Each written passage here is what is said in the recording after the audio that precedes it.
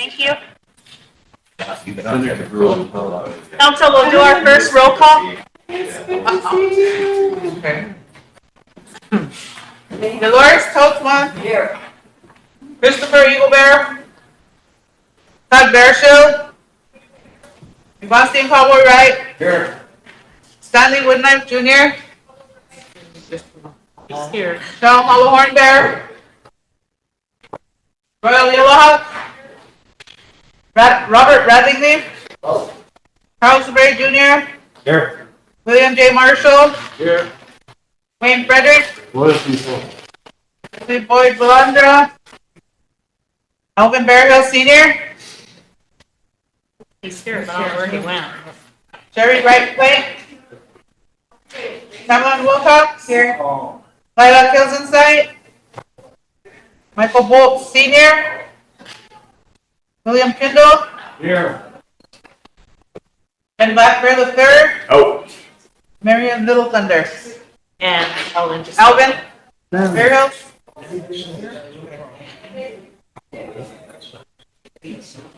11 present. 12. There's 12 is stacked.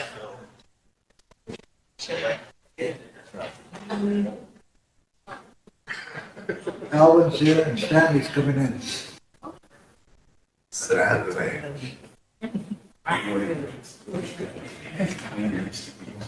Willie, can you do our invocation today?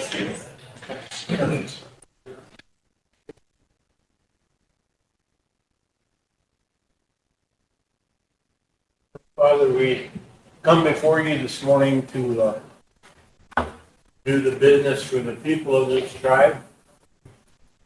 We ask that you be with us today.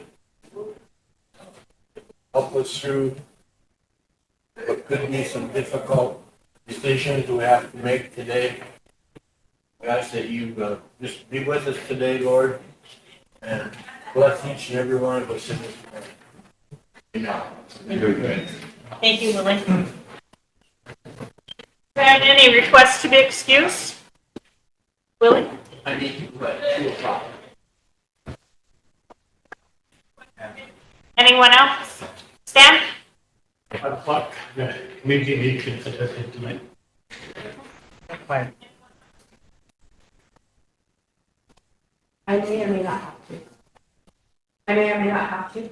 Okay. Anyone else? If not, we also have, pardon? 7. You're funny. We have Marion and Michelle that requested to be excused. Doyle, Chris, Lila, Emily are all going to be late. Oh, Emily walked in. And Mike. I need a motion to approve of those that need to be excused. Motion by Tote, second by Wayne, question by Bill. Did you get the names? All in favor?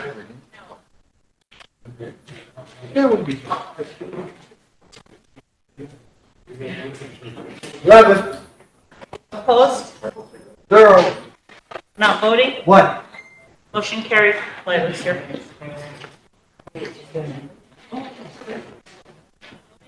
We're going to start with resolutions and reports. Agenda approval.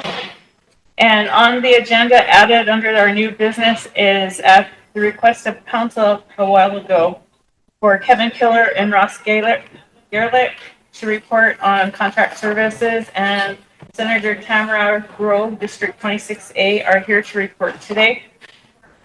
Tomorrow at noon, the family of Luna Little Elk came to see me. Luna is the first female to play football for, which school is it? McLaughlin. And so they won, and she received the medal. She's from our tribe, and she's going to happen to be here tomorrow. So we wanted to honor her as being the first female football player in this tribe. So they'll be here at noon tomorrow. And then Kelly Turney will be here with the contract for the GM tomorrow. Totes. Good morning, everyone. can we add for tomorrow, we have 4 young ladies that are gonna be starting their own wellness counseling. And they'd like to come just do a short presentation tomorrow, introduce themselves and let us know what they're all about. Okay, can you give me their names later to add? Yes, yep. Okay. With that, oh, Ben? I got a quick one, Madam Chair. Real quick, thank you. Good morning, council. Good morning, everybody. I just want to say, I want to give a big thank you to all those who recognized veterans yesterday, who we used St. Francis Unit School, always had did the walks. So I want to be able to acknowledge them and say, thank you as a veteran myself. I wasn't able to attend them. I did last year, but I just want to make sure that they get recognized for all the things that you're doing for veterans. So I just want to make sure that we're recognizing them so that way they can continue doing those, supporting the veterans. So that's just my, thank you. And along with that, I attended the dinner at the Veterans Affairs Office, and they did ask us next year to consider doing a parade, so we'll work on that. Thank you. All right, thank you. With that, can I have a motion to approve the agenda? Ben, second. Wayne, question? Cowboy? All in favor?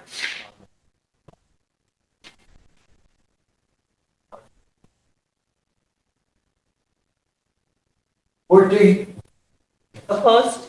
0, Not voting? 0. Motion carried. Since we have our guest here, council, can we go ahead and start with them? Yep. Okay, you want to come up, Ross, and Kevin? Oh, where did Kevin go? Okay, well, you too. No, he'll be over. Do you need to set it up somewhere? Okay. And Eric, are you presenting with him as well? Okay.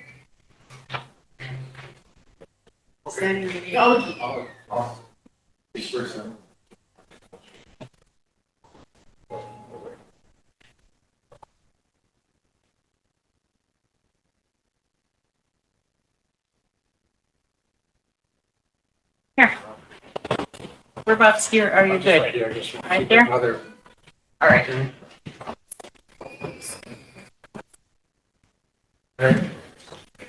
Good morning, Council, Madam President. I'm Oscar Bell with MRGB Consulting. President Killer will be coming in momentarily. What we wanted to do today is, as we're getting ready for session, we wanted to have a dialogue with your representation and hear on the issues that are going to be addressed during session, what issues the tribe is interested in getting heard, where we're following up on stuff from last year. So we have Representative Emery here and Senator Grove to kind of get the dialogue going, and then we'll give a quick 5 minutes on what's going on at the federal level, as well as you guys are watching. We're seeing what the vote is today on the House side for the continuing resolution to get everything back to somewhat normal, at least till January 30th. And so we'll do a quick wrap up, but after that, so that they can get back to their real jobs.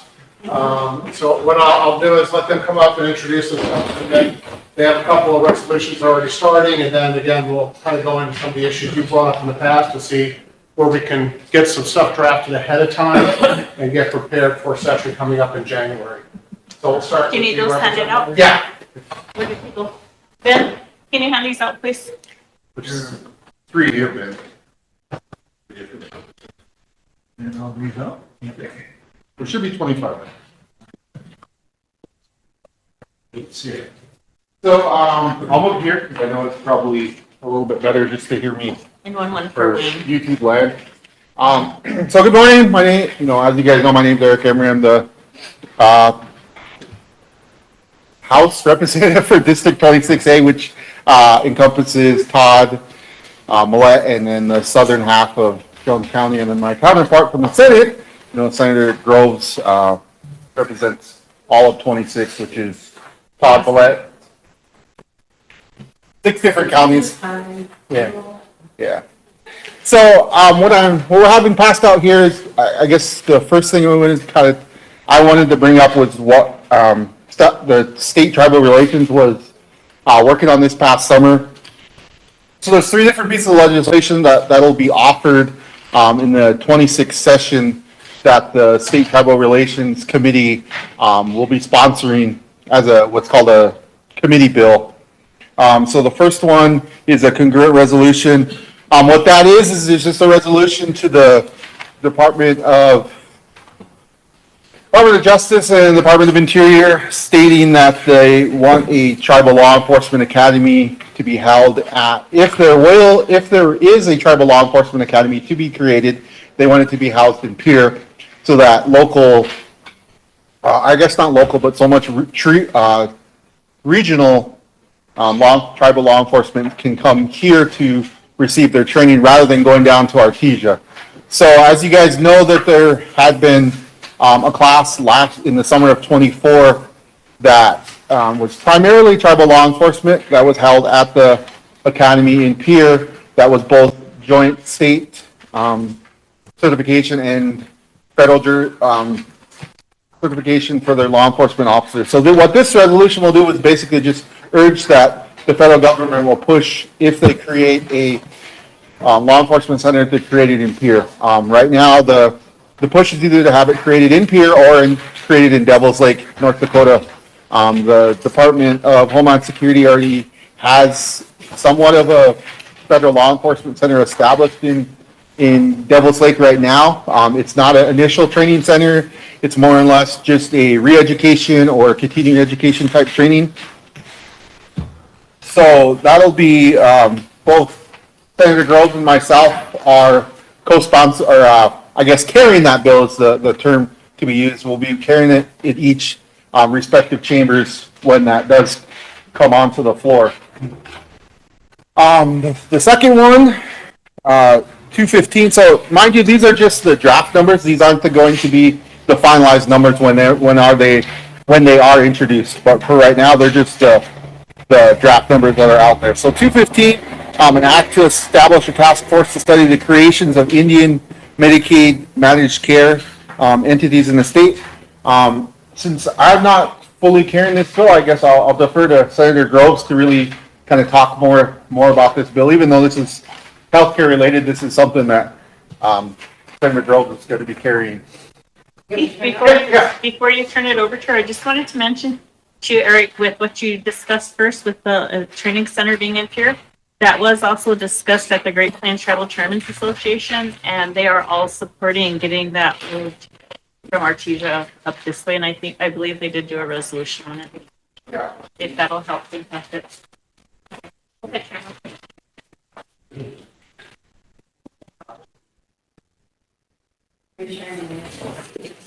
Yeah, I'm in the.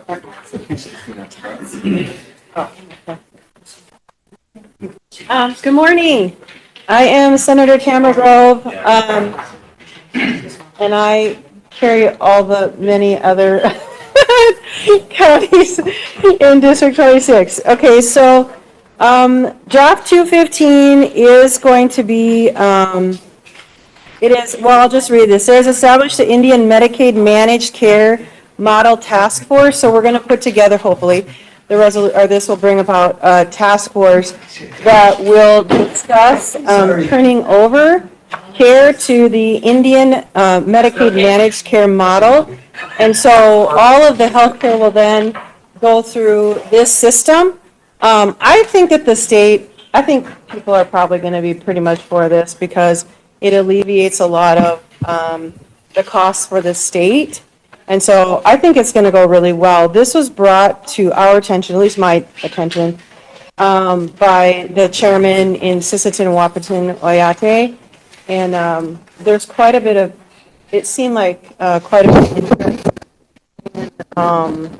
in us getting this passed. So this is just going to be setting up a task force to study how it would work, how we would set this process up, and turning it over to where it would be Indian managed Medicare, or Medicaid. So that's it's just a task force to start, and then hopefully the task force it'll be a yes to that, and then the task force will find all the reasons why we should do it, and then it'll start. But it's a few years out. You guys have any questions about that particular? Any questions, council? Goats? No, I'd like to say a comment. You just said something. This is a few years out. So thank you for bringing it to us now rather than waiting till the last minute. So the preparation and the planning can be together. That's a benefit for people, so thank you. So this next one, 216 to amend the definition of a law enforcement officer to include a tribal law enforcement officer. So this was something that was at the tribal state relations meeting in Sisseton in June? July. So anyway, this summer, one of the two, I can't remember the exact date, but this was an issue that was brought up. So if because particularly around the Sisseton-Wahpeton area, there's a lot of crossing into state versus county versus tribal lands. So in that instance, if a tribal officer were on a non-tribal land, whether that's state or county, and they were assaulted, that act in itself would not be considered assault on a law enforcement officer, because tribal law enforcement officers on the state definition are not considered law enforcement officers. So what this piece of legislation that both Senator Groves and I will be carrying forward in January of 26 is to add their definition to the current law that's there. So that if a tribal law enforcement officer were assaulted outside of their tribal jurisdiction, they would be held to that same standard as a normal state, county, municipal law enforcement officer here in South Dakota. This, like I said, this was asked for the committee to sponsor to bring forward, just because there have been multiple incidences where this has occurred, and it was truly an injustice for that law enforcement officer that they weren't treated to that same standard. Yeah, I would just add to that, and maybe you said this and I missed it, but if an officer from the tribe is assaulted, the person would only get a misdemeanor. And so now what would happen is the person would get a felony. And I guess on that too, I mean, I think both Senator Groves and I can agree that we don't want to create more felonies in the state, but we also know that there needs to be some protection for our law enforcement as well.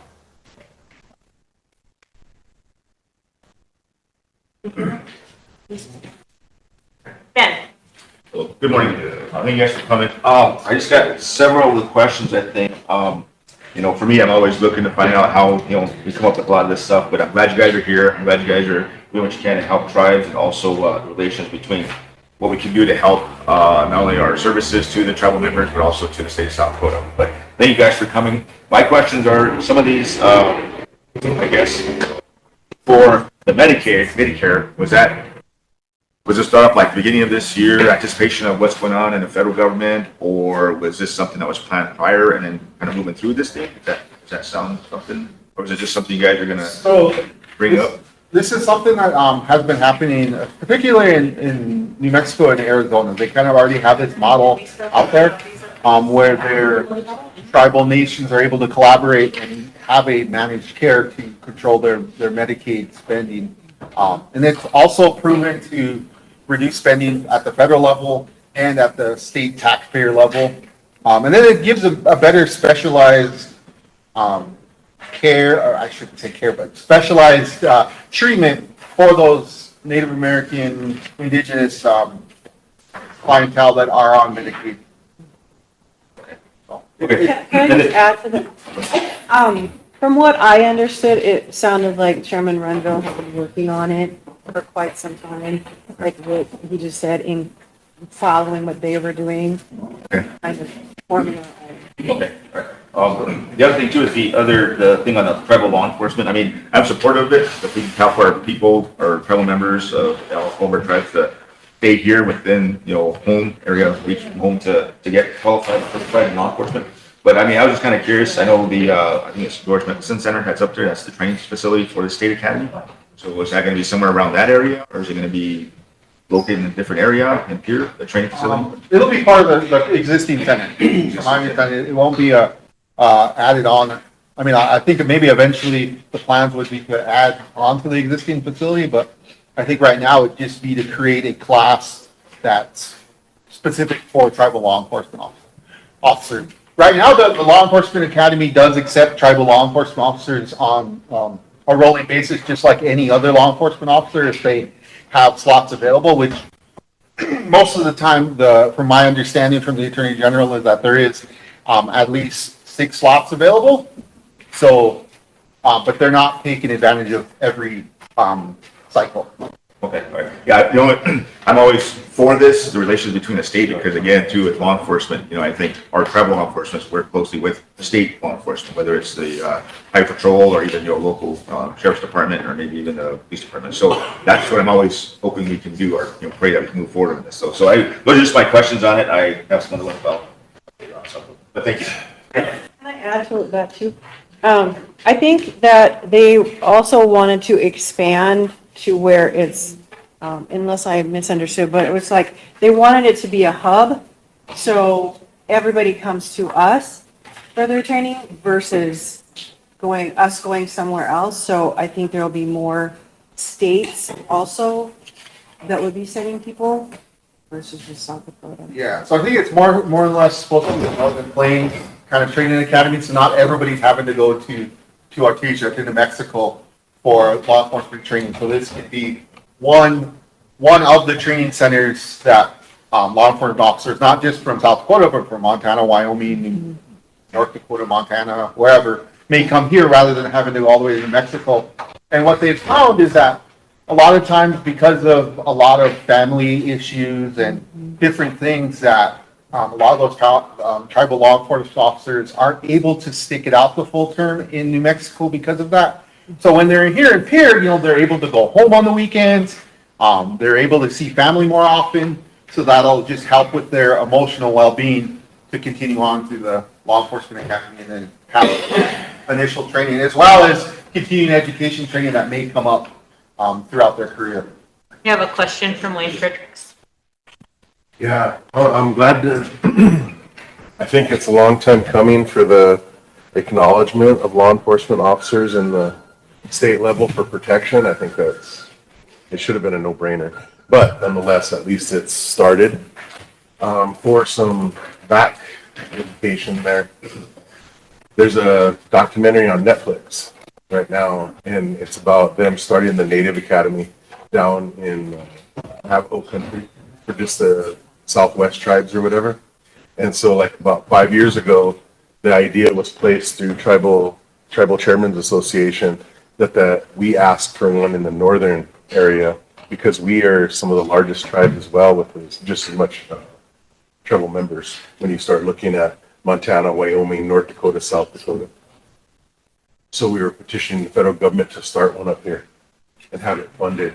Because of that big reason, you know, we send all of our tribal officer cadets down to Artesia, which is great, but no matter what, on a weekend, something could pop up. Maybe it was just business they had to handle for their family or something, and all of a sudden, you know, they're 1,000 miles away. So if we could have them up here, we would be training them here, and at the same time, giving them that option to either have people come visit them on a weekend or whatever when they're downtime or they go home on whatever it is. So that was always something that would help, we hope, make an impact on the graduation rate. And at the same time, when you send our officers, because Christy was getting all the acknowledgement, and so is Jack Lee saying, "Oh, we're accepting tribal officers at the state academy now." That actually started underneath Dugard. And Dugard, in my first term in 15 and stuff, we actually started sending them up there to state academy. The only difference is, I hope that it's acknowledged in here, is that when you have them in the state academy, if this is going to be federally acknowledged or whatever, it would stop them having to go back to Artesia for an additional like 3 weeks or 2 weeks for the tribal law code training. Yeah. So that's where, you know, even when they graduated from state academy, we still had to send them down there for that federal and tribal law endorsement or whatever class. So if we could have them here fully graduated, that'd be a big difference, because then they would be closer to their family. And whether it's in Pierre or wherever it's at, why not? You know, it needs to be here. And I think that, you know, the Ogalalas did this in the 90s, and they started a tribal law enforcement academy. And because it didn't get the right sanctioning, after 2 years, the feds actually pulled it from them, and they didn't allow them to use any of their federal funding to train their officers. So at least this step is finally coming forward, and I hope we can get that going, because it's something that a lot of kids and a lot of young people around here need to know. It's a needed thing as law enforcement officers, first responders, and it's a career. So we all need those. Thank you. Emily? Good morning. Sorry, I'm trying to find my place in my notes. Is it okay if I sit down, Madam Chair? Thank you for being here. I had a couple questions. Just in general, it seems like some of the things that you guys are presenting on today are also being worked on, like I think one of our other representatives that was in the like tribal Great Plains leadership. And I just want to make sure that we're working in complementary and supporting of the ongoing efforts, not in a tangent or, in any way taking from the ongoing effort for our tribal nation. So with the managed care, that idea came from the Great Plains Tribal Health Board. Okay. That was in a coalition with, that was at their request to introduce this to the state. And also for the law enforcement, because I know there's also ongoing, current and ongoing conversations regarding what Mr. Frederick has said regarding the center, but also in jurisdiction and those types of things. I think that conversation would need to happen together, or at least in support of our tribal nations rather than, the state versus the tribal nations. So that is happening. Okay.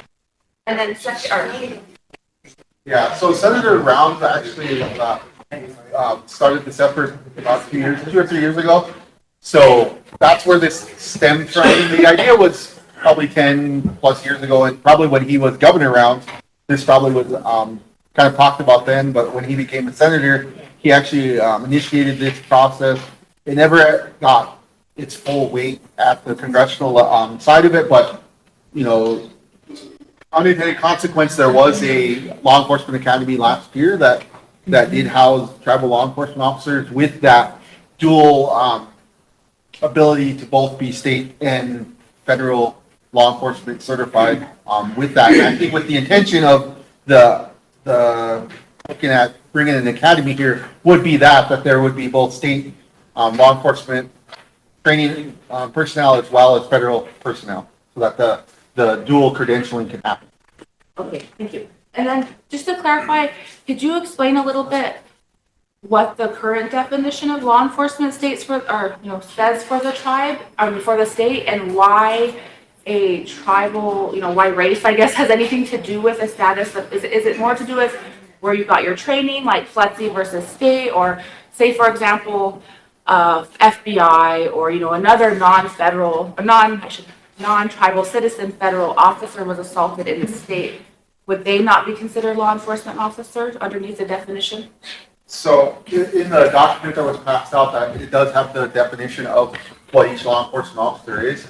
What specifically what you're asking, if we don't include the three acronym federal agencies, because they govern under an entirely different way of how they work. What happened here is because tribal law enforcement officers only work on trust land, BIA established trust land. The issue was always there that they have to cross between non-tribal lands. It was not until more recent times that the better collaborations were happening, where they were responding to off-reservation lands and just things I have established over the years. So this issue was never really, quite honestly, was just never really raised. I think it was always there. It just was never raised until the last. Does it have more to do with your employer then? Because I know, for example, a tribal citizen goes to FLETC, they're a federally certified law enforcement officer. They could work, anywhere a federal officer can. So if it's a non-tribal police force, that would not apply. I guess I'm just a little bit confused on why tribal, like why a federally certified and trained law enforcement officer is not considered a law enforcement officer according to the state.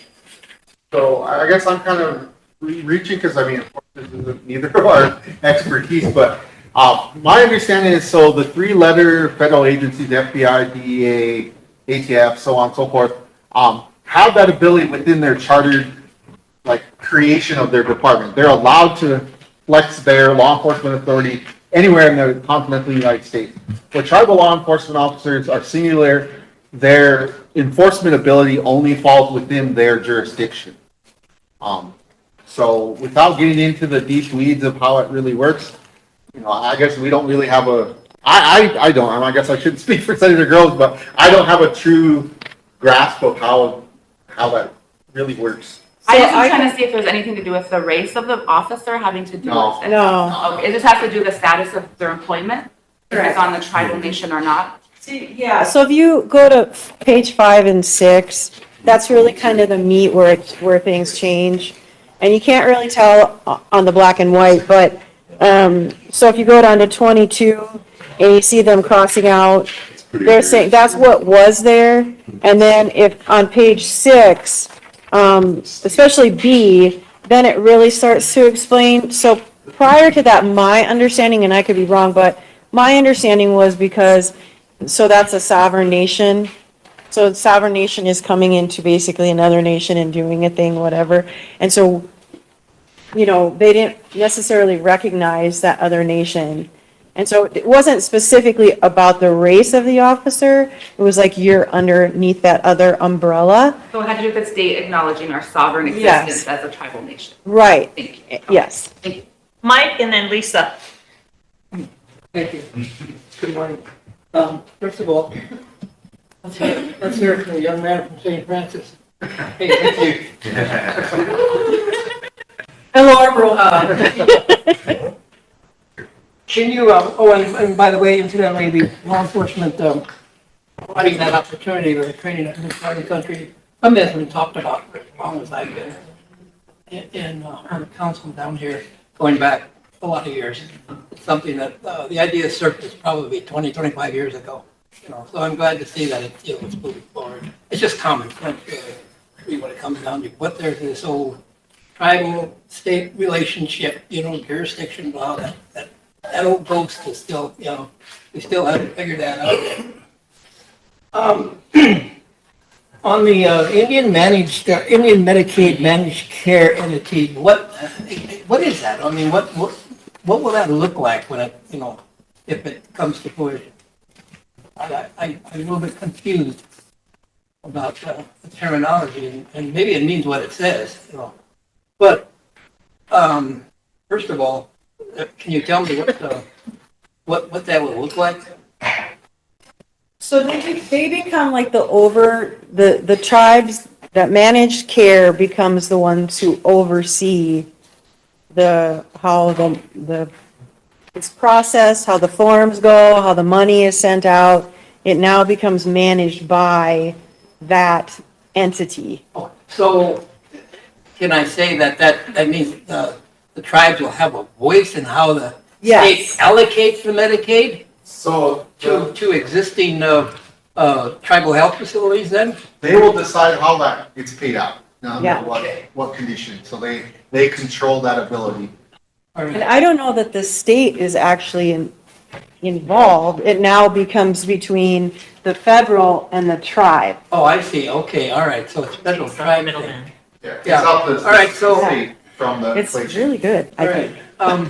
One of the things that's always bothered me just a little bit, and it goes back to treaty obligation, and the use of Medicaid dollars to meet that obligation as opposed to, other federal dollars. I mean, Medicaid is something that is a benefit that's available to every American, right? So to somehow, in my mind, that seems to kind of let the government off the hook a little bit, in terms of their financial obligation, to a treaty tribes. Now, I know I'm just making that observation. You're still gonna have to write the I'm check. hoping that, I guess my point is that I was always a little bit disappointed to see that our hospital had to rely on Medicare and Medicaid dollars. Again, a benefit that's open to all Americans, which kind of puts us in the same pot when it comes to paying for health care, as opposed to what the government's obligations are. You know, and whether or not, this will eventually lead to a dilution of the government's, sense of responsibility when it comes to the treaty tribes and, like, you see where I'm going there, yeah. And I know, that, that may not, turn out to be a problem, but hey, I mean, given the, way the human element in these things work, I mean, the old, there's still that element out there that believes that we should be assimilated, culturally, governmentally, and everything else. So what I will say is that, and I say this with respect, all due respect, but so the money, whether it's from IHS or CMS or Medicaid, I mean, it comes from the same pot. It comes from the Department of Health and Human Services at the DC level. So what managed care will allow is that pot of money that the state of South Dakota administers, doles out, sets policy, will be able to be controlled by each of the tribes. They'll dictate how that works. They'll have a bigger piece of the cut. I mean, I will agree that, yes, IHS should have a lot more funding and should be able to, it should just be a IHS function. But unfortunately, because of how rules are written and how budgets are set, there's only so much IHS can do. So this is just another avenue in thinking outside the box of how can we create a better healthcare environment for all of the indigenous population of not just South Dakota, but the entire country. So this is kind of a momentum that's happening through a lot of the tribes throughout the country. And it is what it is. So, again, it does make sense, But there's this other concern, at least in my mind, as to the how that might influence political thinking down the road in terms of the government's responsibility to treaty tribes. I mean, they're already doing it. I mean, we should. They're not funding our Indian Health Service is not funding our hospitals. 100% like they should be. They're relying on more than 50% of that money to come from the Medicare Medicaid funds. And to me, that's kind of a Lisa? little bit disturbing. Good morning, thank you for coming down. I just had a question referring back to the police officer training, under the BIA funding. With that training being moved to the state, would that meet all requirements under the funding? I know in the past when officers were to be trained, it was to be at Artesia to meet the necessary requirements for the law enforcement, for tribal law. But I was looking at this draft 214. On the back there at the top paragraph, it says that the Senate, that the legislature urges the United States Department of Homeland Security. So are they going to be funding that, or should that urgency be coming from the Bureau of Indian Affairs? So FLEXI itself is a function of the Department of Homeland Security. So they internally, how they build that back or how that's funded through individual BIA or. Yeah, how will that be funded through the state? I mean, if our So the officers work in state. So with this, the state, we have no control over whether they can create a center there or not. We're just urging the United States Congress to create a law enforcement center here. It's a request. And Homeland Security will fund that? If it's moved, yeah, I mean, Okay, I was just wondering, that's why I had a question on there. I didn't know if Bureau of Indian Affairs was gonna fund that training for the state, because they do that with Artesia. So I didn't know if they're also gonna provide funding for that, or if the state is gonna get separate funding through Homeland Security. So I think it all flows through Homeland Security, and then it would flow through them. The thing that's in our favor, actually, honestly, is with Noam being there, and she is, taking, like I did this. Well, this is kind of one of those things that she might be more willing to fund. Okay, so the question therein that I'm asking is, if Homeland Security funds it, will they provide the necessary tribal law training to our officers that are needed? Like Wayne had mentioned that they wouldn't have to go back to our town to get a couple of the tribal law training, so. Yeah, so this So, would be. I mean, it would avoid a second step or extra trip for them to go down south. So ideally, this would just be a mirror of what they're getting at Artesia, would be the same course load here in Pierre or in Devil's Lake, or wherever they choose to do. Of course, we're pushing for it to be in Pierre, but. Right. So And the goal it's is- the hub. The goal is to centralize it more, not having to have everybody go down Yeah, south. that's the goal. So the other thing is if Homeland Security funds it, will that give us more money within BIA? Oh. Right? So I guess, I don't know, I think it's kind of like a separate pot that we're not getting now. So I don't know if it would be more. or leave more training money for our officers, you know? Yeah. Is that something you can look into further to let us kind of, no? Yeah. Okay. Because if it will alleviate more of that BIA funding, we can give more canine training to our officers and bring in more recruitment, so that's just something that. Oh, Wayne has a question. Oh, and then Lila. Wayne and Lila. Lila and Wayne. Hey. Ladies first. That's just, I mean, and I'm done, that's just one question I have. Sorry. Good morning, good to see you. Nice to see you here. I'd like to say good morning to the listeners. One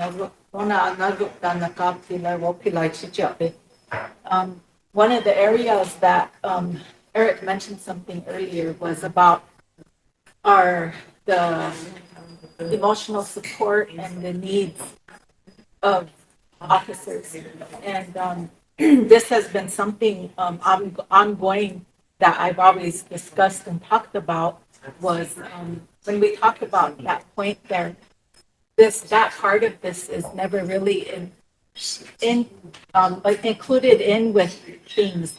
It's like our officers here, when there's a tragedy or some trauma that happens, our officers are sent to Rapid City. Well, they're not forced to, but they're given the opportunity to go over there and debrief.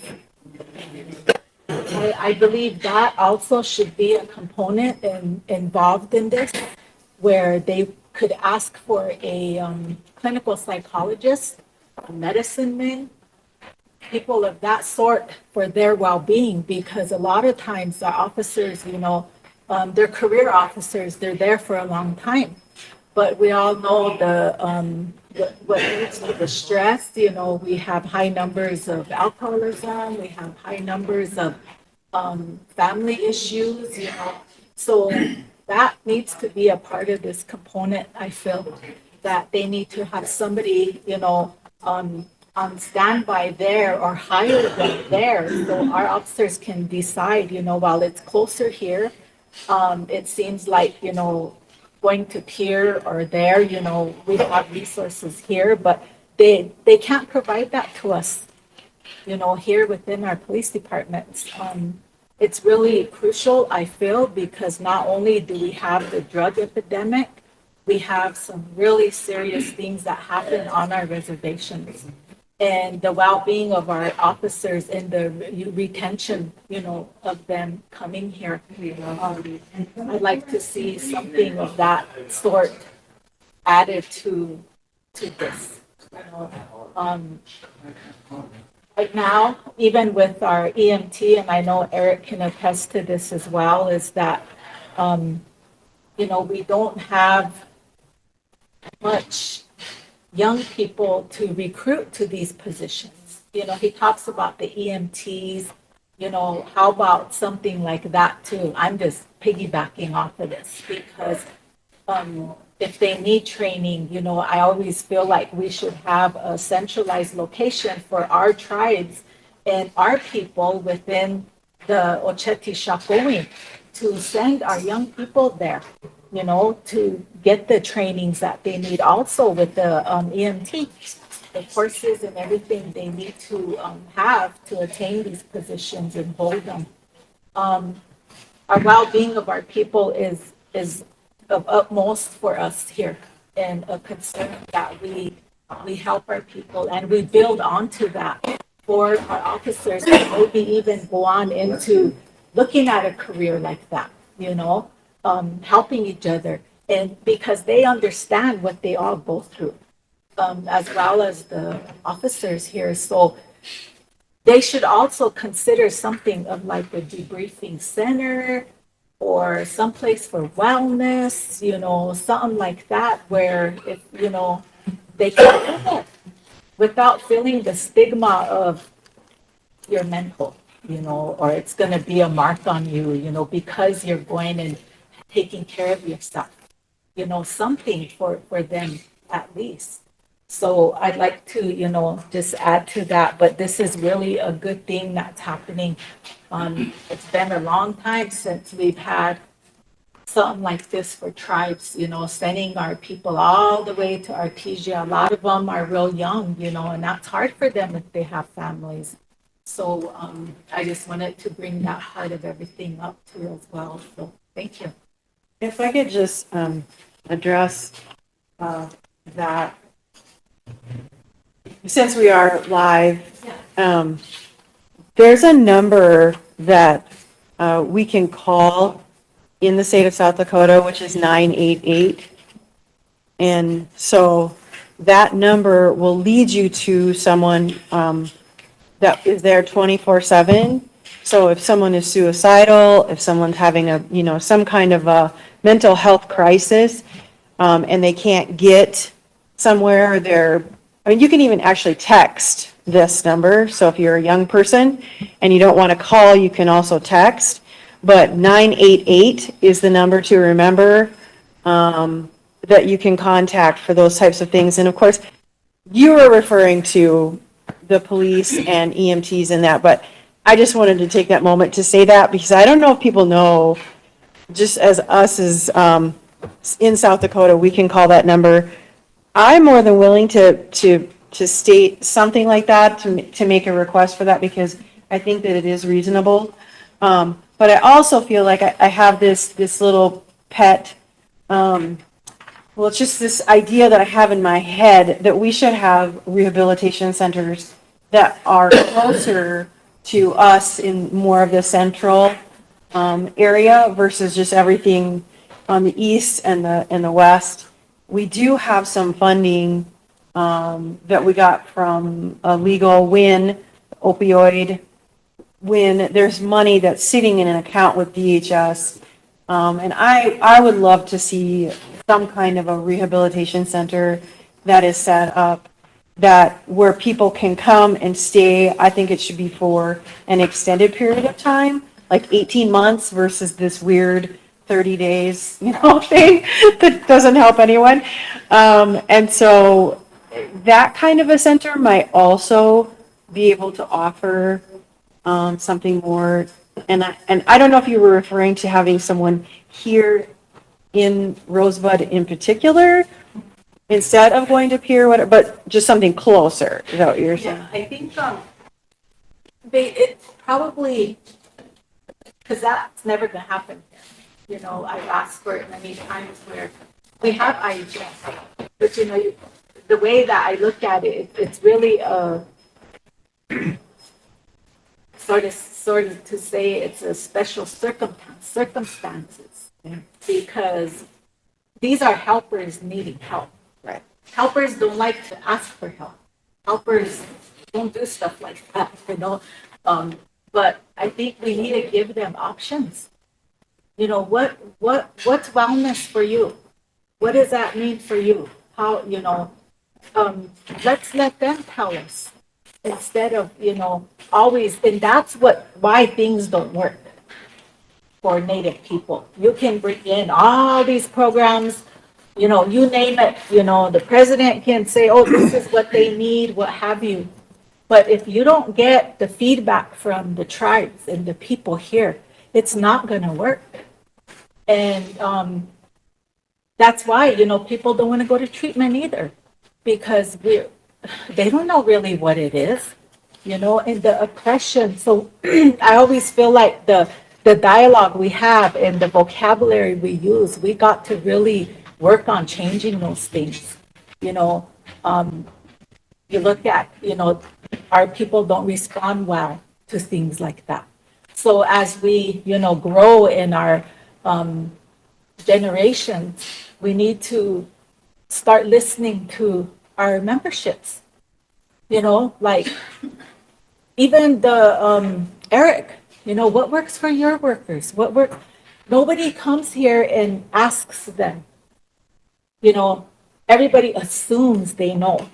They assume, wow, this is how it's going to be. But if we start doing that, I guarantee you, we will keep people and we will work better with each other.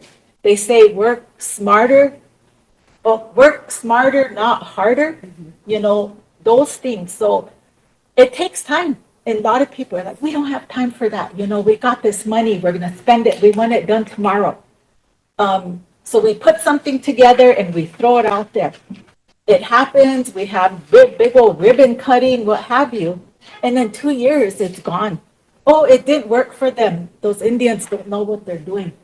And pretty soon, they cut the funding. So in order to succeed and have success in these things, we need to develop a little committee from tribes within. And that's how you're going to get success, is to develop these committees of EMTs, police officers, they know what works for them. They know what helps them. Sitting here as council, we can raise our hands and make all these motions, but we don't really know. We have tragedies that happen and we're kind of like taboo to not talk about those things, but we have to somehow find a way to make these, open these doors of communication. And if we don't communicate, we're not doing justice to anyone, even ourselves as tribes. So, just some suggestions I want to throw out there to help. Thank you. Wayne and Sherry. Yeah, good morning. Thanks for coming. You guys are representing us well, but a couple comments. First of all, I released reports to managed care, to health managed care. That's a step forward for us. Something we should have been doing all this time. Thank you for bringing it up and pushing it forward. Need any help from us, let us know. You will. Yeah. Only testimony. Yeah. The other thing on the police side of it, the academies. From my perspective, we have to be very careful how that's put together and what is being taught there.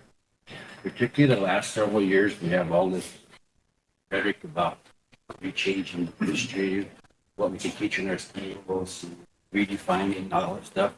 It's important that what is taught in these academies is truthful, accurate, and to the point.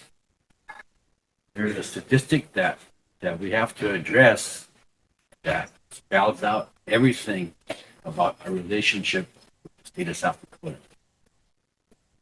We're 12% of the population of the state, 55% prison population. That statistic tells our relationship, and that needs to be drilled and drilled and drilled and drilled.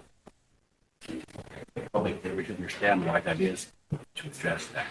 You guys are there, you have the ability to impact that through policy and through how things are done.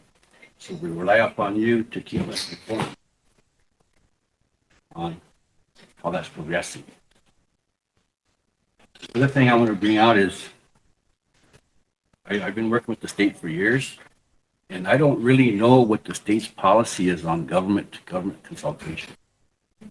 I don't think there's one there.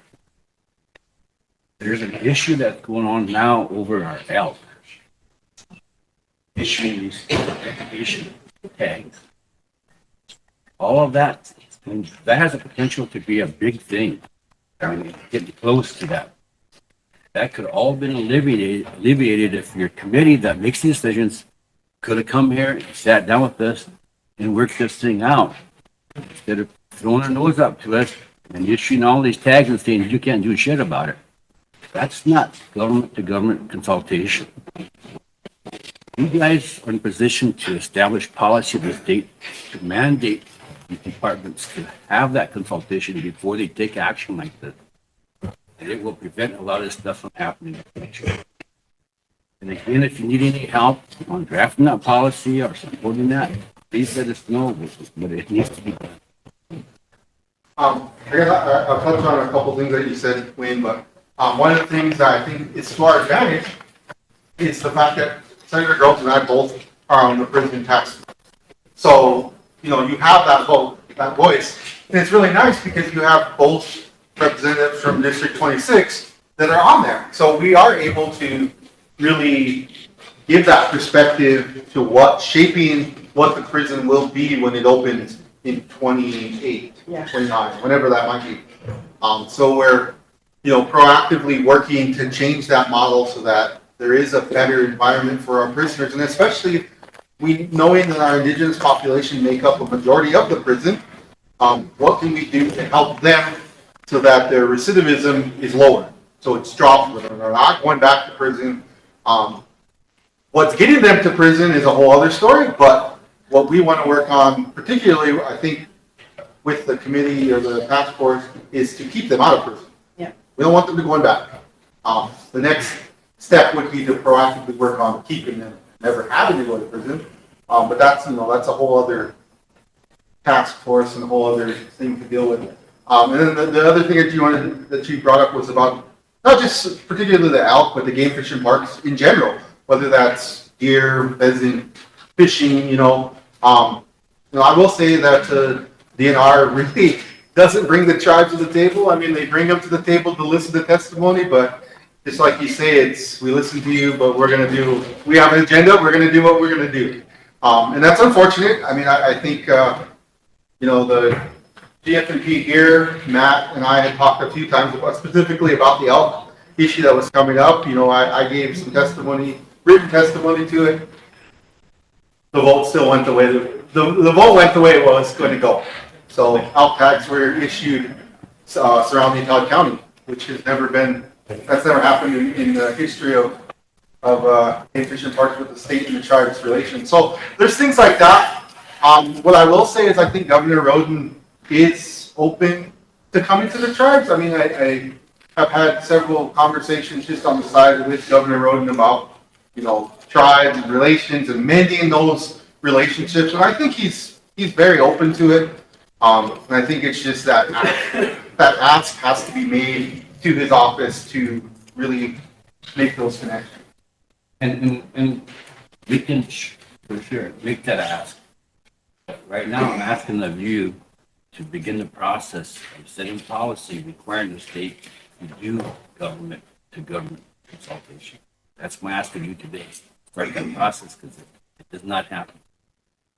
I would just, I understand what you're saying, but I would also add that probably in part, they see the state tribal relations committee that we're both on as being kind of that connecting point. And so that's just a sounding board. There's nothing in the state legislation that says the Department of Natural Resources is required to consult with the tribes before they take these kind of actions. There's nothing in them that says the Highway Patrol has to consult with the tribes before they take these kind of actions. That's what I'm talking about, policy and consultation. Yeah. That's all I'm asking. You start that process and we'll support you, but something like that needs to be put. You force them to do that. Sherry, Wayne, Fredericks, and Emily. Thank you for coming today. I appreciate it. This is the first time unfortunately that a state representative have ever came and given us a report. Do you need any action from us today regarding supporting these documents, like a motion or recommendation from the committees that they completed? I mean, I don't think it would hurt to send when they do come to the floor of both the respective chambers and our committees. I mean, I don't think it wouldn't hurt to have some sort of resolution or just something supporting these, if not having either the leadership or somebody from the council testify in support of these. yeah, that's a big one, is testifying during the committee hearings, which I would say, just because weather, I mean, January and February, March, that you can also testify online. So, and that's just as waiting. So if you can't get there, you can testify online as well. When is the committee hearing? It's gonna We depend. don't know that yet, because Okay. these are technically not introduced. None of these can be introduced until our session is open in January. So as you can see, they're labeled draft. And kind of what I said to you, the numbers that are drafted out, those are draft numbers, those are not bill numbers at this time. Okay. I want to make a motion to send these draft legislations to the Judiciary Committee for review, to work on, and to come back to the council with a resolution and a solution or suggestion, sorry. Come back to the council with a resolution and a recommendation regarding the funding portion of the training for, sorry, I'm not lagging, I'm just making sure she has it. Regarding training, Yep, regarding the training that our, Academy? yeah, that the academy requires. academy required. Yeah. That's my first motion. Carrie, do you want to add something maybe regarding meeting again for that government consultation? I'll make another motion for that. That's my motion. A second? Tammy, question, Charles? Did you read All in favor? Is that gonna end discussion or? No, It's okay. I'm not trying to end discussion, I'm just trying to get some action. Can you read that back? Motion by Sherry to send the draft legislations to the Judiciary Committee to come back to the council with recommendations regarding training and funding that the academy requires. Sorry. Resolution and recommendation. Yeah, Resolution and recommendation. Okay. Resolution and recommendation. Can you amend that to say supporting resolution? With supporting recommendation. With a supporting resolution. That the BIA funding. Yes. Sherry, which Sherry, are you talking? The draft, instead of academy, the BIA funding requires. Yes.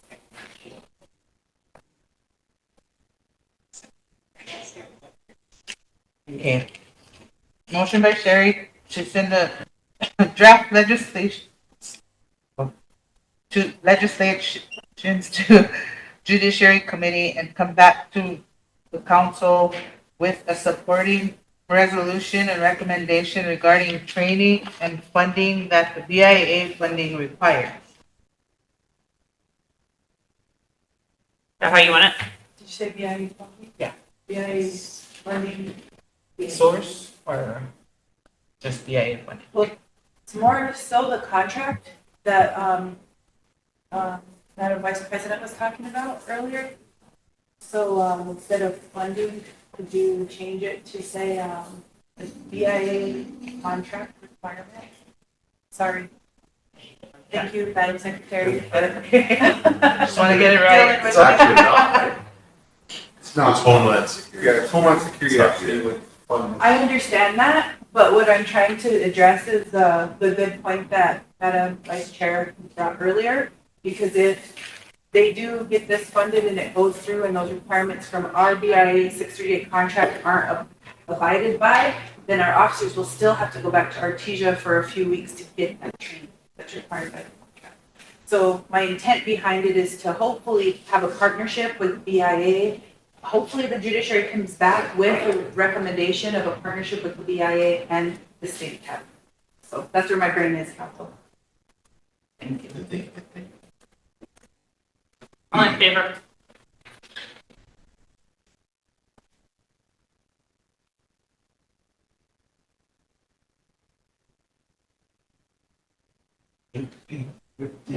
$16, Opposed? 0, Not voting? 0. Oh, what?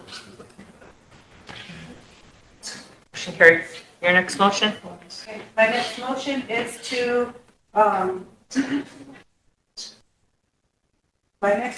recommend that our state representatives begin drafting legislation regarding government-to-government consultation.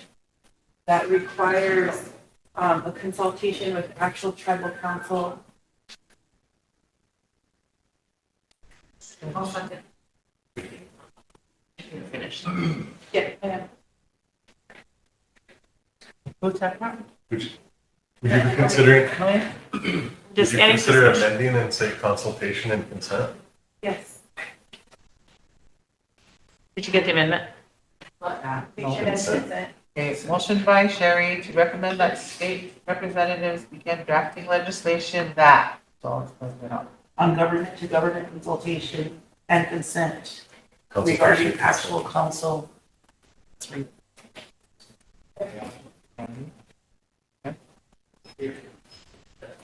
With actual capital letter. Second by Emily. Any discussion? Now I need a question. Chris? All in favor?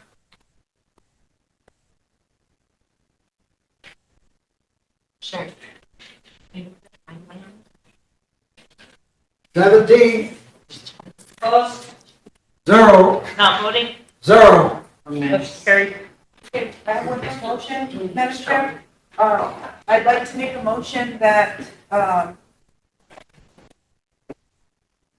we draft a resolution supporting the legislation and that our lobbyists, if the tribal council, anyone from the tribal council cannot be present to attend the committee hearing regarding these draft resolutions, that our lobbyists.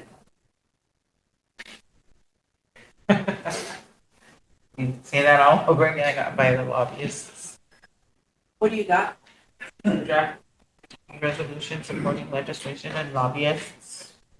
To attend committee hearings if our council cannot attend. Okay.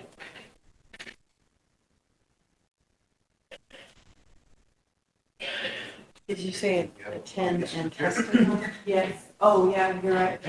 To attend and testify on behalf of the tribe. Yes. And then testify on behalf of the resolution.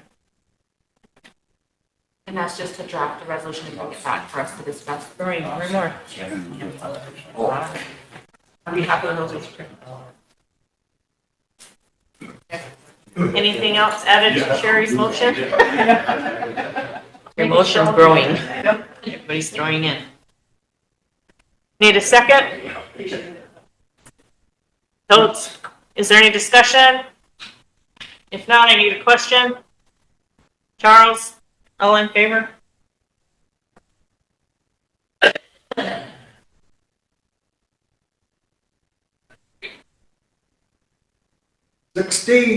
Opposed? 0, Not voting? 1.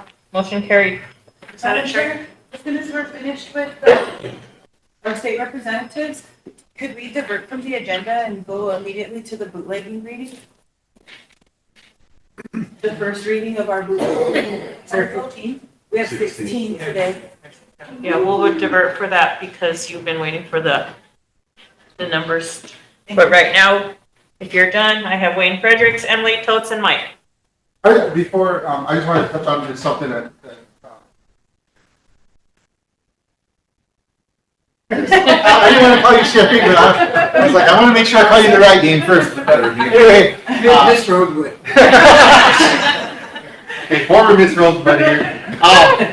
It's something that been said about testifying in committee. So normally, you would have to be a registered lobbyist, but as tribal council members and tribal leadership, there's a piece of legislation that was passed in past time that says that you're allowed to do that without being a registered lobbyist. So just to kind of put that out there, if there's any, not just these pieces of legislation, but if there's any other piece of legislation that's out there that says that you can come as a tribal representative to testify without being a registered lobbyist. So. Okay. Wayne Fredericks, Emily Totes, and Mike. That was one of my questions was, can we actually testify on our behalf? Because I had testimony stricken from the record in 2017, and when they would not refer to me as Representative Frederick. And so then the people in the room actually kind of had a big uprising. And as close as the PUC commissioner would go, is say, well, I'll call him His Honorable Frederick. But that's as far as I'm going to go. Yeah. And so they wouldn't let me actually read the testimony from the tribe.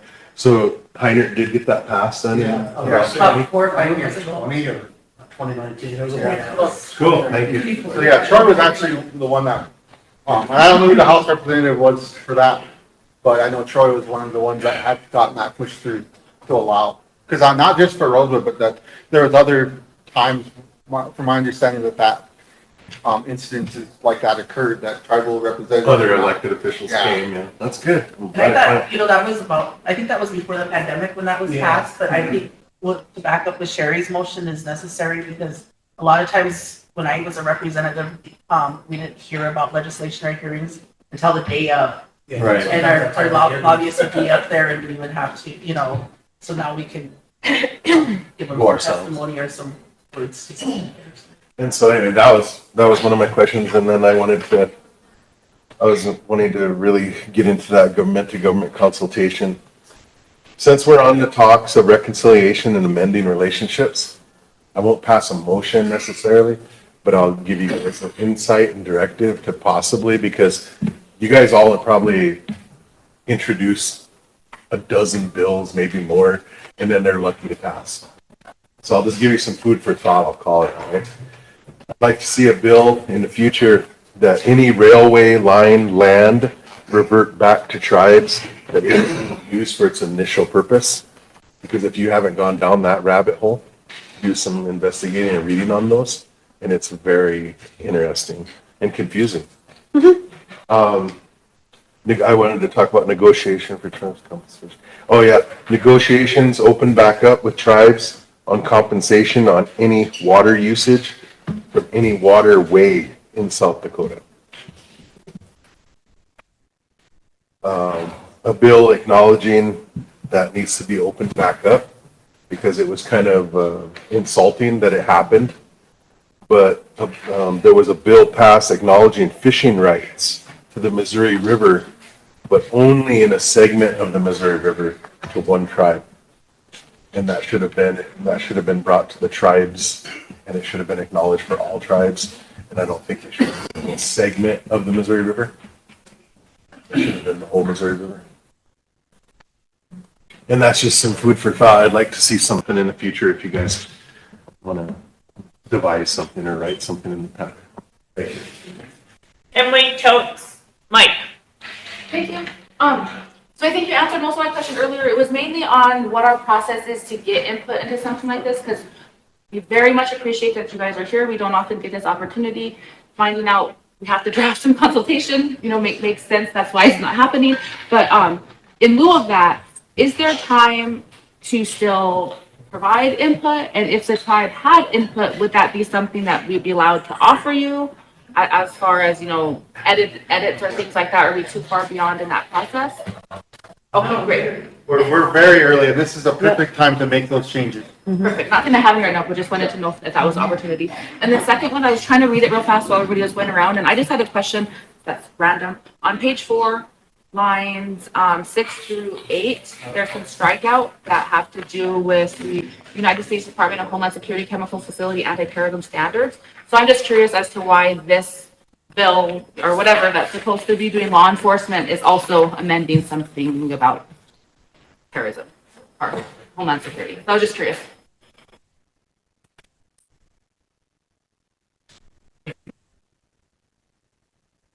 I think because of that, it's the underlined is so it's probably updating what the actual code is. So what's underlined on the very last line is probably the updated code, and what's being struck out is the old language or the old law from the feds, because that's the Fed code. That's all that's doing is it's probably amending the language so that it meets the federal guidelines. Okay, it was taking out that chunk, so and it wasn't adding anything other than that date. So a lot of times what it's called style and formatting changes, and what that is rather than making a piece of legislation really long, they will cite the code and then you have to go look that up later, so. And usually you're online, so you can click it and it just takes you right to the code. Yeah. Great. Are you done, Emily? Yes, thank you. Votes and Mike? My questions were.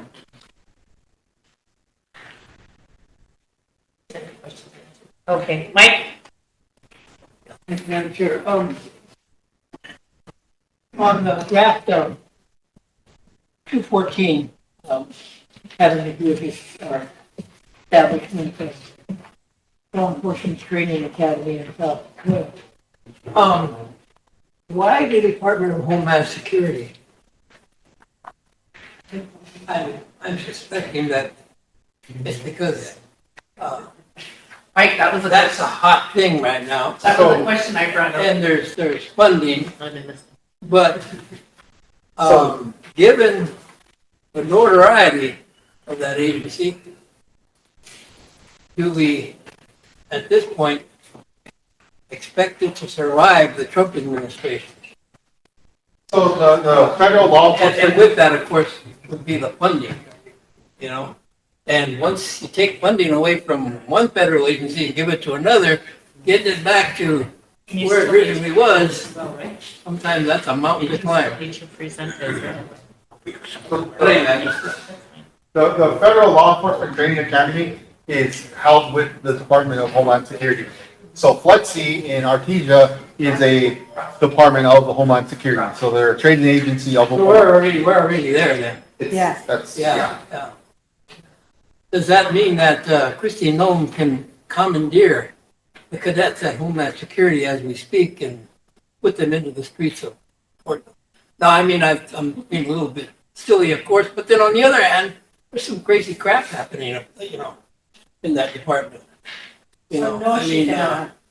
I don't know about the rest of you, but I pay attention to the signals that I get from just watching human beings react, you know. And right now, Donald Trump, you know, and his lieutenants, I mean, that relationship is one of dear leader. It is, you know. Maybe it's just a coincidence that you watch the relationship between the North Korean dictator and his lieutenants, and watch the relationship between Donald Trump's lieutenants and Mr. Trump. There's a spooky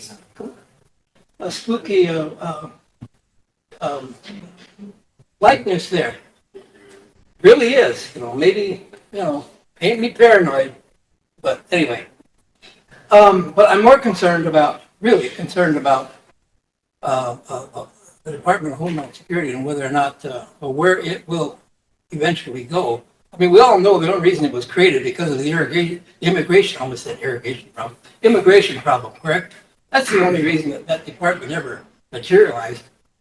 You know, so once that problem gets solved, then what happens to the Department of Social Security, Department of Homeland Security, you know, when the immigration thing goes, drops off the radar screen, you know, what will we become at that point? Politically, they may just be wiped out, done away with. And then with that, the funding where, you know, this training facility.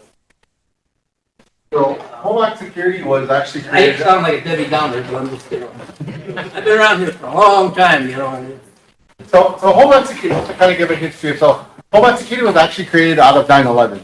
So the Department of Homeland Security was created following 9/11 to house troops, yeah, ICE, I didn't realize that. Coast Guard.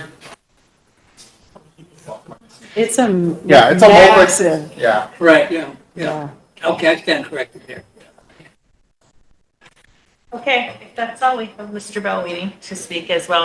Are you two done, or you still have more? I just had,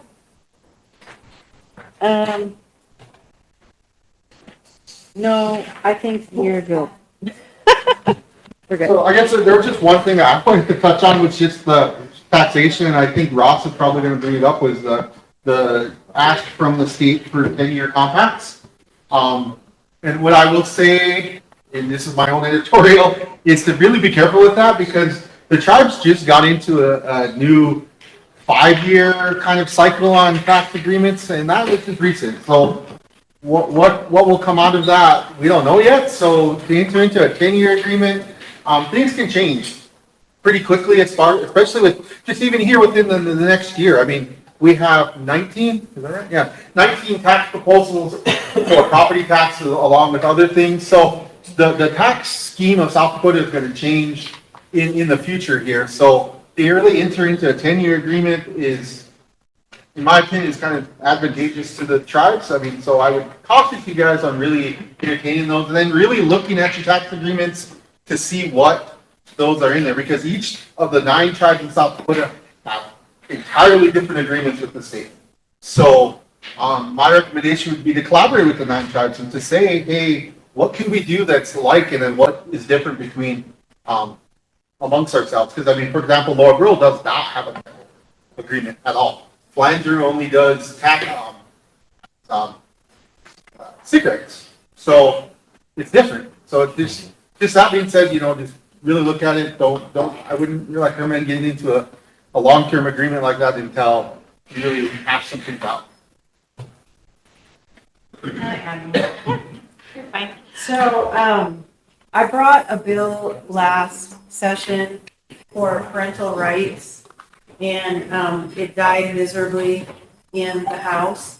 I'm gonna bring it back, and I would just ask, I'll send more information on it if I'm not here to talk about it, but I am gonna bring the bill back, and I just would ask that you would support that bill. What it does is basically it gives parents, it says parents have the inherent right to raise their children.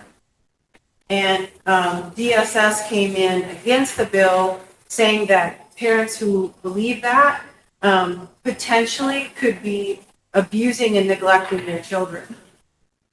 It's the dumbest thing I've ever heard in my life. So I want to bring that bill back, and I would just ask for you to consider it and support that, since most of the children in the foster care system are relatives. If you want to send it to the office and I will. copy, we can Send it to the council. Absolutely. Thank you. Thank you. Thank you for coming. Thank you.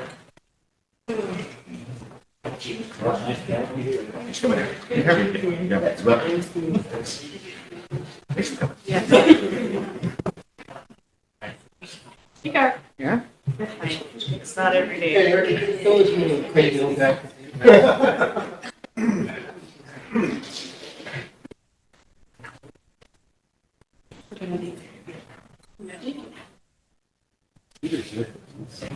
Oh, look at this.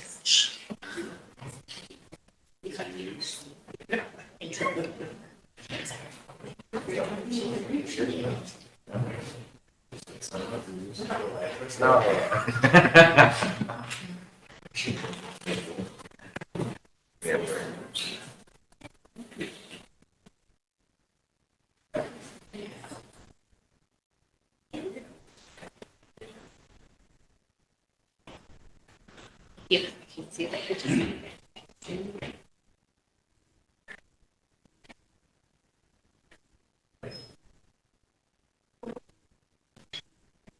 Is it gonna reach? Need to pull the table back? It's reaching. Already tested its durability, so. Pull the table back this way somewhat so you don't have another accident. Oh, no. Get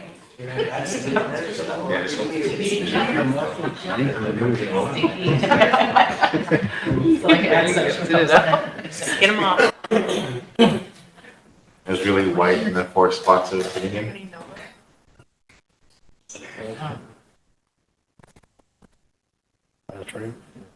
Madam Chair, members of council, we'll be pretty brief. I think this this discussion was great. It helps give clarity for where the council's and the president's office is looking for session, and lets us advocates and peer have some direction too of what you want us to do.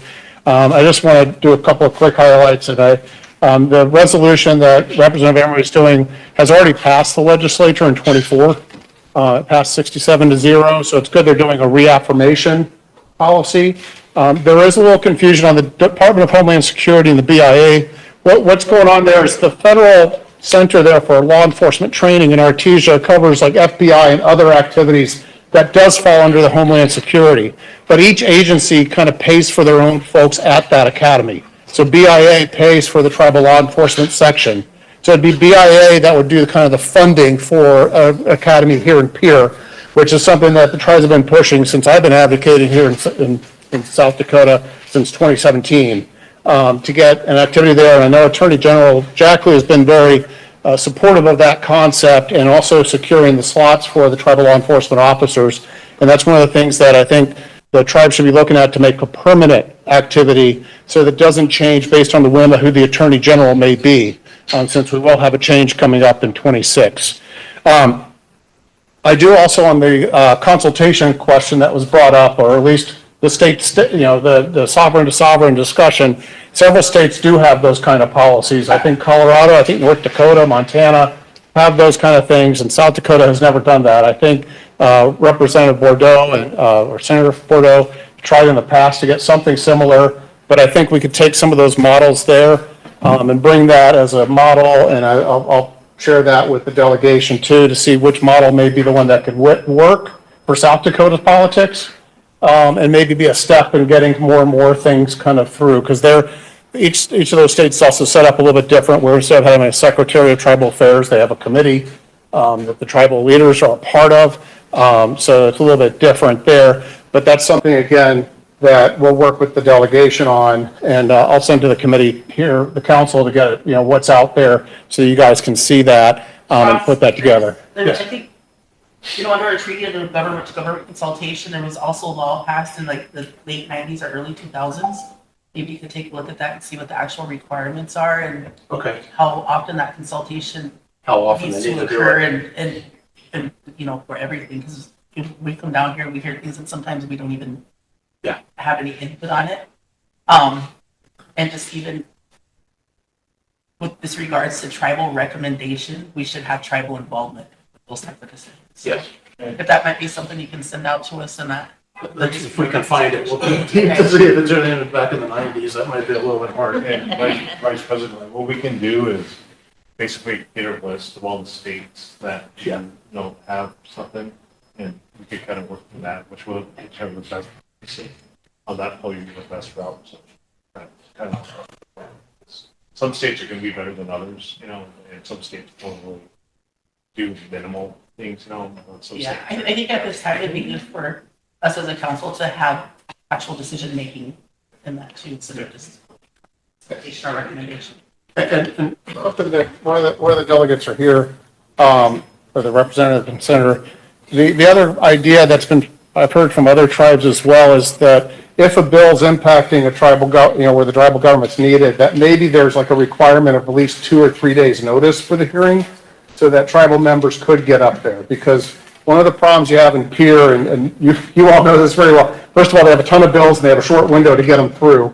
But sometimes you only get 24 hours notice before your bill's on the docket, which makes it really hard, again, for contacting you all to get up there, or even getting the Zoom set up where you can testify. And I think something like that, especially when you're talking that's something that could be impacting the tribes, that you want that input and want the tribe to do it, that maybe there's something that could be put as far as like an administrative rule or something with the chamber that says there's a 2-day least notification period when there's something that could be significantly impacting the tribal governments on that. To Ross's point, like you look at the graph that he did up there, and I think the reps and senator can probably attest to this. But when I was there, literally all the whole graph right there that he has, all those bills, they're probably heard in the first 10 days on either side. So it gives you like this window. That's what I know they changed the rules a little bit, but literally that's all the bills.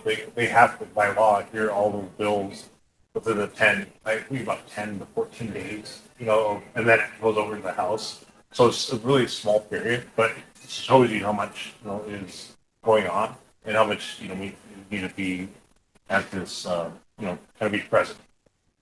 And then two other quick issues. One is that Representative Emery brought up with the tax issue. Last year, we had the bill, and Rosebud came up and talked about it with the online remote sales tax. The state's putting those in the compacts to give you kind of a lump sum when there is a question of what that amount actually is. And during that committee hearing, the state kind of said, we don't know how to break it up, even though a lot of people didn't really take that as a true argument of what is your online versus your brick and mortar store purchase.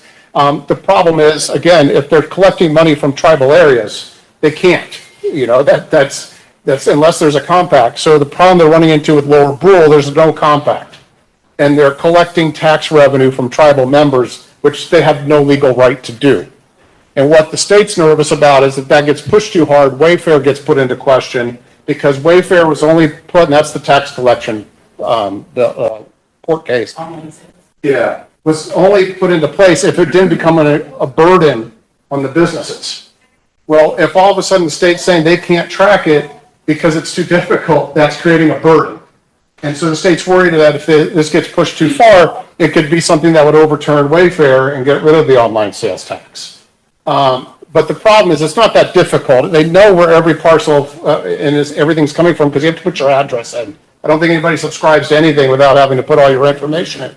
So they know where it is. What they agreed to was to come back or provide information before this session of that information. So again, if you're getting locked into a 10-year contract, you may be cheating yourself out of a lot of revenue because you just don't know what online sales tax revenue is going to be 10 years from now for the tribe. And if you're locked into a $300,000 lump when it's maybe $1 million if you have growth and such, especially if you have inflation and other things, you don't want to get yourself trapped into that. But more importantly, we probably need to look at legislation. I know Representative Emery was pushing that last year again to kind of make sure the state does start breaking down those numbers of what the difference is so that, again, the tribal governments have an accurate kind of understanding of how that tax is being collected and how much goes to the state, to the tribe, and how much is going to the state. So that is a very big issue.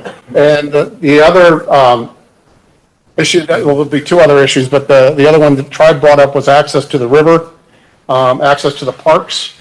I know that we do have that for Yankton and Crow Creek. You guys are looking, I think, for Whetstone to get access over there. And that's something that we'll put into draft to be able to get free access for tribal members. And that may be something that's along the whole Missouri. I think Yankton's still pushing, and that got brought up here, this fishing issue. And then finally, we're probably looking at the lithium issue and nuclear power coming up because the governor's hinted at that. Which the final question, no, not final question, but and I know I'm racing through a lot of stuff, and I'll be happy to write it down too. I don't want to get it out. You guys wanted to get a meeting with the governor. We've been trying to get that scheduled. Wanted to see if that's still something that you wanted to do. I think it's important to get the governor here, have him see Rosebud and see the situations here. I think there's, with the current shutdown that's happening with SNAP and other stuff, it's really important the state understands how that's impacting the tribal areas and that they're going to be coming a lot more shutdowns in the future, that there is a working relationship so the state has funds to make sure there's no people going hungry, no matter where. And I think that starts with building that relationship with the state so that the state understands why they have to make sure if they put a reserve. Because again, I don't see this stopping with this year. I see, and that's where we're getting to. I see on January 30th, if this CR passes today, I see January 30th being a nightmare for the tribal areas. SNAP will be passed today as part of this continuing resolution, and well, they're being passed as a minibus, so they'll be funded, but Interior won't. So Interior will expire January 30th if they don't get a bill passed at that point, which means your law enforcement, all your other services would go into a shutdown possibility again. And the media doesn't know this. The national media doesn't realize that they're busy on the national scope, but in talking to contacts we have with the media, they're now starting to understand how that impacts. And that's where the state and the tribe need to be working together to protect the citizens when these shutdowns do occur, because it's going to happen, or they're going to put long-term CRs, which creates funding gaps and other problems. But we wanted the tribe to be very aware that this is just the start of a really contentious cycle. It's going to get worse with the elections coming in 26 because of the redistricting, because if the Democrats get control, which they will, that's the way it's going to work, the president's then going to veto things. So that will cause a shutdown. So it doesn't solve it based on which party controls Congress. This is where it's just going to get back and forth, as we've seen with the impeachments and everything else. And so the recommendation we have is the tribes need to start preparing for the cycle so that you're ready for it and not having it where it's crisis each time. Because as you can see, the gridlock in DC is not getting any better. It's just getting far worse. And as each state's redrawing their maps now, the Congress is not going to, it's going to be up for grabs almost every other cycle. As soon as a state can redraw it, they will. And so that's there. Yeah, sorry. How will this CR impact the app? In the past, normal funding, even under CRs, they funded the app up front for the whole year. Under this CR, are we get funded for the whole year or only get a third for a budget? Under this CR? Yeah. From what I'm understanding, it's going to be only funding up through January 30th. So only a third. But again, that's what they're not showing too much of it. So. And you see the president's taking a different turn with SNAP and everything else than we've seen in the past too. Usually they find the funds to do these kind of things, or it doesn't go this long. That's the unusual thing. There's never been a shutdown this long and how they're handling it. The president floated not even reimbursing the states on SNAP, not paying for federal employees. This is a very unusual situation of using those in most need as a weapon on both sides. You know, putting the people at the most risk as the battleground and seeing what that does to push up. And it's been it's just shocking, to be honest. The rich don't mind this stuff. Those that aren't are the ones that suffer for it. Wayne, can I jump in on your question? Sure. Madam Chair? Yeah, I see it. So, Wayne, traditionally, when do we have, now, considering that under the continuing resolution, everything is funded at its 2025 levels, correct?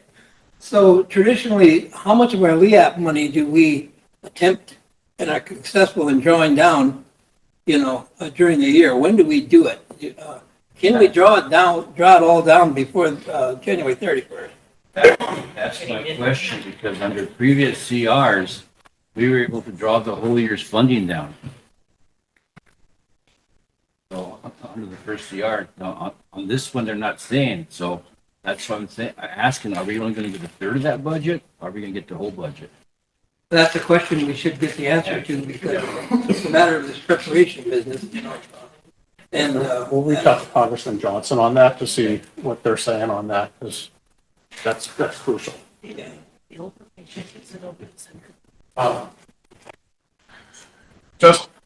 I'll skip over, we're going to send you guys a list of the 2026 candidates. We did want to see if you're interested. I know I've talked to Senator Crabtree. Yes.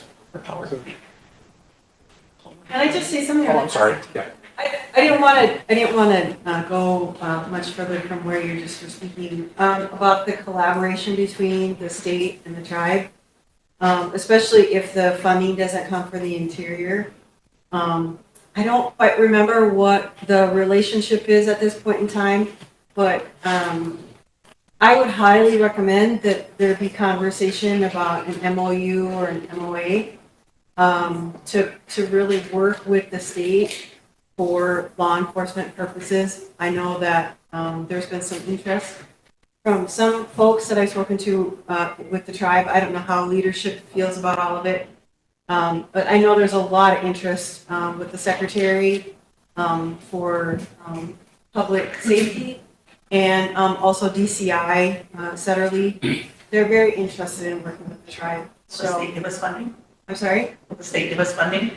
I think that they don't charge, or I think that there's no charge for that. Sort of. Was it's a sovereignty issue? Yes. It's an encroachment on our sovereignty. Yeah. Emily? Thank you. Sorry, just a quick thing, or maybe two. The first one is, you mentioned earlier on it was kind of fast, I don't remember, about the tax stuff. So you said something about there may be potential for tribes to access some of the tax, but my question is, do we have a tax compact? And does our compact address those things like the online, taxes or whatever? And earlier, last time, one of the times you came, we had asked some questions regarding how we could improve our mailing system, like our addressing and things like that locally on the reservation or on our land. So I'm just wondering if we were able to improve the mailing and the addressing, would that increase our opportunity or I guess to prove that we're ordering? Because I can almost guarantee that we have a lot of online purchasing because we're so remote in, especially Todd County, but probably in our 5-county area. So I was just thinking, what could we do locally to help us, win-win, improve our addressing and mailing systems while also maybe having a database that would then allow us to access more taxes or appropriate taxes. I would think so. And one of the things is they're looking at property tax reform. They're gonna know exactly where every piece of parcel of property is. And they do. 'Cause They have already to. know it, yeah. Yeah, and that's why we're saying they ought to know where the remote sales tax is, because it's based on the address. Okay, so there's just some more work that needs to be done. Yes, Okay. so, and you don't want to miss out on the revenue that you're rightfully owed, so. So then secondly was, you mentioned a possible visit with the governor. And so I just wanted to throw some things out there because I think it's also, appropriate, but, in the past, it seemed like it kind of got prolonged and then things shift and then it got prolonged and then things, so like, I was just wondering if that's something that we can, once we have more of a date or a month or something in mind for when that's gonna happen, if we can schedule like a pre-planning session with all of us so that we know, because we have a lot to say, right? There's a lot of things to address, but I don't know what's gonna be the top of the priority today versus next week versus whatever. And so I just wanted to maybe have us collectively gather all of those points, do a prioritization so that we make the most meaningful of that time. Also realizing we have a lot of big ticket conversations that need to happen, like education as one, health, all these other things. So I'm just wondering like if we could have a planning session specifically surrounding that governor's visit. And do we need an action? Do we need action from full council to make that happen? I guess is my. And then she Is that it? goes into motions, so we could just take action on them, 'cause- sorry. I know, I was just I'll gonna say. move on that one for sure for the scheduling of a pre-planning session, the governor's session.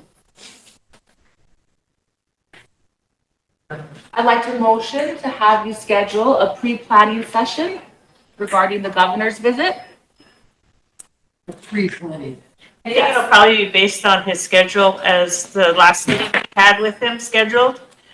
When I give my report, it's an email from him apologizing. He was supposed to be here last month, but he's. That's not the issue. My issue is I just want to make sure that we're on the same page as a tribal council on what we're going to talk about. 'Cause I think there's a lot. I just want to so that's my motion, is to have a pre-planning Second, session. I'll second the motion. Maybe like 2 weeks or, a week to two prior to the You guys meeting. could do that in governmental affairs.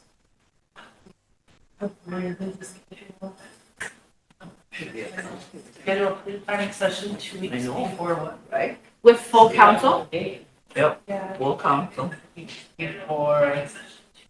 Before what? For the governor? We don't know the date. See, we don't know the date. That's the whole point of my conversation. That's why I'm making the motion to ask you guys, when you know the date, that we have a pre-planning meeting session prior to the governor's visit. Second by Sherry, Question. question by Totes, all in favor? Should I write down the motions before I start? Pre-planning session. 16, 2 weeks prior. Opposed? There's no, 0, Not voting? 1. Motion carried. Thank you, council. I'm done. Thank you. Ross? Oh, Was there any questions? yeah, I have Sherry. Sherry, did you still want the floor? No, okay. Ross, I had you mentioned the Missouri River access at Whetstone. Is there any possibility you could include St. Francis Chase on that, up by the Platte Bridge? We have a lot of tribal members that access that area and go camping there. We were able to get Yankton tribal members free access to the 4 state areas around the tribal lands there. Same with Crow Creek, so we would be able to. For Rosebud to access the practice streets Yeah. and wetstone areas. Yeah, and I think what we're thinking is maybe it might be easier because, and we're gonna get, Cheyenne River and Standing Rock want the same request, that maybe we do something that just says enrolled tribal members get access to riverfront parks. Really recognized it. Based on traditional. It would just be like you show your tribal ID. Yeah, that's what Yankton did up like their own little pass so that it got through and they didn't have, that way it didn't get chaos. So. Also keep us updated on Wayfair too, because we do receive revenue. Yeah, that's why we want to be able to make sure there's something there on that, so. And then we'd like to recommend that the council and the president come to DC for Rosebud in particular before the January 30th so that we can highlight to the congressional members again how the impact would be if there's not something done before January 30th and how the SNAP and other things are impacting the tribe. So we definitely recommend a visit there. And again, we'd like to bring the candidates for Congress, Attorney General Jack Lee and Senator Crabtree, to come and talk with you all too of what they would do if they won the congressional seat. And that way you guys start having some idea of where they're looking at as the race is starting to build. And same with the governor's candidates as well, with Dusty Johnson and the others that are running. It's important if you guys get in on the ground with them to build that relationship, and then they work with you guys politically moving forward. So it'll probably be around 2. And again, we'll just send out the stuff in the interest of time here. I think you've all been getting our charts and everything else. As we have more information, we'll keep sharing it with the president and the council. And again, just let us know if we can set up the meetings in DC. If you want individual secretaries to come here and talk from the state as well, we'll be able to work that. And we are starting to also work with former Assistant Secretary Teller on roads and transportation projects as well. So if there's stuff like that, please let us know. He's now coming involved with us as well to work there. I think some of you have met Orlando in the past. And Orlando, yeah. yeah, so he's a great guy. Yeah. So I think that's Before you go, everything. Sherry has a question. Oh, I don't really have a question. I just want to make a motion to authorize travel to DC before January 23rd to lobby for, what did you say? January 30th. January 30th for lobbying. Yeah. Because that's when the CR is gonna be coming up. So if you can, Kevin or Russ, get us an agenda. Yeah, once we have dates, we can start lining up the meetings. Okay. Tammy? Yeah. Okay. Question, Toads? Sheriff, can you add to that we get their travel reports immediately after they get back? Because we don't even get travel reports on anything. So someone can go represent us and not even speak on behalf of the tribe. So we want to see the whole, what they accomplished up there, where they at while they were there. Okay, where would the council like the travel reports on the agenda? I feel like that's our biggest. Under my report. Under the vice president. I think there's a motion for that already. Oh, okay. And it says it under the legislative procedures ordinance. So I'll, already in motion place. to have the travel report. So the authorized travel before January 30th for lobbying and get travel reports turned in immediately after travel. Good go over there, Shy. You judge. All in favor?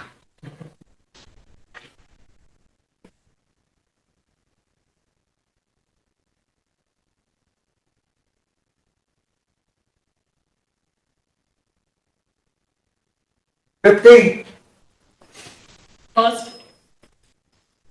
0. Not voting? 2. Motion carried. Could you draft the tentative schedule for that? Yeah, and we'll give you some dates too, just because obviously we need to make sure Congress is there. And get you just kind of an idea. It'd probably be over 3 days, that usually Tuesday through Thursday.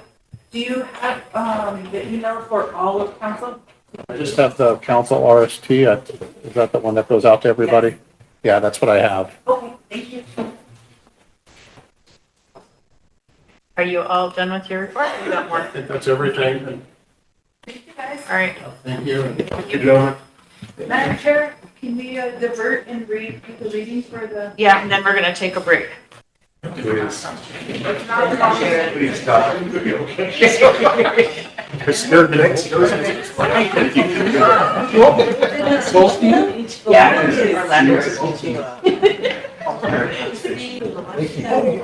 Sherry, and that's the first reading? Oh, do you have it? Is it handed out? Yeah, it's in our, You know, that's my. Yes, flight receipt. I don't know.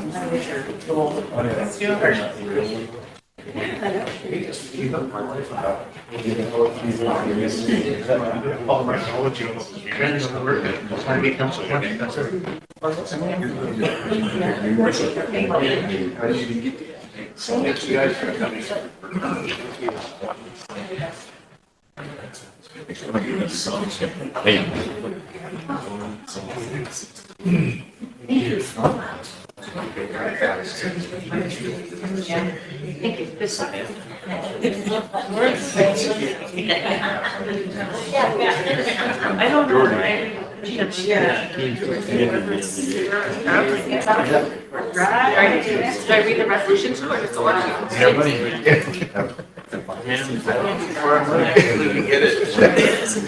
In your gray binder under governmental affairs is the resolution that Sherry's referring to that needs its first reading.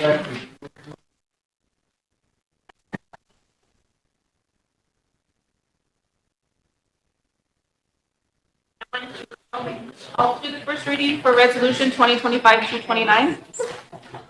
A second? Second, Sherry, go ahead.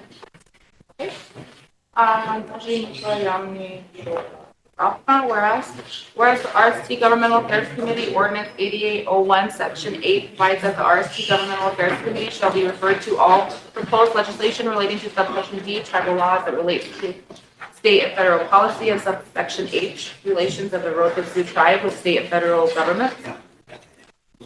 And this did go to committee back in September. Whereas the Rosebud Sioux Tribe Governmental Affairs Committee has recommended the Rosebud Sioux Tribal Council amend and or repeal Rosebud Sioux Tribe Law and Order Code Title 10, Chapter 1, bootlegging 10-1-33 shall be amended and or repealed with amendments signified as underlined text and repealed text with a strike through in attachment 1. And therefore be it resolved that the Rosebud Sioux Tribal Council adopts and approves the recommendation of the Rosebud or RST Governmental Affairs Committee and amends the Rosebud Sioux Tribe Law and Order Code enacted as RST Ordinance Number 2025-03.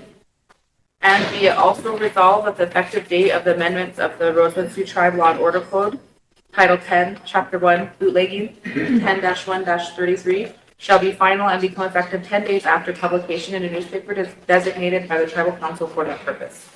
This is the first reading.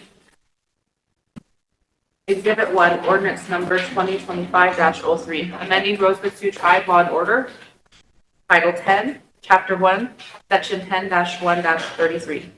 Amend Rosebud Sioux Tribe Law and Order Title 10, Chapter 1, Section 10-1-33, with the underlined provisions added and the provisions with the strike through deleted as follows. Do I read all of it or just the changes? Please. All of it. Is this the first time it's being read into record? If it is, you need to read all of it. If not, just the changes. I'll read the whole thing. Take time to read it, yeah. Okay, you don't like me to read it to you? I'm just gonna read it to them. Bootlegging. Any person who by themselves or through another acting for themselves shall keep or carry on their person or in a vehicle or leave in place for another any alcoholic beverage, crossing out liquor, low point beer, with the intent to sell or dispense of such alcoholic beverage, with beer, with the intent to sell or dispense of such alcoholic beverage, or otherwise in violation of law, or who shall within this reservation lands in any manner, directly or indirectly, solicit, take, or accept any order for the purchase, sale, shipment, or delivery of such alcoholic beverage, violation of law, or aid in delivery and distribution of any alcoholic beverage to any person under legal age for any purpose except as authorized and permitted by this order or in this ordinance, shall be guilty of bootlegging, and upon conviction, therefore, shall be subject to a fine of not less than $1,000 or no more than $3,000, and to a jail sentence of not less than 6 months or more than 1 year, or both fine and jail sentence. Alcoholic beverage is defined as any drink containing ethanol ethyl alcohol, which is the intoxicating agent produced by the fermentation of sugars from grains, fruits, and other plant materials. These beverages can be categorized as fermented, like wine, beer, wine, and cider, or distilled, like spirits such as whiskey, gin, or vodka. An alcoholic beverage includes any beverage containing any intoxicating substance that causes a temporary state of intoxication by affecting mobility, coordination, and mood. Ingestion is the act of consuming a substance by taking it into the body, typically by eating or drinking.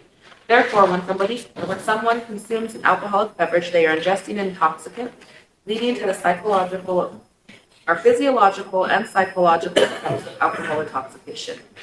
The definition of alcoholic beverage includes the production and distribution of counterfeit alcohol that contains toxic chemicals as a cheaper substitute for ethanol, the consumable alcohol found in legitimate beverages.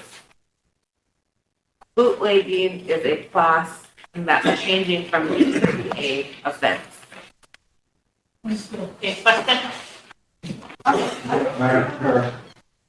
question? This is going to be an official record in our law and order code. You should strike that, in that first sentence, strike that here too. That's what I was. I was a little confused there. I think it was supposed to have been, and I think that's just a typo there. Well, you should have it on there. But Okay. As amended, can I say that as amended? Yeah, because once it comes back for its next reading, if you change anything, you start all over again. Okay, so can we establish that the first reading also strikes through that beer on all those parts? Tammy? And then in the seventh line under bootlegging, where it says delivery of such alcohol beverage, it strikes liquor law, or liquor or low pint beer is impossible, but it should say is a violation of law. Yep, so delivery of such alcohol beverage in violation of law. It's a. Okay. Mike Bolts?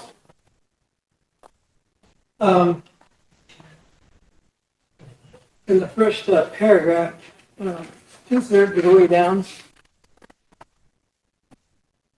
Let's see, starting with 1, 2, 3, 4, 5, 6, 7, 8. On the 8th line, it says, to any person under legal age for any purpose. Under legal age? That seems to sound like it's only bootlegging if you're selling to a minor. When really bootlegging is selling to minors and old people like me. Because wouldn't that be considered bootlegging if you're selling to anybody without a license or without? But I came in on the underage. Yeah, no, I agree. When I read that, I didn't think that was right either.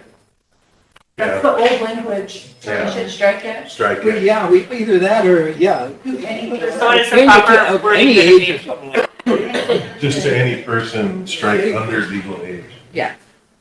So do I need to go back through and read this again? No. No, you just have to make those. Okay. And make them, and then how the secretary has it. So is it gonna say to any person for any purpose? Because Tammy, I think it is supposed to be in violation of law. For the sale, shipment, or delivery of such alcohol beverage should be is a violation of law. Well, I mean, it could be is a violation of law, but the way it's written is in violation of law.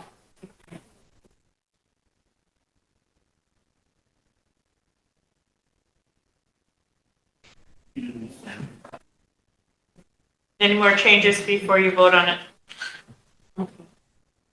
I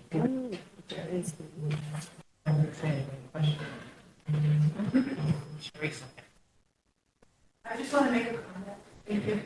I just want to make a comment, just so the rest of the council knows that this, once we pass this, this is the first reading, it'll need a second reading. After that second reading, the second reading cannot be done tomorrow, it has to be done, there has to be a 7-day period. This did have a public hearing, it was a good outcome. And once we do the second reading, if there's no changes to be made, then it won't become law until 10 days after it's published in the newspaper. So I just want to make that known for the council reps, so when you report to your community, that you can share that information along with them. Thank you. Oh, and also there is more to this liquor code that needs to be worked on, but we, in a rush, pulled the bootlegging section. As the committee, we pulled the bootlegging section and pushed it forward. But there will be more legislation regarding our liquor ordinance forthcoming. Thank you, council. Mike, do you have a question before we move on? Yeah, just a question. Does the committee invite law enforcement to these meetings for their input? Oh, we haven't, but we have I invited. think it would be a good idea because they're the ones that have to carry out the law, right? Thank you for the suggestion. All the We'll do little that. nuances and stuff, are important. Add a little bit to that. I just wanted to add a little bit to that. At governmental affairs, there was a request to have a joint meeting with the judiciary committee. So we did have a meeting, and it was determined at that meeting that we have a lot of overlap in the work that we do. But at that time, it made more sense for the judiciary committee to do some of the kind of more in-depth kind of conversations with, because those departments directly, report to judiciary committee. And then once they get it to the point where it needs to have public hearings and have input and get actual law changes, then it would transition over to governmental affairs committee to start that process. So some of the things, it might seem like a duplication right now because those were already in the works, but moving forward, have identified judiciary is going to work on them with the appropriate staff, programs, and then it'll be elevated to committee. Thank you. Thank you, Emily. With that, are you guys ready to vote? So I have a question. Are we keeping it with in violation of law or changing to is a violation of law? Keeping it In? Yeah. Need a question? Y'all raise it at the same time. Votes? All in favor?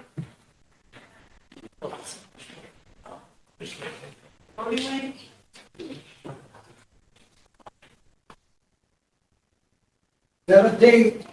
Opposed? 0. Not voting? 0. Thank you.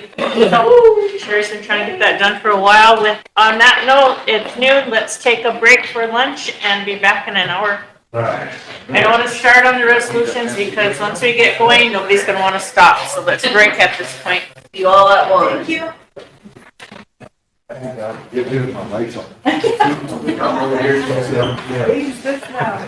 All right. Are we still royal again?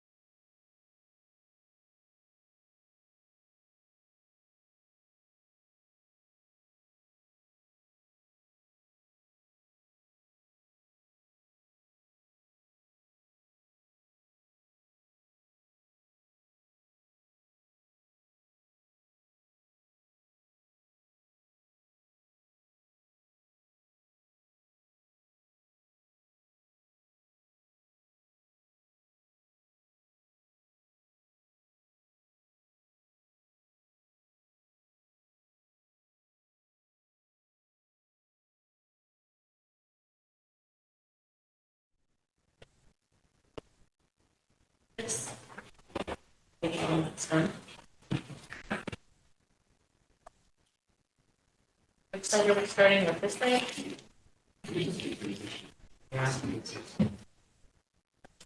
So are these, where are these all? Here.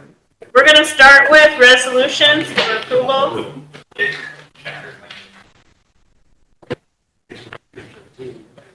What are they? Where are they at? Do you have that resolution list? Front ones.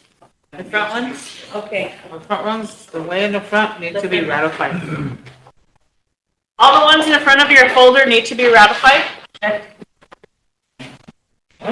Not that.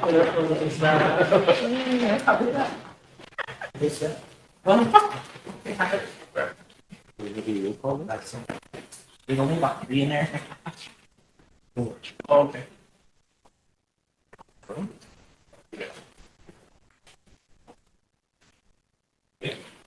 Signatures. Each one of these is different. 251. Okay. 234. No, I haven't. Does everybody have their resolutions ready? I need to bring them on for ratification. Do you get one of these lists? Does everybody have their list? Everyone ready? You got that? Yeah, we do. You got it. Yeah. I got it, it goes. It's true blank.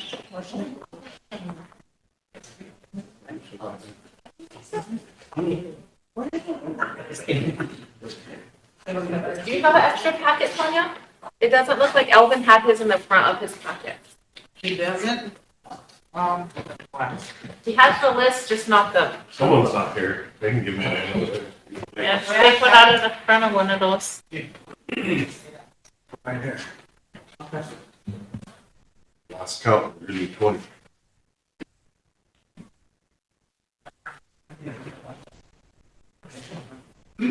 Perfect for your copy for it all. The front one? Right.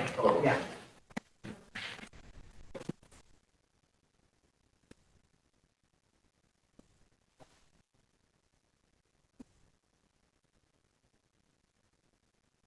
Bring these on for us. Motion to ratify 2025-234. I need someone to bring one. Wayne? Motion by Wayne. Second by Ben. I will start at the last whereas. On September 16th, 2025, the WIC program presented a resolution for the WIC program to enter into a contract for service with John Finn for the FY26 to the RST Budget and Finance Committee. The Budget and Finance Committee moved to refer to Tribal Council as emergency legislation. Now, therefore, be it resolved, Tribal Council approves John Finn, MPH, RD, LN, LRD contract for services in the amount of $58,240 for the WIC program fiscal year 26. Any discussion? If not, I need a question. Question, Totes? All in favor?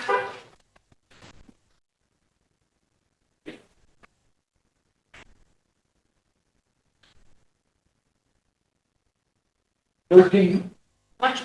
13. Opposed? 0, Not voting? 1, 2, 2 there. Okay, Tammy's gone for the day. Okay. Okay, thank you. Next one, 2025-251. Bring that on. Looks like it's. I'll bring it on. Okay, Sherry. I'll bring it on. Motion to approve 2025-251. Second, Totes. In the very front, Sheriff.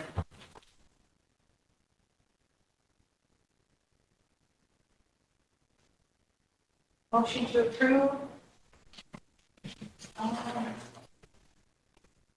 6, whereas the project manager for the Antelope Dam project, EOWL engineer, recommends the RST Rosebud Sioux Tribal Council award and bid for Antelope Dam rehabilitation and approve the agreement between owner and contractor for a construction contract NW Construction, 904 Wally Road, Bozeman, Montana, 59718, for the rehabilitation of the Antelope Dam for a payment in the amount of $26,577,500. And whereas nothing in the contract documents shall be construed to be a waiver of sovereign immunity from suit unless expressly authorizes in Article 17 and 18 of the supplementary conditions as amended. In such case, the waiver of sovereign immunity shall in no event be interpreted to extend further than the limited extent expressly authorized by Article 17 and 18 of the supplementary conditions. And whereas the Rosebud Sioux Tribe Law and Order Code Title 4, Chapter 2, Section 4.2.1 sovereign immunity provides that except as required by federal law or the Constitution and bylaws of the tribe or specifically waived by resolution or ordinance of the tribal council making specific reference to such, the Rosebud Sioux Tribe and its officers and the employees shall be immune from suit in any civil action for any liability arising from the performance of their duties, and therefore be resolved that the Rosebud Sioux Tribal Council approves the recommendation to award the bid for Antelope Dam rehabilitation and approve agreement between owner and contractor for construction contract Northwest Construction, 904 Wally Road, Bozeman, Montana, 59718 for rehabilitation of the Antelope Dam project in the amount of $26,577,500. And further resolved, the Rosebud Sioux Tribal Council determined that it is in the best interest of the Rosebud Sioux Tribe to enter into the construction contract with Northwest Construction in accordance with Article 17 and 18 of the supplementary conditions as amended. In such case, the waiver of sovereign immunity shall in no event be interpreted to extend further than the limited extent expressly authorized by Article 17 and 18 of the supplementary conditions. It also resolved that the President of the Rosebud Sioux work is designated is authorizing director to approve and execute the construction contract with Northwest NW Construction and any other related documents on behalf of the Rosebud. Thank you, Sherry. Any discussion? If not, I need a question. Todd? All in favor?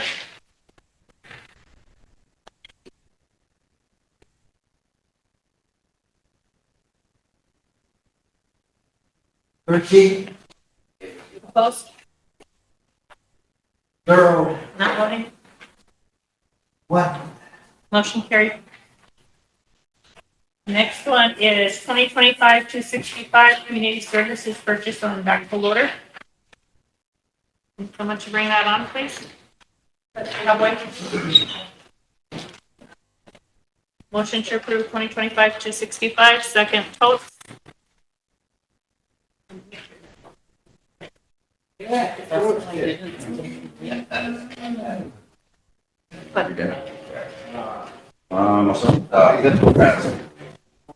Whereas the Rosebud Sioux Tribe Community Service Program has solicited bids for a backhoe loader with trailer to be used for grave digging purposes. Rosebud Sioux Tribe Community Service received 3 bids: Iron Machinery at $121,500, RDO Equipment Company $139,142, and Diesel Machinery Company at $189,700.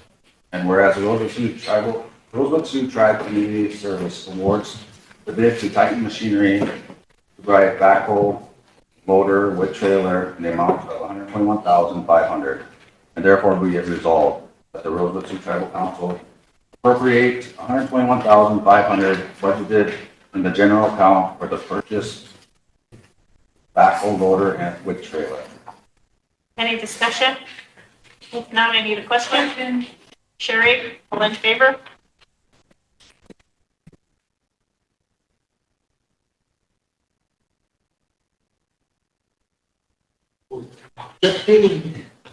Opposed? 0. Not voting? 1. Motion carried. The next one is underneath your budget and finance.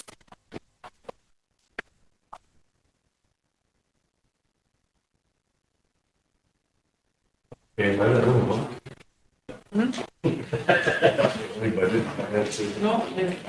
it's, he needed a chair, vice chair. Yeah.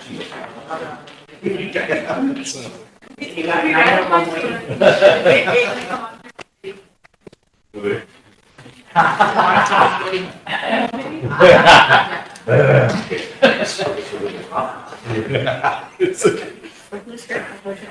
Wayne's the only one. Wayne Fredericks. Oh, all right, Wayne. Which four? And please. Please stand. Rosebud Sioux, therefore be it resolved that the Rosebud Sioux Tribal Council authorize the acceptance of grant number 15 JCOPS-25-GG-00634-INDI and approves the attached grant budget in the amount of $819,328 to be implemented by the Rosebud Sioux Tribe Law Enforcement Services. Be it finally resolved that the Tribal Council hereby authorizes the Tribal Chairman and official designee to sign all pertinent applications, contracts, and documents thereof. What is that used for? 10 police vehicles, 5 radios, and travel and training? Yeah, travel equipment, procurement contracts, indirect costs, total project costs. What else? Who seconded it? Wayne, did you just start in without a second? Schultz, okay. Yeah, he did. All right. This went to therefore. You can hit play. Tanya can hit play later. Any discussion? If not, I need a question. Charles? All in favor? Oh, really? Mm-hmm, he did. I did, yeah.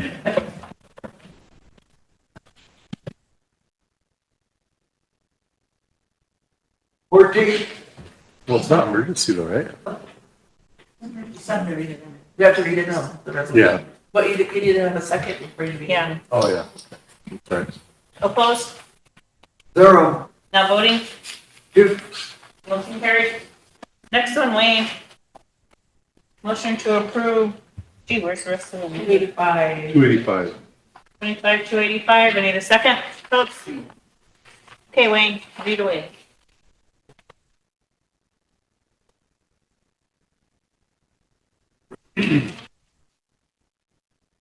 Start from the first whereas. Yeah. For real. 6 whereas the proposed project titled RST Road Shop Construction Project has an estimated cost of $4,475,593.89 based upon the 22 pricing, which may increase due to current material labor costs.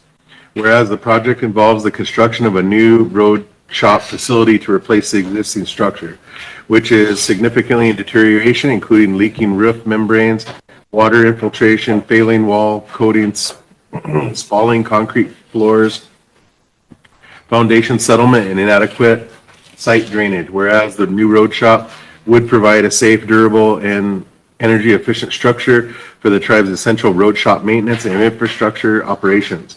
Whereas the SRD will seek funding operations for federal, state, and private sources to supplement and implement the construction of the RST Road Shop project. Therefore, be it resolved that the Rosebud Sioux Tribal Council approves and adopts the recommendation of the Tribal Budget and Finance Committee and authorizes Sichungu Resource Development to seek and secure funding and to coordinate implementation of the road shop construction project in accordance with updated cost estimates and applicable tribal bylaws and regulations. Be it further resolved that the Rosebud Sioux Tribal Council hereby authorizes the tribal president or the designated official to sign and execute all applications on the documents thereof. And it does have all attached construction. Any discussion? I just have a question.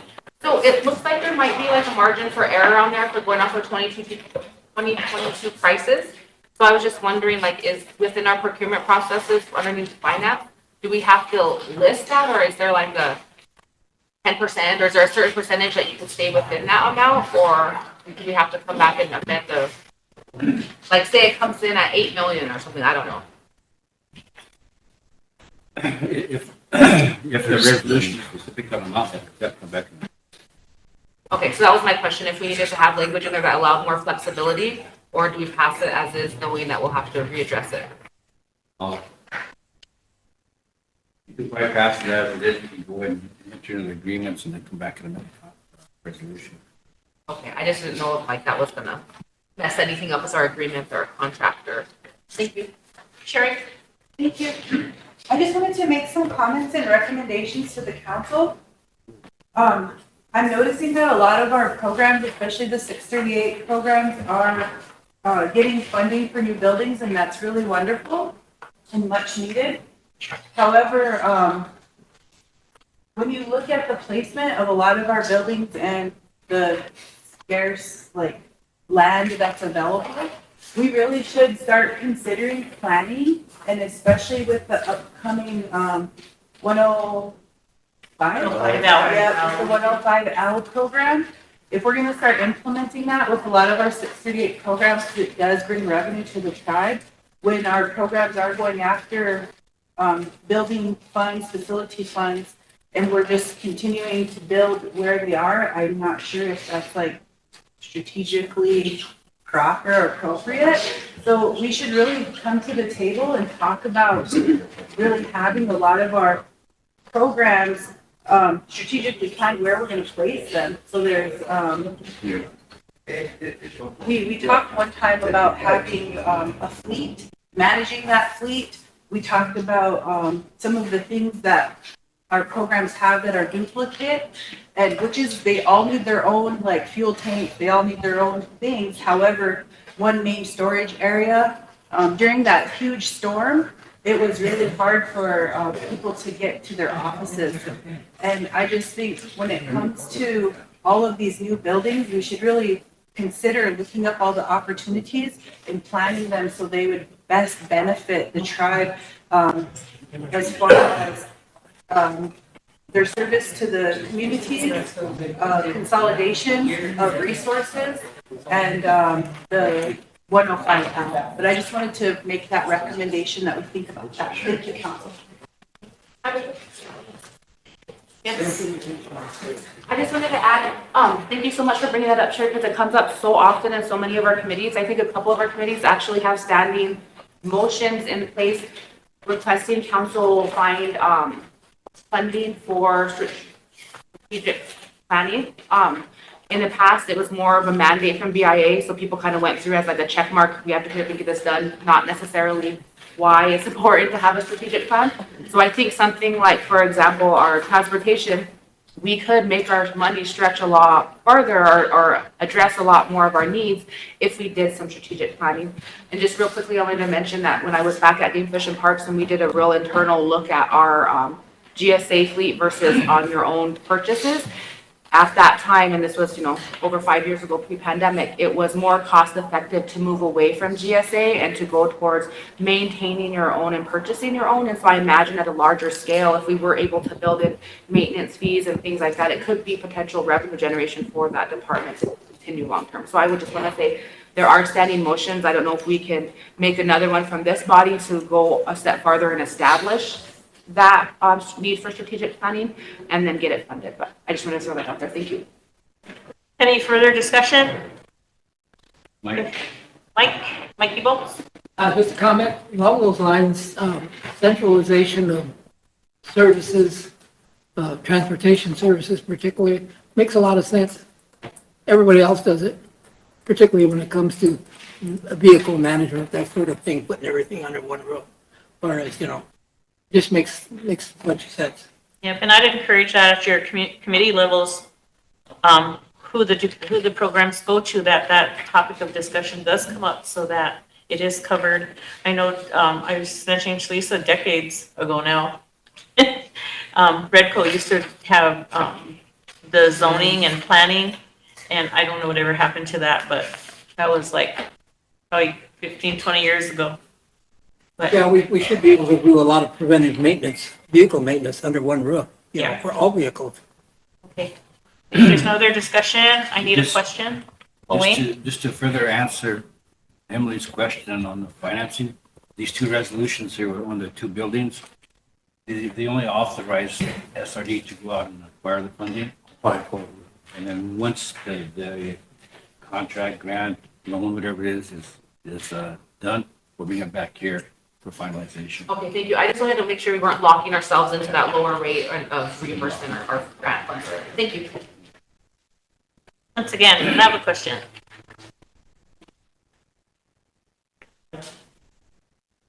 Like, all in favor?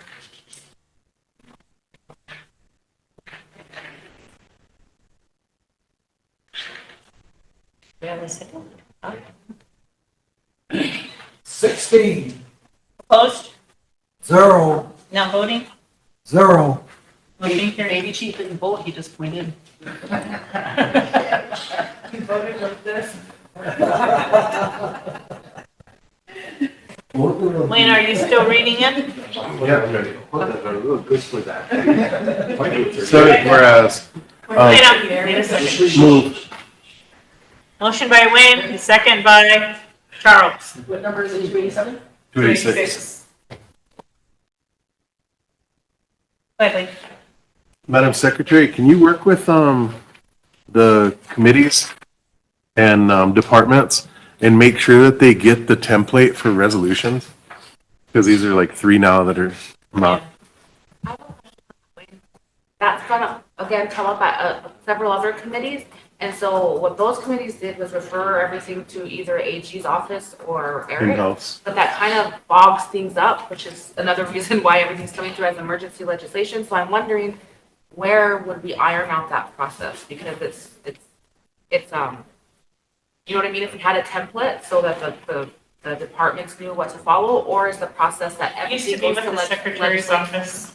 But the secretary's office isn't legally, the expert in drafting language for a resolution. So that's why I was wondering, is that something that can be provided to the departments, or at least established here on what the expectation is?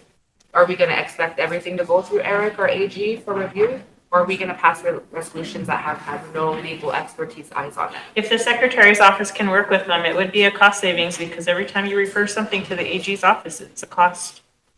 Yeah, Eric and the secretaries always did it, but what I mean on the template is the fact that that's always supposed to be for your resolution. Yeah. And not just in pen at the top. Yeah.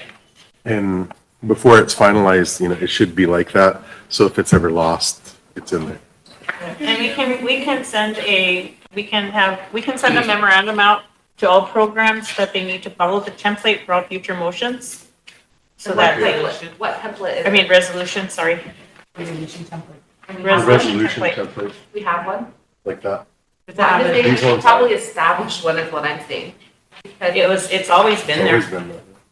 You guys can always kick it back to and have them review it. It's not, because depending on what department you go through, it'll be different, and depending on who drafts it, it's different, which is why I'm wondering if we should establish a template and get that approved, so it doesn't matter who's doing it, we're all using the It system. seems like the template would only just be the heading and like the first 3 whereases. Right. Yeah. And then they have to write their own resolution. It's always been there.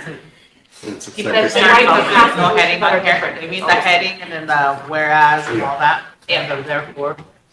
The first 2 or 3 whereases. There's 2 or 3 words should be the same. And the ending.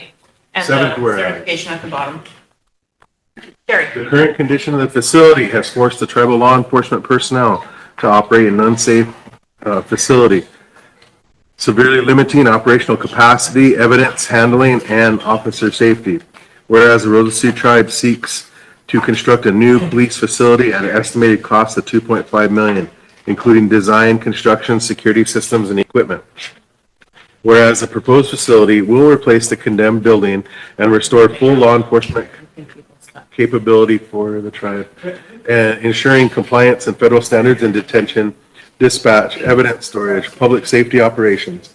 Whereas funding will be sought from multiple sources, including Bureau of Indian Affairs, U.S. Department of Justice, Indian Community Development Block Grant, and other eligible tribal and federal programs. Whereas the Tribal Budget and Finance Committee has reviewed and recommended approval of this proposed project for the benefit of the Rosebud Sioux tribe and its members. Therefore, be it resolved that the Rosebud Sioux Tribal Council approves and adopts the recommendations of the Tribal Budget and Finance Committee and authorizes Chunga Resource Development to secure funding and coordinate with the implementation of planning, design, and construction of the Rosebud Sioux Tribal Police Facility Project in the amount of $2.5 million. And be it further resolved that the Rosebud Sioux Tribal Council hereby authorize the tribal president or designee officially to sign and execute all applications, agreements, contracts, and documents necessary to the project. And be it finally resolved that the Rosebud Sioux Tribe Council declares the project to be a public safety emergency priority due to the status of the current law enforcement building and the urgent need to restore safe operations and exclude the and for the Rosebud or for the Sichungu Lakota Oyate. Any discussion? Sherry? Thank you. So as far as this facility goes, this resolution is stating all of these, discrepancies with this facility. And, do we have the documentation for that? Has this, been inspected by our tribal inspector? I'm not doubting it, I'm just wondering if we have had somebody, because in the past, I believe Francine was the superintendent at that time. They were wanting to turn that building over to the tribe, but it was in such poor condition. And I just don't want anything like that to happen. And if we're gonna vacate that building, then what's gonna happen to the building? Because my community has so many BIA leases that are not being utilized. And, I think that, when it comes to prioritization of facilities funding with the Bureau, that they do need to be responsible for appropriately taking down these condemned buildings. And resolutions need to come forth, backing that up so it's not something that's just set and forgotten about. But did our people go inspect this, or is this just? There's an old report, several years old, where the BIA condemned that building. I have the original one. It's very thick, but I can download it if it needs to go on here. No, I just want to make sure that they have it for their. It was actually condemned quite a while ago. Okay, and then, are we, I have to agree with Emily on, or Councilman Boyd, on, a lot of these resolutions, and I think after we pass this resolution, we should make a motion to have our attorney draft a resolution template, because sometimes these get confusing, and I just want to make it clear or get some clarification. Are we approving this to allow them to use funding that they already have, or are they seeking funding? It says funding sought from multiple sources, so funding sought, are they going after it? Hasn't been acquired yet? They go to budget finance? Yeah, on 10/28. On this particular project, on the police department, I believe that SRD is working with NDN Wheezy's program. So they're getting into the fire program. And so they've got a temporary commitment of $2.5 million provided the, what we look into them. And then they would provide the initial upfront funding, and then we would enroll it in 105L. 105L would do. Okay. And is there a time frame on that? It's just got a text from Wheezy this morning asking where the application is at, so it's really better. I guess I'm not seeing any of that in this proposal. I think it's a good idea, but I'm not seeing any of that in the proposal.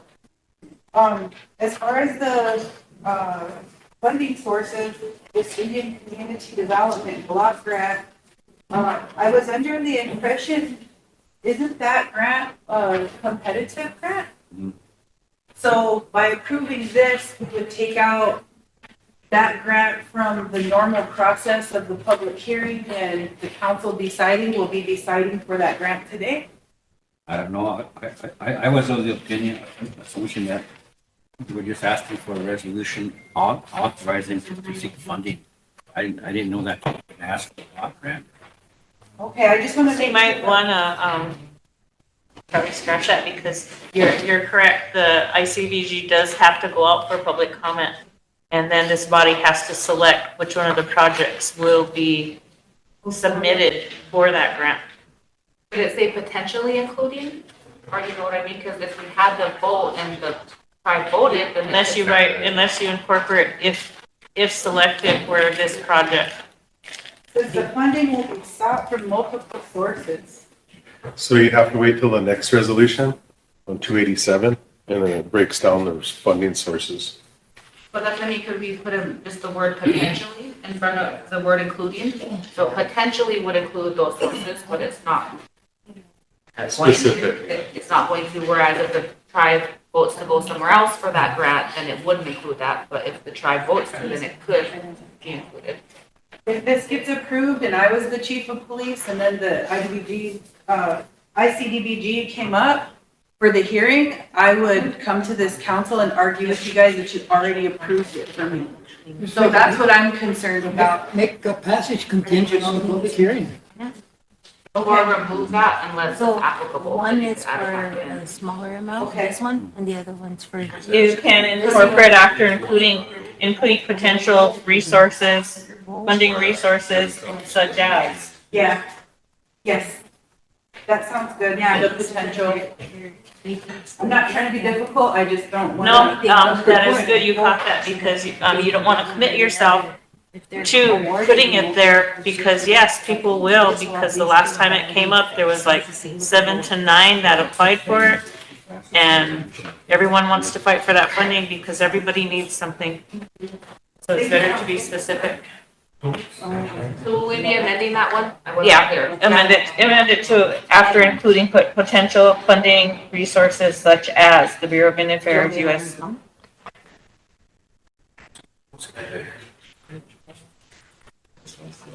Such as.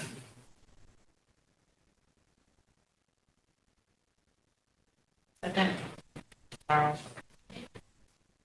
As amended. What? As amended. As amended. I moved and I read it. Okay. So as amended, please. If there's no more discussion, I need a question. I'll call for the question. Carrie, all in favor?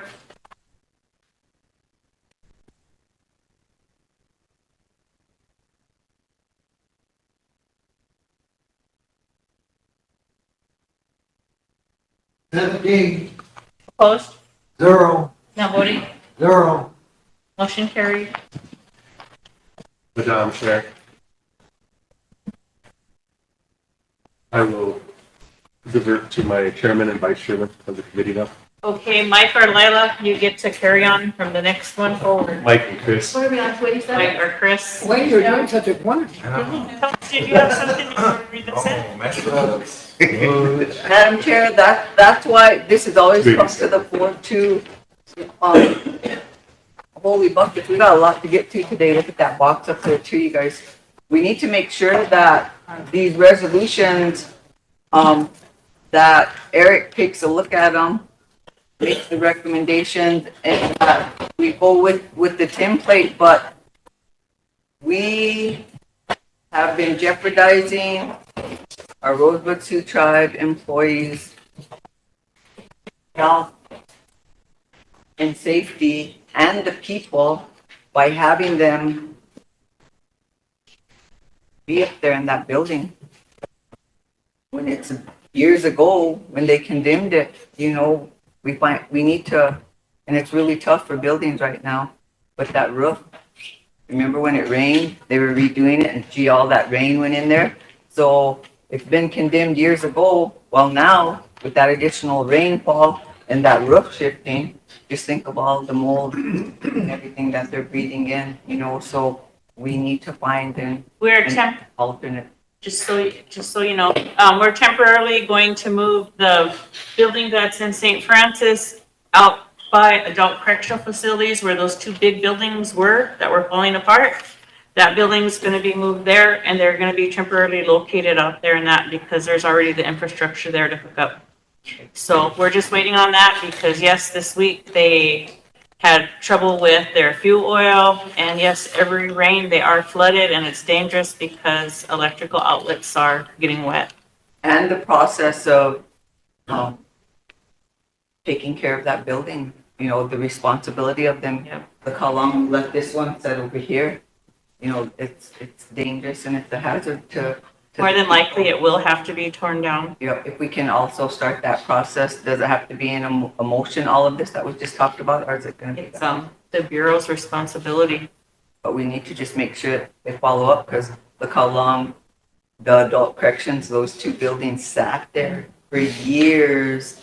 And it was a concern, especially now with the housing area, and it took all these years for them. And they didn't even do anything. We had to take it upon ourselves, you know, the adult corrections did to have those buildings removed. So just make sure that there's some consistency and follow up. Yeah. Thank you.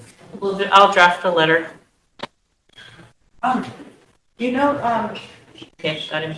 Councilwoman, I think we should possibly, consider a lawsuit regarding facilities when it comes to the Bureau of Indian Affairs. And I think we should really stack up a list of things where there's lack of funding. And 3 years ago, or two or 3 years ago, when OST sued the BIA for lack of law enforcement funding, they won, and they did get funding for that. At the time, our Attorney General advised us not to sue, just to try and reap the benefits from the suit that OST had, and it was not very good advice because we didn't get any benefits from that. And they stated, you know, these other tribes are benefiting off of the IHS lawsuit that you all did. However, we're not going to be able to benefit unless we take action and do that ourselves. So, you know, maybe that is something we as a council should discuss, is ironing out what areas we would like to see and start a lawsuit when it comes to the Bureau of Indian Affairs for lack of funding, areas of law enforcement facilities, and whatever else, land management, mismanagement. Thank you. And you know, next week, we need to really have a planning meeting. We need to schedule a planning meeting next week where we can all sit at the table and discuss things. Because one of our council reps here said just yesterday, he said, our tribe used to lead, now we're the last ones. You know, we need to move forward in a good way on a lot of this stuff, but I'm gonna make a motion later to have a planning meeting next week, and whoever shows up, but we really need to discuss things as a body for the people and for the future, the big picture of everything, the future of the people. Thank you. Mike, are you gonna read the next one in?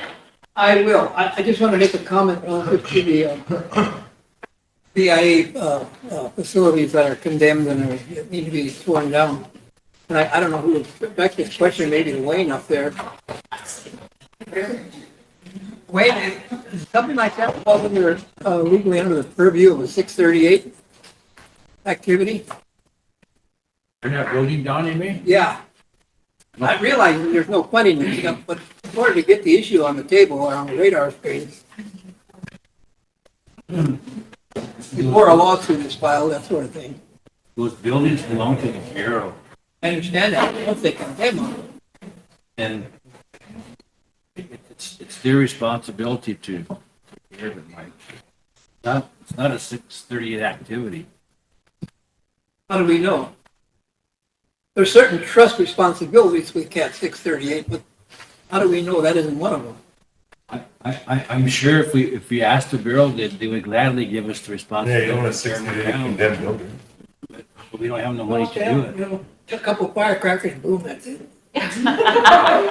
We like to destroy things, you ought to be good at it. All right. Okay, Mike. Mike, I just want to further comment, about all this stuff. In my opinion, we have to be careful of what kind of attacks we take against the BIA, because the BIA is also under attack by the administration. Right, they are. Back in the late 70s and early 80s, all the tribes used to fight the Bureau, so we don't want the BIA no more and all this stuff. So what happened, because we didn't have a plan to to replace the BIA, that's when we lost all of our resources. That's when economic development, all these big programs we used to have under the Bureau were all taken away because the tribes complained, and then we never had an alternate plan to place it. So if we're going to complain, then we need to have a replacement plan, not just complain, or they're going to have issues, especially this administration. They want to do with them entirely. Right. That's, good advice, Wayne. Yeah, I knew there was a reason I brought this up. So sue the US government. Yes, yeah. 6:38, all departments second. Okay, Mr. Bolts, please read it in. 25-287, I need a second. Oh, you guys all raised your hand at the same time. I don't know who to pick. Just kidding. Lila. Go ahead, Mike. Okay, starting with the fourth whereas, the Rosebud Sioux Tribe has been awarded a grant from the United States Department of Justice, Office of Violence Against Women, and there's award number, in the amount of $850,000 for, with a project period of October 1, 2025 to September 30th, Mike. 2028, excuse me. Oh, Mike, you're reading the wrong one. Am I? 287. 287. Oh, I thought we passed that one. I'm sorry. I got here late, so. Okay. Hold on, let me catch up here. Don't make me grab my gavel.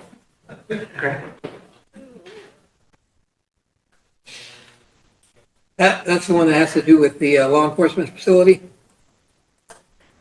Council, the reason why there's two resolutions is the resolution for 2.5 million just passed is for a small, temporary police department building.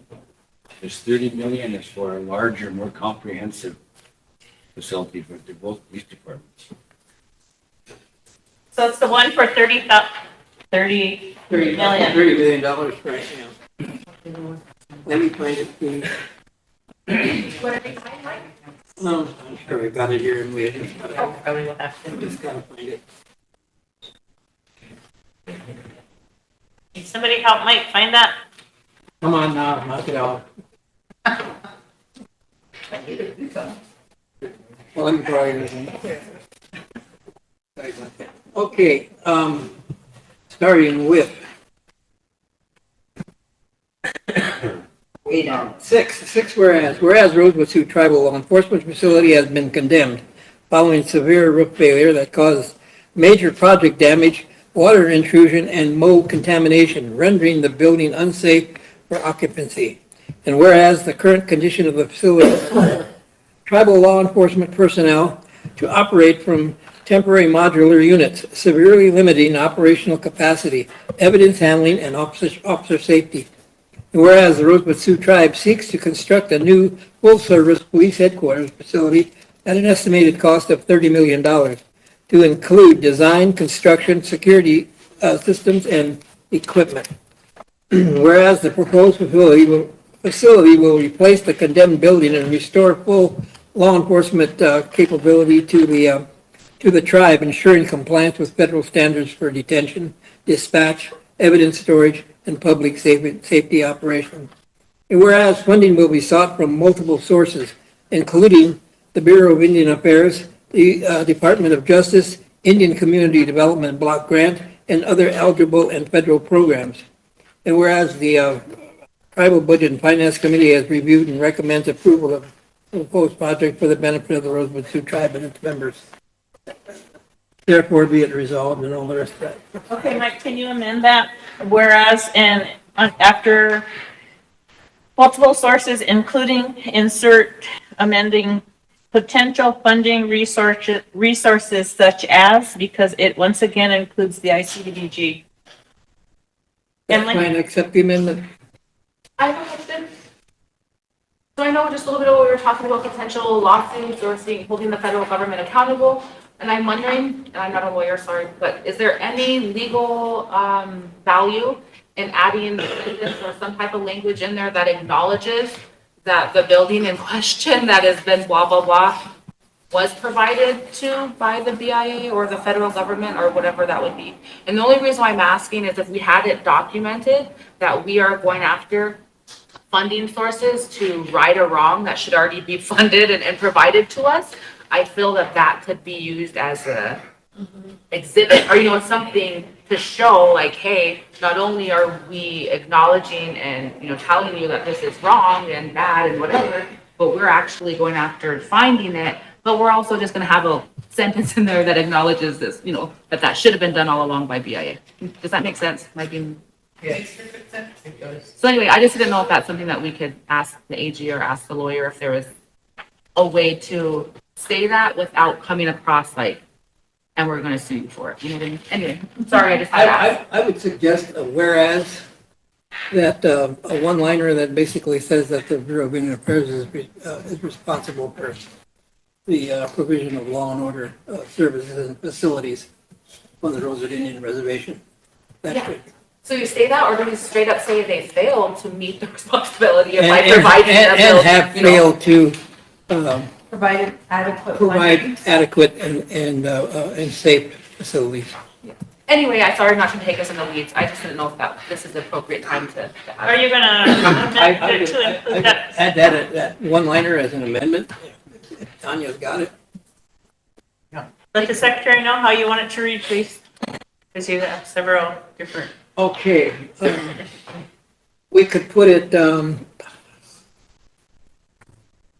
right after the, let's see, 1, 2, 3, 4, 5, 6, You make it can the seventh also- whereas. Mike, you could also include it in that whereas up above there, under whereas the proposed facility will replace the condemned building and restore full, under that, you can insert due to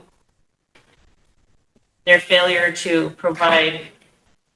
Well, I'm just going along with Emily's recommendation okay. that we provide a history of the fact that the government is Okay. responsible. And that was just a suggestion, like, I didn't wanna, I didn't know if we should come out and straight up say you're failing to, or just merely make a statement like, hey, also, you know, this was the responsibility of the federal government. So Mike, you want a different whereas inserted? Okay. And I would maybe put it between the fifth and sixth whereas, 1, 2, 3, 4, 5, 6. And I would say something to the effect that whereas the Bureau of Indian Affairs is responsible for the provision of Can we say federal government? the United States federal government and the Bureau of Indian Affairs is responsible for the provision of law enforcement facilities and services. Okay. As amended? As amended, yeah. Okay. All right, I need a question. Chris, all in favor? I have it written down too, if you need.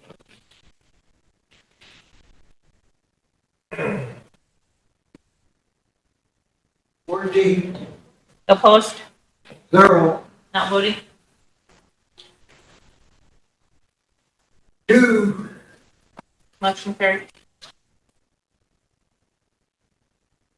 Next one, Mike, 2025-288. Move to approve. Need a second? Second by Totes. Okay, Mike. Starting with the fourth whereas, the Rosebud Sioux Tribe has been awarded grant funds from the United States Department of Justice, Office of Violence Against Women, there's an award number there, in the amount of $850,000 with a project period of October 1, 2025 to September 30th, 2028 to fund the Rosebud Sioux Tribe Government Grant Program. And the Rosebud Sioux Tribal Court is responsible for the implementation of the new grant award for the Rosebud Sioux Tribe Violence Against Women Project. Whereas it is important to the Rosebud Sioux Tribe to ensure public safety within the boundaries of the Rosebud Reservation. Therefore, be it resolved that the Rosebud Sioux Tribal Council authorizes the acceptance of grant award 15JOVW 25GG00272 Tribe and approve the attached grant budget in the amount of $850,000, excuse me, to be implemented by the Rosebud Sioux tribe, and therefore be it resolved. And there's a budget attached in the back. Any discussion? If not, I need a question.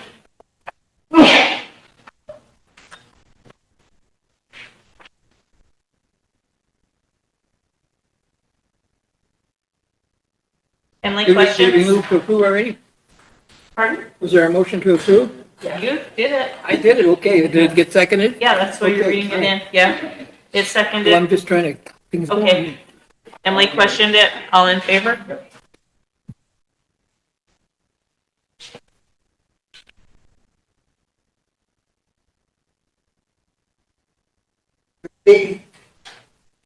Opposed?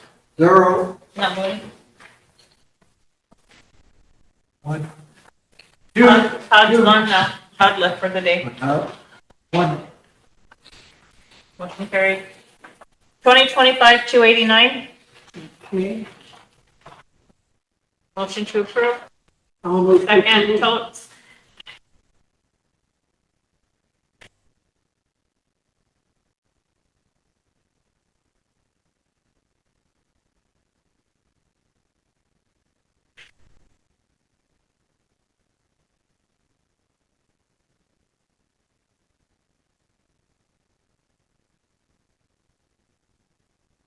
Is this 289 that we're on next? Yep. Okay, let's see, I'm trying to, the numbers on my resolutions are. Hang on, what's the?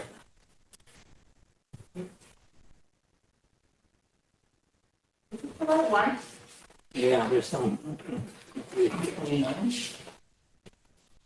Oh, there it is on the back. Procurement policy. Okay, 1, 2, 3, 4, 5. The fifth whereas, the Rosebud Sioux Tribe was awarded a grant from the United States Department of Justice, Office of Violence Against Women. Award number is stated in the amount of $850,000 with a project period of October 1, 2025 to September 30th, 2028. And whereas the Rosebud Sioux Tribal Court is responsible for Madam the Chair? implementation now. Sorry to interrupt, Mike, but I just wanted to make sure that that's correct, because the previous one that we read in. Seemed to say the same is thing. the same thing. Yeah. But when you look at this one on the last, whereas the second to last is talking about a different grant number with a different amount. Right. And that one matches what the secretary has for the number on the cheat sheet. So I'm just wondering if that beginning is a duplicate in error, and if that should actually say. I think the first resolution, 288, probably left out the fact that White Buffalo Cap was going to manage it. This is in addition to, if you look at the back, this amount is actually for $424,238 with a different grant number. Oh. I think they just used the wrong first half. And then, so 1, 2, 3, 4, 5, the fifth whereas, I think should say what the second to last one says. Does that make sense? Because when you look at the previous 288, it's identical up to that point, and so I think they might have just forgot to update their template. Yes, so I think the award number and the amount, instead of being 850 like we just did, I think it should be that 424,238. But I'm not on that committee, so I'm just assuming and guessing here. And with that grant number too, the Yeah. different grant number and the contract amount. Because when you look at the cheat sheet, that underneath budget and finance for number 25289, it says MOU for grant and contract in the amount of 424,238. And so this needs to be an MOU, and that's what's attached is an MOU. So that's why I'm just questioning. So I'm questioning the beginning of the resolution. is 289 approving the contract memorandum of understanding between the tribe and White Buffalo Cap?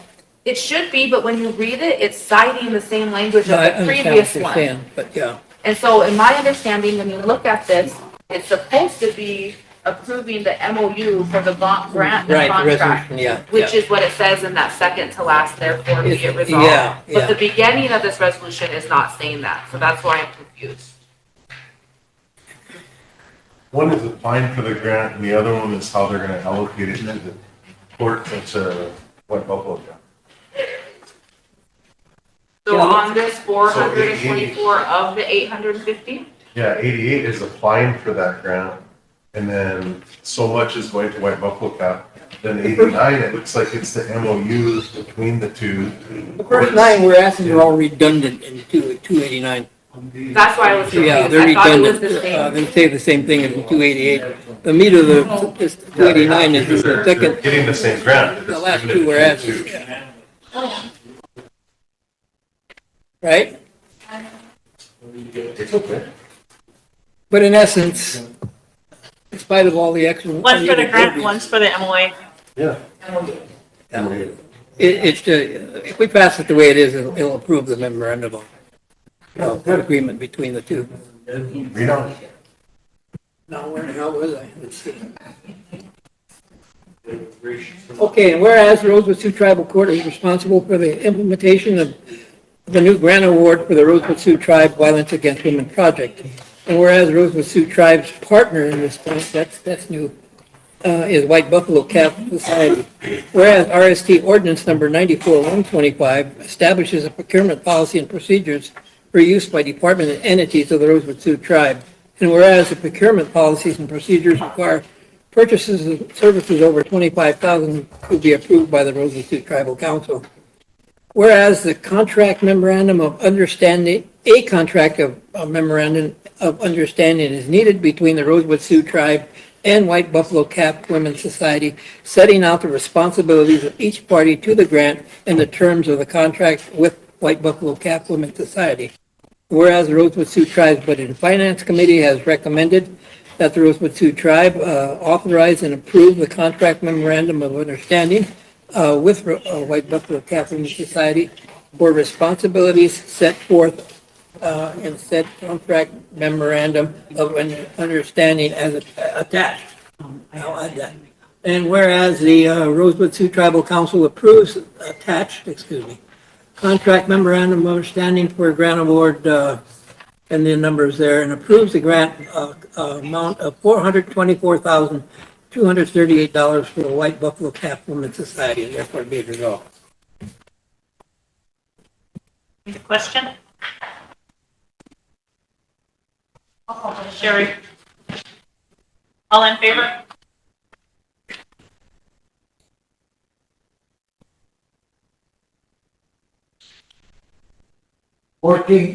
Opposed? 0. Not voting? 0. Motion carried. Okay, Madam Chairman, move to approve 2025-290. Second by Coates. Go ahead, Mike. Starting with fourth, whereas the Rosebud Sioux Tribe has been awarded one-time funding from the Bureau of Indian Affairs, primarily to fund positions and fringe costs, in an award totaling $278,708. Whereas the RST Court is responsible for the implementation of the new grant awards for the Bureau of Indian Affairs one-time funding as a part of its Tribal Court Services Self-Determination Contract.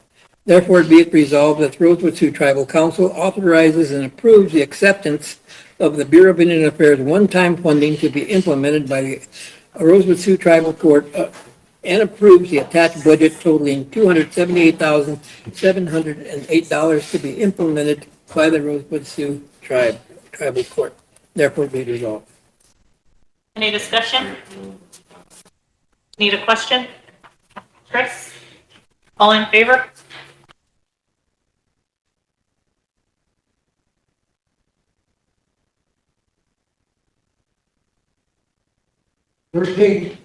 Opposed? 0. Not voting? 1. Madam Chair, Who's your one? I'll move to approve Police one now. Okay. Resolution 2025-291. Any second? Wayne? Okay, Mike. Starting with the fourth, whereas the Sicangu Nation Employment and Training Program is a Public Law 102-477 program which allows the consolidation of programs, including the Sicangu Vocational Rehabilitation Program. And whereas the Sicangu Nation Employment and Training Program is requesting the approval to consolidate the Sichango Vocational Rehabilitation Program by modifying the plan and budget, which would increase the amount of funding for clients and program activities, services, and decrease the administrative costs by integrating staff job descriptions, which are similar to the Sichango Nation Employment Training Program job duties. And whereas the Sichango Nation Employment and Training Program has a history of accountability, transparency, professionalism, national awards, and successful grant awards above the funding received, specifically Green Energy Grant Award, see attached. Whereas the Sichango Nation Employment Training Program has been approved by the funding agency to administer the grant as per recap of August 10th, 2025 meeting by the RST attorney Xavier Barraza, excuse me, the attached email. Therefore, be it resolved. Kristen, any question?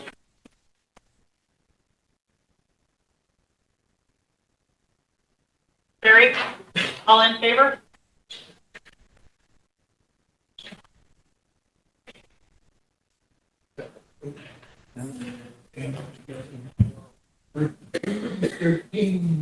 Thirteen. Opposed? Zero. Now voting? Zero. Motion carried. Next one, Mike. Madam Chair, I'll move to approve 2025-292. Need a second?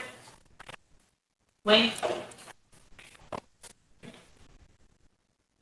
ahead, Mike. Starting with the fifth whereas, the Sichango Nation Employment Training Program is requesting authorization to purchase a case management system specifically designed for public law 102-477 programs from, is that Dakota Consulting Limited, Liability Limited Corporation for $50,000 out of the Sichango Nation Employment Training Program 477 funds, and there's attached proposal.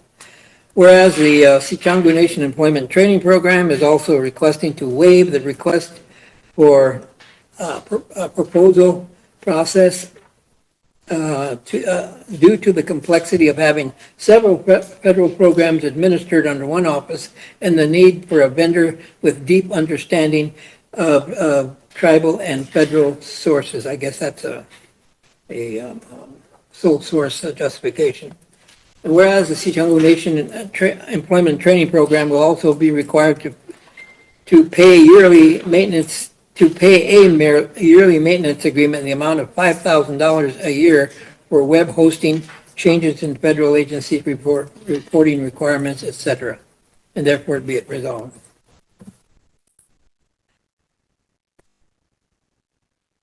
Need a question? I'm a stickler for corrections if this is gonna be official document on a lot, we're out of that A ought to be separated. Sounds like it's just fire. Good point. As amended. Sounds like Czechoslovakian or something. Now, can I have a question? I'll question. Oh, Kristen. Little question. Chris? All in favor?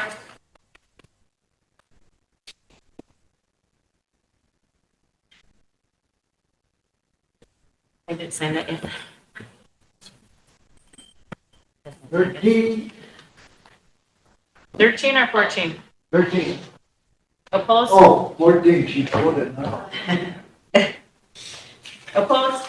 Zero. Not voting? Zero. Motion carried. Okay, Mike, that's it for budget and finance. One I more. have a question. Oh, one more? Yeah. I had a motion that I wanted to resign from Budget and Finance, and I want to open up the seat to another council rep. It serves at a certain time on a day that I usually have another committee, so it's hard for me to make it, and I think I've gotten the experience that I needed from it to understand the tribe's finances, so I'd open that up for another rep to learn the same thing from Budget and Finance, and they get used to understanding the finances of how the tribe works. Thank you.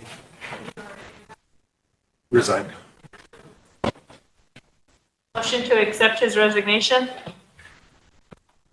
Lila, second. Chris? Question? Ben, all in favor?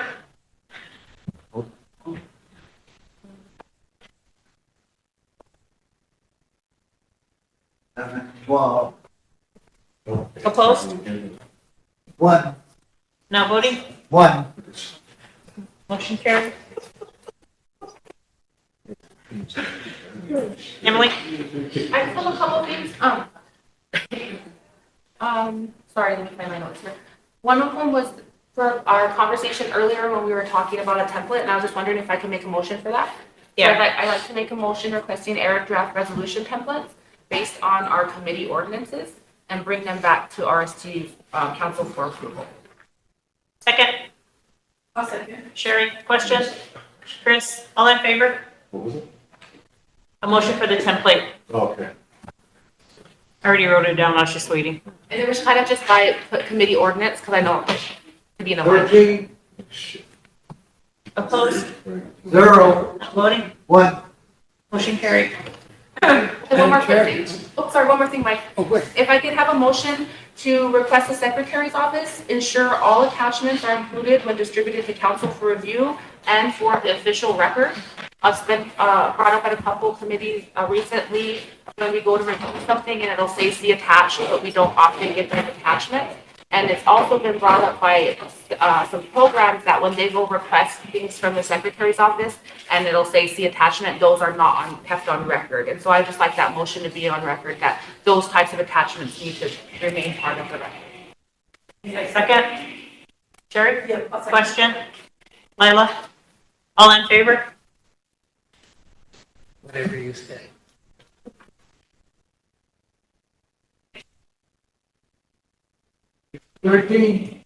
Opposed? 0, Not voting? 1. Motion carried. Thank you, council. That's all I have. Mike? Madam Chair, could we fill the seat on budget and finance? Somebody maybe needs the experience.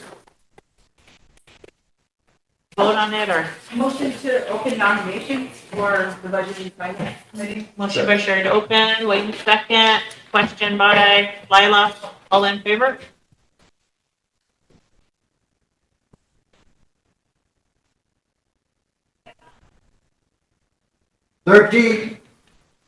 Opposed? 0, Not voting? 1. Motion carried.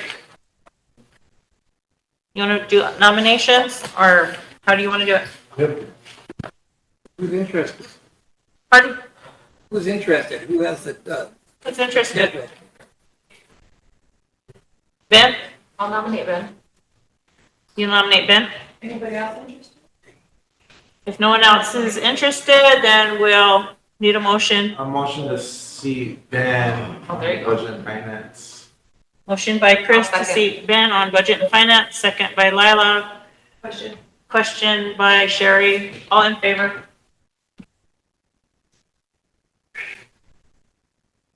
$10 Friday. 11, Opposed? Took me 3 turns to get on that. 0, Not voting? 2. Motion carried. thank you. Thank you. All right. Welcome, Ben. I'm gonna give The myself. next one You is, gotta bring $10 to put in the kitty. You'll be The next great one at is- bringing up a little bit. the next one is communities. Become a villain in this community. Hey, Where's it at? Whatever you prefer. Is it that? Those are the minutes. Those are the minutes that need to be approved yet. Are they in the box?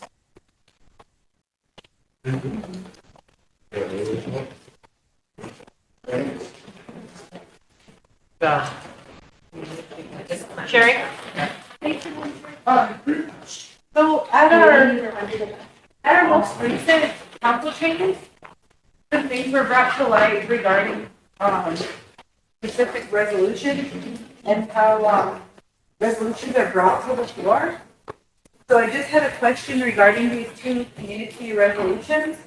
If the 25-274, it has a number, so I'm assuming that that went to budget and finance? No, they come to community with their community minutes, and that's another process because they are appropriate committee. What committee did they go to? Their community.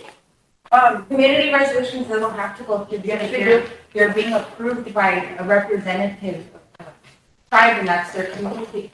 So as long as the minutes are attached and their dates, then they were brought in at an appropriate time. Sherry, I asked, Eric to come in. Thank you. While we're waiting for him, we can go on to the next one, if that's all right with you. Because no matter what, they have to be vetted. Yeah, and at our council training, community resolutions and community issues can be brought to the floor, but if there's a resolution that has to go to the community the committee that it pertains to make sure that it's in alignment with tribal policies. Because, community can't come and amend any ordinances, that's the council's job. And that's what this community looks like they're trying to do here. And they're also trying to get involved in personnel policies and procedures manual.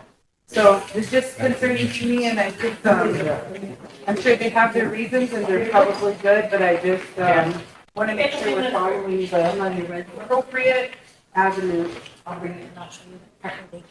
Next on the list, it looks like it's Economic Development Committee, and there's no resolution, but I just wanted to make sure that everybody is aware.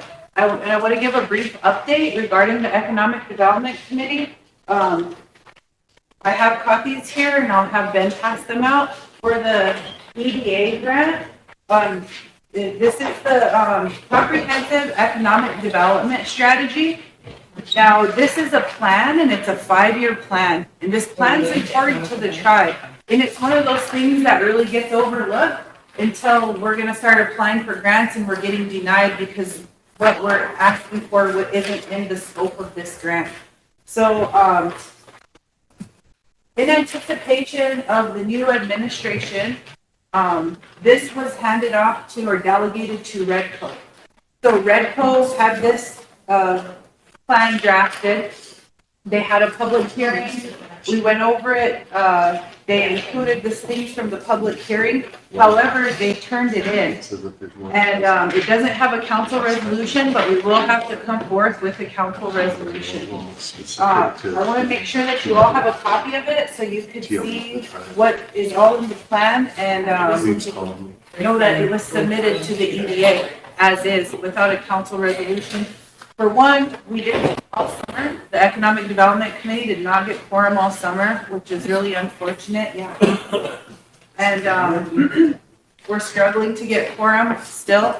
But Redco moved forward, and I'm glad and thankful that they did because our plan expired last year.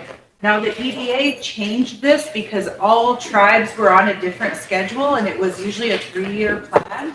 Now they moved it so all tribes are on the same schedule and it's a 5-year plan. So please read this. This is our tribal economic development strategy. It's pretty important. Thank you, Council. Thank you. Does that need I didn't get it yet, so is that something that needs a motion? Yes. So earlier on at committee, I did email like a couple really brief concerns that I had with it. Do you know if those were addressed in here? I don't know. What's Because I know I emailed that to the committee a while ago when you first emailed it out about using really old data like 2010 and stuff like that. Do you know if that was addressed?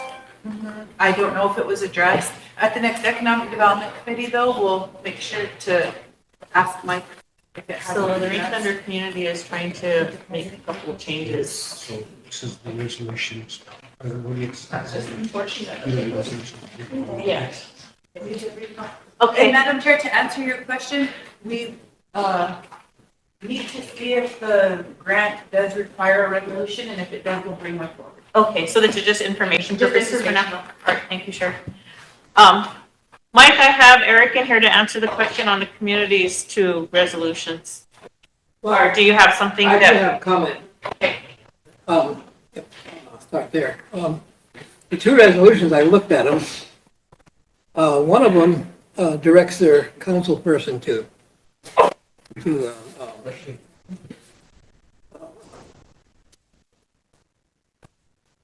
recommend something to the tribal council, and I don't see any problem with that. I mean, that's, but I think, out of respect, we should at least officially acknowledge that the resolution, appeared before us. And I could say the same thing about the second one also. They're not asking us to do anything, they're just letting us know of their feelings about the issues. And I think they have a right to do that. Yeah. And I think at least we should officially, the record should acknowledge that they were presented. It doesn't The require other us to thing that act the resolutions don't have, that should be required is the meeting minutes, the approved meeting minutes should be attached to the resolutions.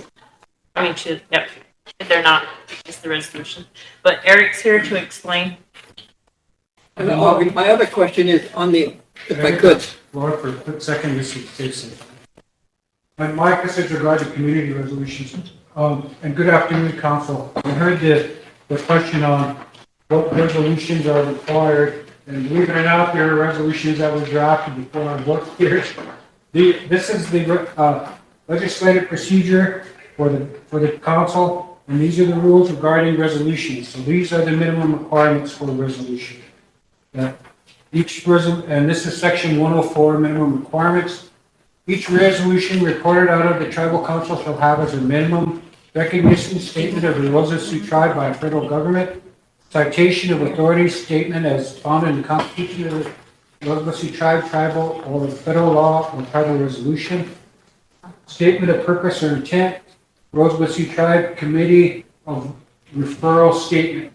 So it has to come through committee and be referred on before it reaches the floor. That's the procedure. Then the final one is statement of authorization to the proper tribal government entity for implementation.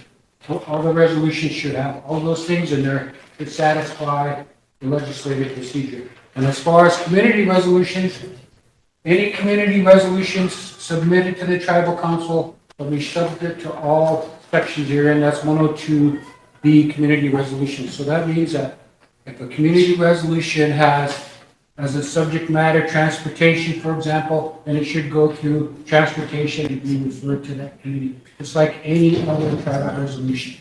So those are, if you would like, I can email this all to you. It's section 100 resolution that has all the Eric, could you requirements, and that's basically the template for Right. any resolution. So I heard that motion, and this is the template. Yeah, you saw these two resolutions, right? If they're community resolutions, I haven't seen it. Right here. Well, I would This is what we call suggest, you in which for. committee should they go to? If they're not on this specific subject, it Eric, would probably you need be to look at governmental these. affairs. Yep. That's where they should go. You need to look at those to see what we're talking about, what they're talking about. Go ahead, Sherry, while he's looking at those. Thank you, council. And that's exactly what I was suggesting. I didn't want to disrespect the community and not acknowledge them. I just wanted to make sure that they were abiding by the proper rules of order. And I do make the recommendation that 274, that one goes to the Budget and Finance Committee, and that 275 goes to the Governmental Affairs Committee. And Madam Chair, So they want your opinion on those can be referred to either committee from here. I think the correct way to handle it is to note or report them from the community on the record of this, and then refer them to the appropriate committee for review and referral, and then the committee can make its point on whatever the resolution is requesting, or whether it's One of them is consistent tribal law. requesting an ordinance change. And the budget one should go through both budget, finance, and governmental affairs. Our communities are governmental entities, and the other one could just go right to governmental affairs. And if it's for example, if it's a law enforcement issue, it might have to also go through judiciary. So that would be the correct procedure, the way I read the legislative procedure ordinance. Thank you, Eric. Does that answer? Yes.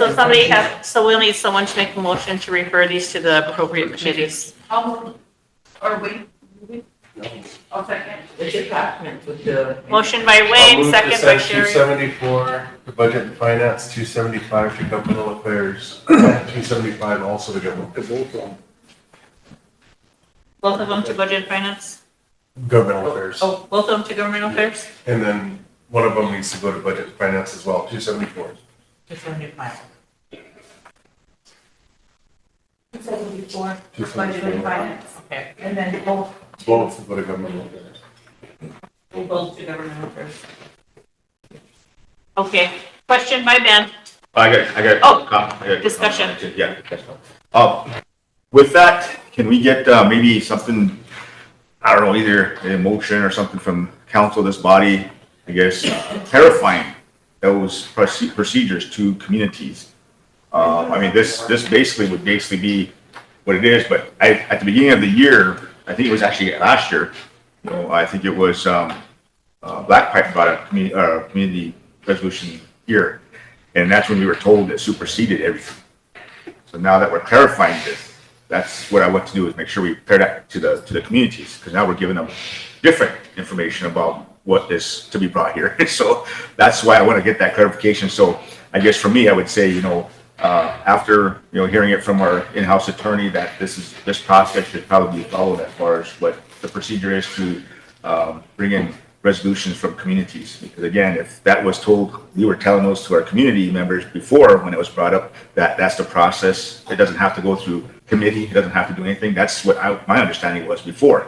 But now that we got clarification on it, you know, can we at least get that cleared up right now to say that our in-house attorney and that we're going to get out to the communities? Because otherwise, you know, they could say, well, you told us this before, and now you're changing your mind.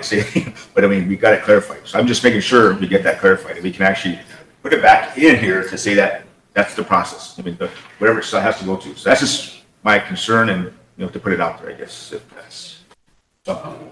Madam Chair, Yes. I'm not saying that the process that you followed was incorrect. I'm just saying this is what's in the legislative procedure. And secondly, you're the legislative body, so if there's a sufficiently urgent or emergent situation that can't go through committee, and there's nothing stopping you from addressing it here on the floor when it comes to the committee. That's your discretion. This is just the procedure that all resolutions should follow. There's always different circumstances where you can apply to say, we'll waive the procedure because it's an emergent or urgent situation, emergency. So those are the reasons why, you know, that you could follow the legislative procedure except for emergencies. And that's the purpose of emergency legislation. We put that in the resolution. And I think what his clarity is that he wants is in regard to communities. So general subjects or emergent subjects? So there's two. Yeah, see, that's what I'm saying. I'm trying to get that clarified, because right now, you know, the public is actually saying for communities, we can actually bring in a resolution to say, but it depends on what it is. Now you guys tell them what You're depends on going what to it is. draft like a PSA to put this out, so this is the procedure for communities to follow. Unless, let's say in your minutes, they got something that needs needs to be urgently addressed, like a illegal dump site that has medical waste. Something like that would, you know, be an example. And you could bring it right to the floor. You know, it's just how it's your discretion, the council's discretion as a legislator.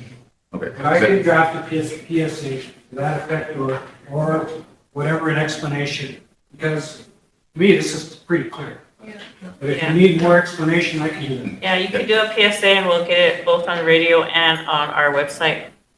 I mean, it was directed to their council rep to bring it here to this body, so I just want to make sure that they got the clarification of what the process would be and what the difference of that would be. So, I mean, you know, we got to put it in English terms enough to understand. That's my concern on it. Right. And it should be. The fact that those come, if it was for informational or this is our view, that's one thing.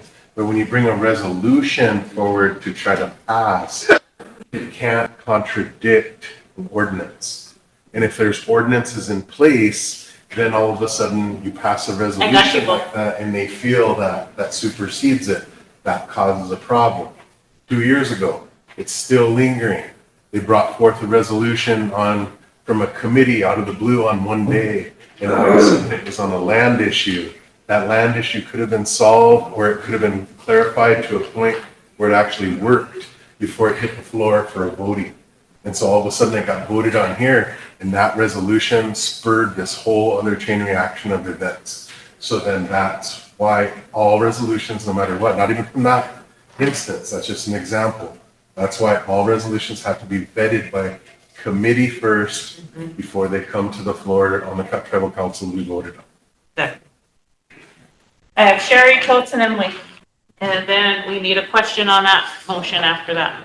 Thank you. I would just suggest that all the council reps, report that and take a copy of the ordinance when you do your community report. So your community chairs and your officers know that. Also, just to, further, express, when it comes to legislation, that's our job. We're the ones who are in charge and responsible of legislation. We're the ones who are elected for legislation.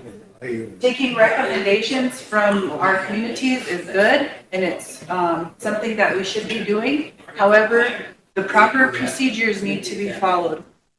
And those are all in place because there may be something that a committee is working on and the community is working on. And if that community goes to the committee, then they can partly work on that. The other thing that's good about it is when the committees are working, we have something that the community don't, and that's our attorney. So we can refer questions and make sure that things come to this floor ready and that they're vetted, like Councilman President said. But, thank you, Council. The other thing is that these motions need to have community minutes that are approved. Just like with us, we make our motions or we pass them, they get typed up, then they come back to us and then we approve them. Then they're official. They're not official until the next meeting when they've been approved. I have Coates and Emily. I just wanted to state the same thing as Sherry just did. We can take those back to our community officers and when these resolutions go into the secretary's office, because there was one in here earlier that when they have contracts and different things, and we've asked this several times, if they can just be attached to, and like if they didn't turn their minutes in and it states about the minutes, if you can just give them a call, anyone, not just about these two resolutions, but anything, and ask if they can email you guys the documentation that it's stating in the resolutions, so that way we can have those too. Thank you. Emily. I have two things quickly. The first one is something that you just said that I confused myself on, and I want to make sure that I have it right. So when I report to community community minutes are not official until they're approved of at the next meeting. However, if something is voted on in a meeting, can they immediately act on it, or do they have to wait until the minutes are approved at the next meeting? Because when council makes motions, they're acted on.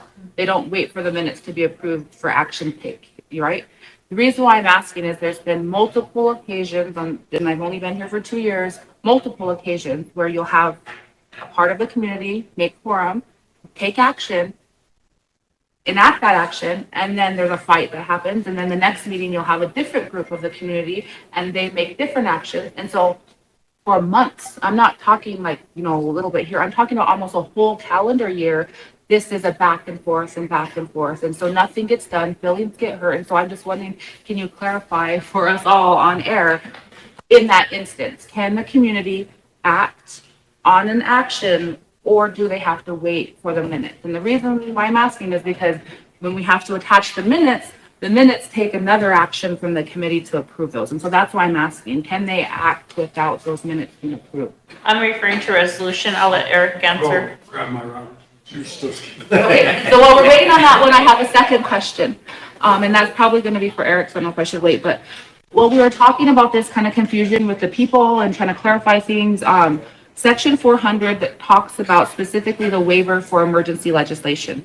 in that it says for emergency legislation, 2/3 of the vote of the Rosebud Sioux Tribal Council, I'm assuming in instead of is, session shall be required on each individual resolution or ordinance to waiver all sections except section 104, minimum standard of the legislative procedure. So my question is, who's checking that? Because I know since I've been on council, no one has ever said, this is emergency legislation. We need 2/3, not simple majority. And it actually can be meaningful because those could be 1 to 2 to 3 or more votes that are differentiating that majority. And so in accordance to this ordinance, if we were to go back and look at all of our emergency legislation and they did not have 2/3 of the vote of council in session, they would be then invalid. So I'm wondering whose job is it to do this since no one's been doing it as far as I know up to this date? We'll have Eric answer that for you because I know Sherry did bring that up and that's why she had to wait with bootlegging because that required 2/3 of the body, full body. But that one was the ordinance change for full body. This one says in session. Yeah. I'm assuming And- it says is session, but I'm And assuming. actually, if, in your Bibles, Oh, please don't call it that. every ordinance has that information in there. I'm reading the ordinance. I'm I literally. mean, for reading each committee though, it has that information in there. But I'd rather prefer that Eric give you the official as our attorney. I don't want to be quoting something wrong and being held accountable for my misrepresentation of your question. it. Yes, Full of Mike. lies. Every time I hear Bible, I just hear full of lies. While we're waiting, can we vote on this? It's still, Can I ask a question before you guys do that? yeah. Toka ošte na pečiu zapelo. Je tako vajmuchin, takhle dneska hanečky, toka bylo tako, aha. Sinuka sapo tipetan le tako vapion a hibas kachtam na toka chankajci. Kahe chawimu glauci. The question I'd like to ask is what happened to that resolution that Black Pipe community submitted several years ago, or several months ago, I should say? What happened to that? We tabled it, and how come it wasn't recommended to the proper committees? Where is it at? Where's the resolution at? Madam Secretary, where's the resolution at? I mean, I'm not asking you to look for it, I'm just asking you a question. We have a file of tabled resolutions on. File 13? It's in limbo. If it's up, Table, We you need gotta to bring get it up. out, we dealt with it. well, we should have brought it back. It's been over 7 months old now. We need an answer for Black Pipe community members. If we're not going to act on it, tell them. It's pretty much word for word of what I'm reading here, and that's what I've been pretty adamant about all this time. My entire tenure as a councilman, I've been harping and griping about this. You guys need to listen to the people. We're always saying that, but we don't do that. We got big ears, but there's no holes in them. Comes in one ear and out the other side. We're not even doing what people are asking us to do. I'm not saying to recommend to make this a legislative action. What I'm saying is that people are really disgruntled with this body. You're going to get, I'm surprised there's no other resolutions from other communities coming in. This is very similar to Black Pipes. So you guys got to listen to the people. Cut down on your travel. We're in a worse financial shape, and you guys are traveling like crazy, like there's no end to the money. We have that kind of money, give it to the people. Unpack your bags, and just like what Councilwoman Juan said, let's work for the people. Let's get things done. Unpack your bags for a while. Take off your ribbon shirts and ribbon skirts for a while. Let's work. Let's get things done for the people. Let's think about what's coming up for the winter time when Leah doesn't have any money. The politicians up to Washington are playing around with the hunger of the children and families and stuff. They're using them as pawns. ويعطي انها وكيدو كيس خطيرة أتا شوكاتا كيس هتعطلو هنا تأمتيك شوك سخا هنا ويوك جاك سخا أشي تشانغ سلي هيتشوك أمسني تاغل واشي شوك وغلي سمي أتا تاغني يوك تشني شوك So let's for once start thinking about the people. I don't know how the council rep from Ringside Community voted, but there was a vote earlier regarding the trip to Washington. You know, that's one of the things that I wanted to bring up is that, you know, we're always talking about, you know, for working for our people, and we don't do that. Hechum Schnell. Washito Kitela Hechum. Lena Lakota Kilela. Wooks up this because the virtues aren't even working in here.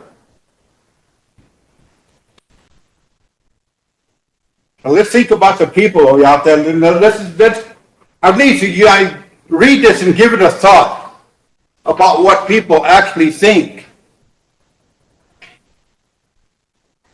Yeah, I've been crying around about this every time about traveling and giving each other bonuses and all the missing council meetings. I've been crying around about that. No, the people are the ones that are crying around, so I'm just relaying the messages to you guys.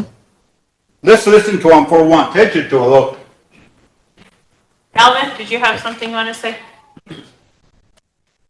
I was looking at resolution 274, and some of the stuff is right that is, you know, that did mention it is right. Especially it says, tribe is now planning to decrease travel budget and prioritize programs. Now, they're worried about casino funds and youth funds. All the funds that go in that community is controlled by 5 people, 5 members of one family. They don't have enough votes in that community, but the community votes come from the outside and it keeps them in there. Now, I did an audit on this. $88,000 misspent by our family. Another $46,000 on youth funds. So what are they worried about? They have spent more than the tribe ever did. Now, I had asked Wayne, I showed him, he doesn't remember, but I showed him that audit.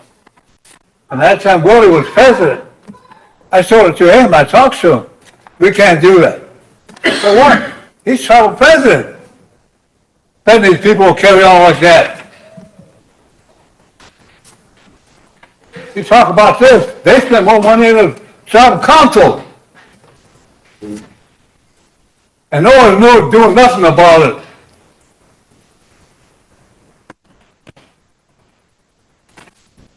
Now, they're sitting up there in federal court. They haven't done nothing because they need a statement from the treasurer how that money is supposed to be spent. Now, Wayne does say he doesn't remember it, but we took it to Attorney General, and he sent it up to Pierce, and that's what it said. These people need to be prosecuted.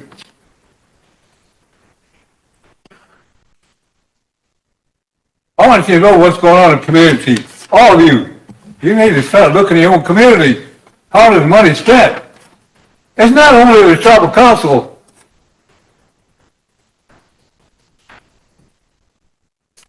Some of this travel is needed. We try to get funding for people, for the tribal council.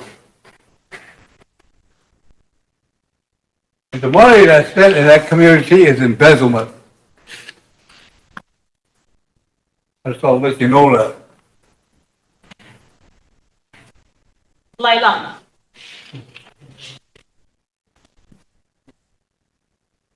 Thank you, Madam Chair. In regards to, you know, our communities, you know, I'm sitting here and I'm thinking about, you know, who we represent. And we're really in a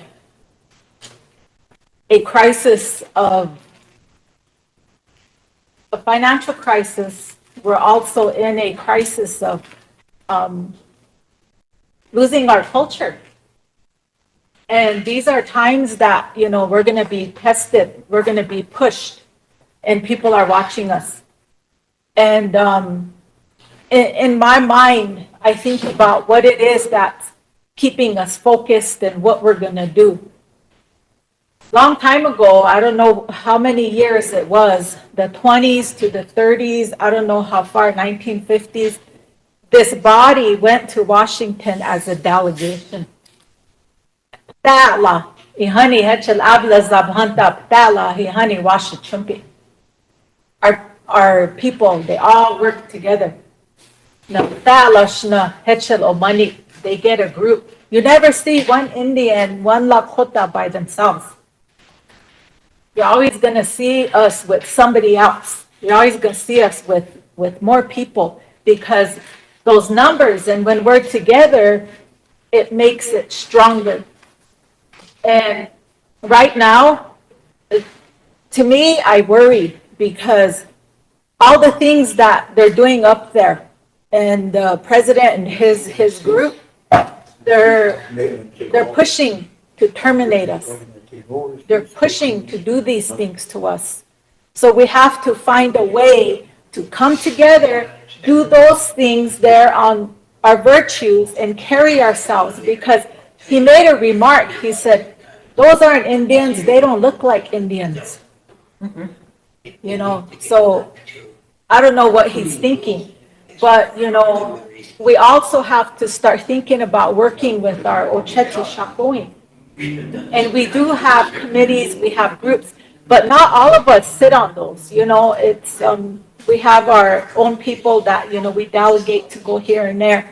But I think that it is a crucial time, and that this whole body go up there together with our administration. We can grumble, we can have our business and our beef here. But when it comes to the bigger picture, we are all responsible to carry our people on our back. That's our job. And I take these to heart because to me, they're telling us, they're giving us kind of like a warning. They said, police yourselves. And I think this body, we can do that, and we've been doing that. But our travel, it does need to come down. If we look at those things, I myself, I don't go places because, a lot of times we have somebody else going. But we have to come together and make those decisions that's going to save us money. We're all struggling coming back from COVID. We had money. We gave it to everybody. We shared it. And we did the best we can by helping our people. But we're struggling with medical situations right now. People get flown out. There's an issue there. And at one time, I think we had it here at the Secretary's office. And council had some funds, and we spent all that. So now the people have to go to social services on top. But, sometimes they're not open during the day or, however that's working. But I worry about that. I just had a community member who, they flew somebody out and it was holiday. And, everybody just kind of helped and had him leave. That worries me because when they go, $75, we help with for an appointment. And then if there's a fly out, it was $100 to Rapid and it was $150 to Sioux Falls, which is a lot for us to give here, but it's not enough out there. That's a situation that we need to discuss here. Budget and finance as well in this body. How we're going to look at it so we can ask our treasurer, give him some guidance about how we're going to do this. And, so it's a struggle for me. I want us to go as a delegation and hey, we are all here now. Tell every single one of us, what you're gonna do. We're the Rosebud Sioux tribe. All these pictures I see, all our ancestors had Najikbi, they're standing on the steps of the White House. This isn't about individuals. This is about all of us existing. And this job, it's hard. It is. It's hard because we got a lot to think about and a lot to look at about the hunger situation. Our job is to provide that for our people. And, they've been passing out buffalo meat. That's really good. I'm really thankful for that. And we need to also look at, who's doing what, put it up somewhere, make a website or put it on somebody's website about what what programs are distributing what to the people. Maybe we have some food at home, but right now as they're sitting here at home, there are people who don't have nothing. I know some got their food stamps, I guess. Was it partial? 60%. Okay, and then they're going to get more. But we don't, I don't know, anything can happen. We can't count on that. So this was a wake-up call, and I think about it like that because we got to get ourselves moving here. We got to get ourselves going here.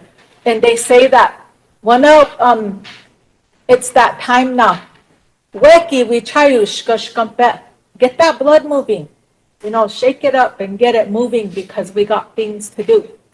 So that's where, I'm at. I struggle with the travel and stuff, and then I also want us to go as a delegation. But I think it's individually up to us. And the other thing is, if that was to happen, what is the budget going to look like? And if the people want us to go, we have to let them know that this is a time we have to do this. But we have to look at a budget and see what that cost is too, and let the people know, because that way they'll have an idea, of what's happening. So those are just my thoughts, and I really want to. I'm thankful, I thought about the Black Pipe resolution too, and these resolutions, on the wall. So hey, we see it. This is what Ring Thunder brought us. Get those poster boards, put them up right here. Which communities, this is what they wanted. They want us to remember those things. Watch ourselves, carry ourselves in a good way. So, it's good. These are good things. And we have to just listen, So I acknowledge, all of this when the communities are coming. So it's going to be important to work together. So those are my thoughts. Pilamaya. All right, before we go on, this has been sitting here for a while, waiting on a question. But I just want to mention that in the past, before anyone went on travel, it came to this body.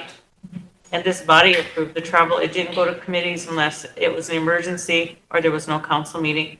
And the body did select people with whatever meeting it was, if they were from those committees that attended, because they were familiar with whatever meeting they were going to attend, or training or conference, whatever it was. But that's how it was done in the past.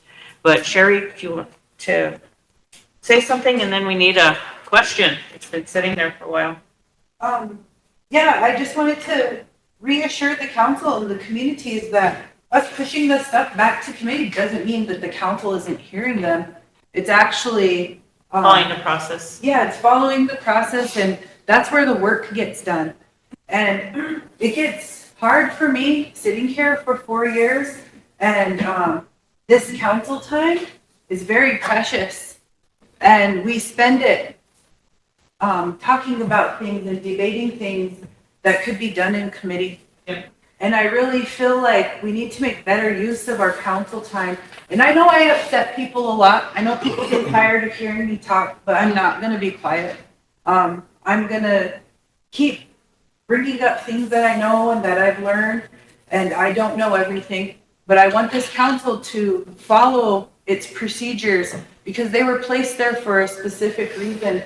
And I don't think that this was put in place to try and block anybody. I think it was put in place to help support and bring forth proper ordinances and resolutions. Because, and sorry if I offend people, but I guess I don't know why a community opposes tribal advances to tribal employees. That's tribal business. Those are the program funds. Why are communities bothering themselves with this type of thing? You know, if the council approved a budget and we have a procurement manual, changing that procurement manual, there's a process for us to do that. So if this is something that's affecting our tribal employees, if we have something that's coming up, we've been talking about LEAP, if there's something for LEAP and our director for LEAP needs to go to DC to lobby for her program, but it's between tribal paydays, if we followed with the community one, they don't want us to give that director a travel advance.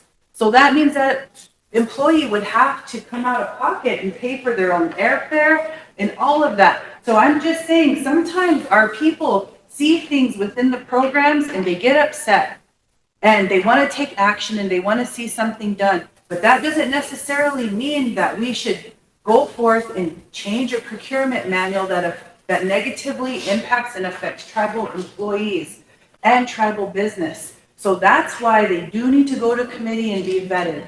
And I do Have you, Mike? And I do support our communities, and I do think they have valid concerns, but I also know I used to be one of those community members with lots of concerns and lots of opinions about the tribe. Sitting in the seat is different. You learn a lot different things. You learn how the tribe actually runs and how to navigate things. Now, when they come to committee, they can get the committee to move forward on this stuff. And that's where it should come from. So thank you, council. Madam Chair, I'm gonna take a few minutes and I'll be back. I'm gonna step out, but.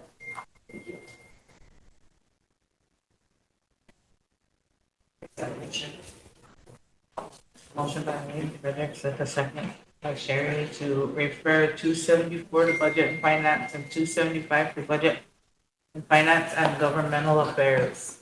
I need a question on that motion. Yeah, Mike's got a question. I have a question. All right, Mike, before we vote, go ahead. And, this is taking up a lot of our time, but, the ring thunder resolutions again. I'm reading, the one that talks about travel advances to employees.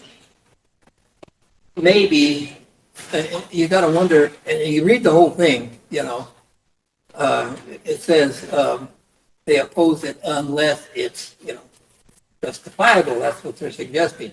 Maybe there was an incident, something that someone in the community saw where a tribal director had some business in Washington, but took along two of their employees. Is that necessary to take along two employees? I mean, maybe it was an incident like that that triggered, you know, this resolution.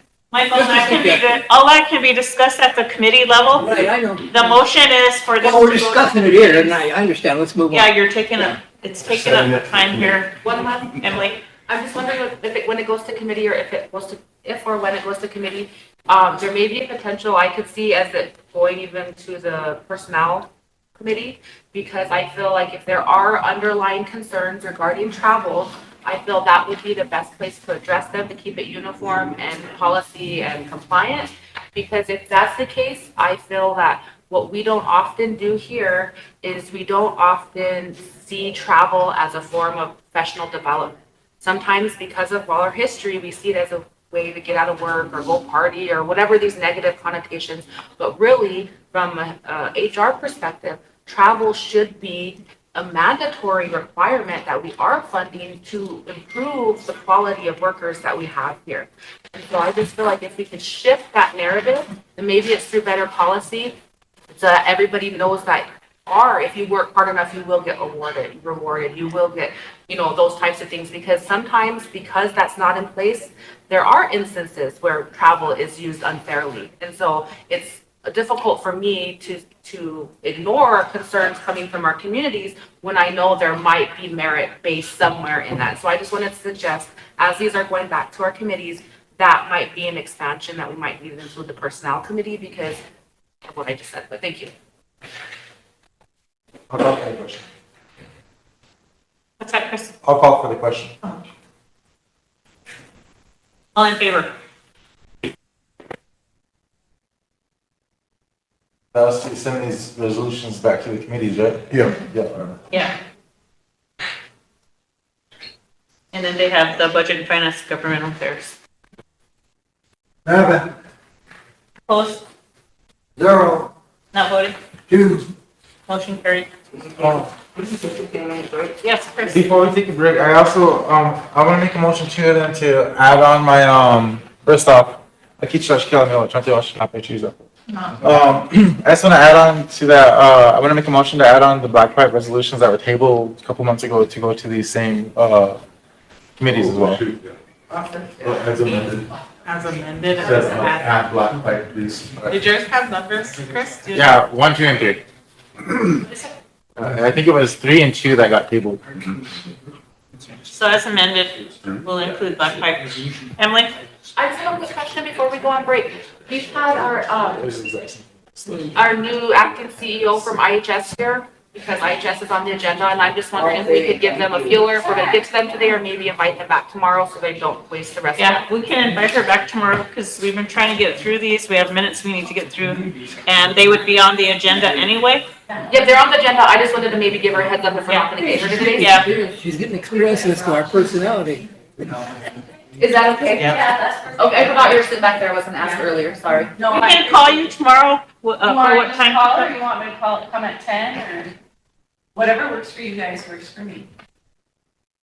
As we're getting closer, I can call. As we get close, yeah, we'll have Tanya call you. Yeah. And when we get You can to, text my cell too. yeah, because you're fourth on the agenda coming down. Okay. And then when we get to my answers from Eric after the break. Yeah. I'm gonna give you an answer, Mark, so I don't. Oh. Votes.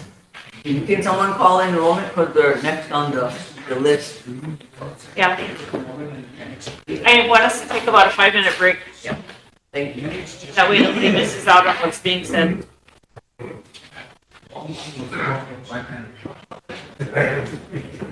Tanya, can you let enrollment?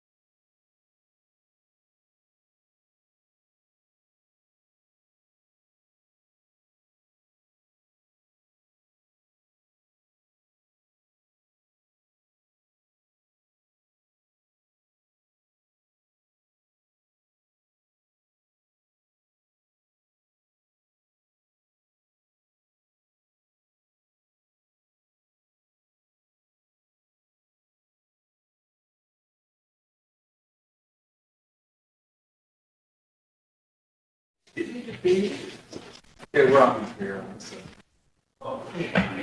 Okay. Council, we're gonna take this time to go off the air, so those that are listening, we're gonna be working on enrollment. And that is something that we go off the air for to protect the privacy of our tribal members being enrolled at this time. So with that, we'll go off the air for a little bit until we're done with enrollment, maybe 25 minutes. Yeah.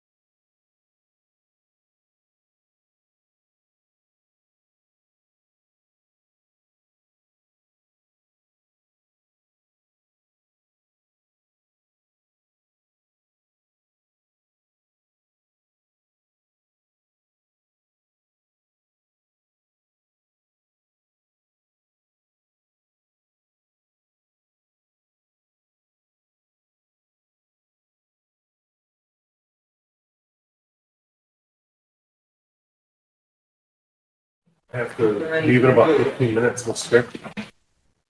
Formally, members need me.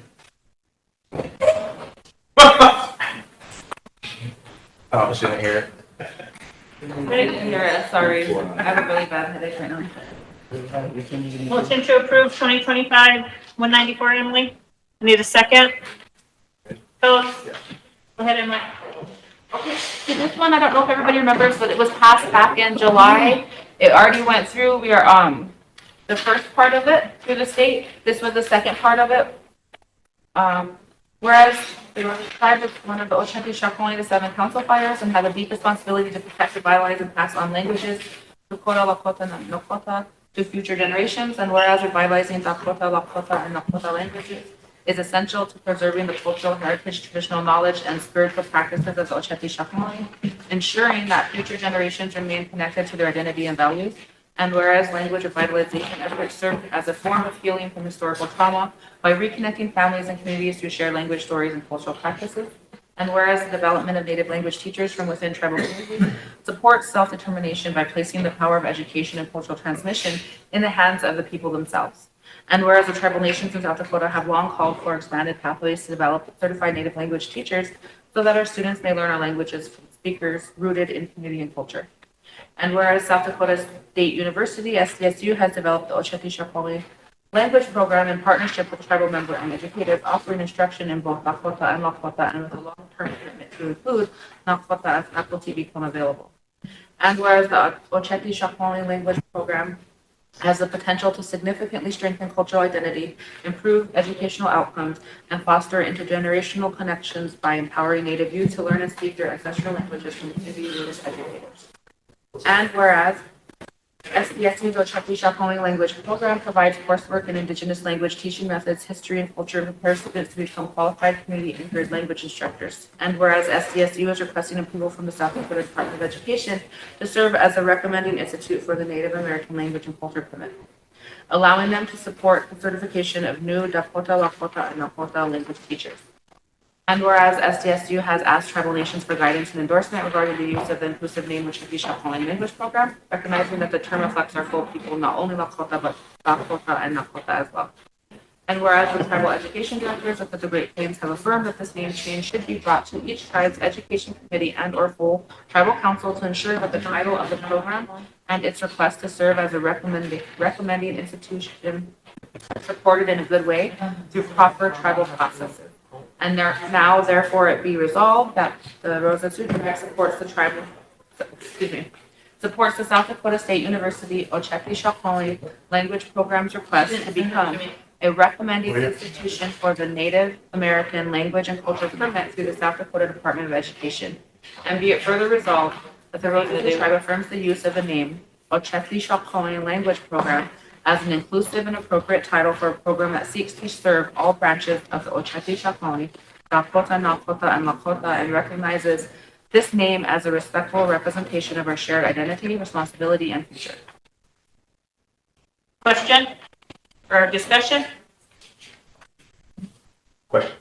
Question, Ben? All in favor? Wayne, are you voting?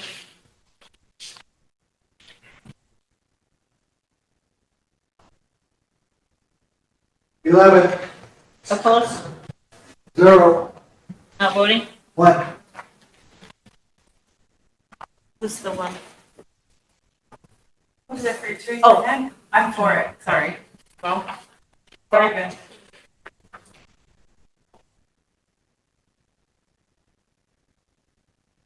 okay. Next is governmental affairs. Oh, we don't have, we already did that one, sorry. Yeah, we read that.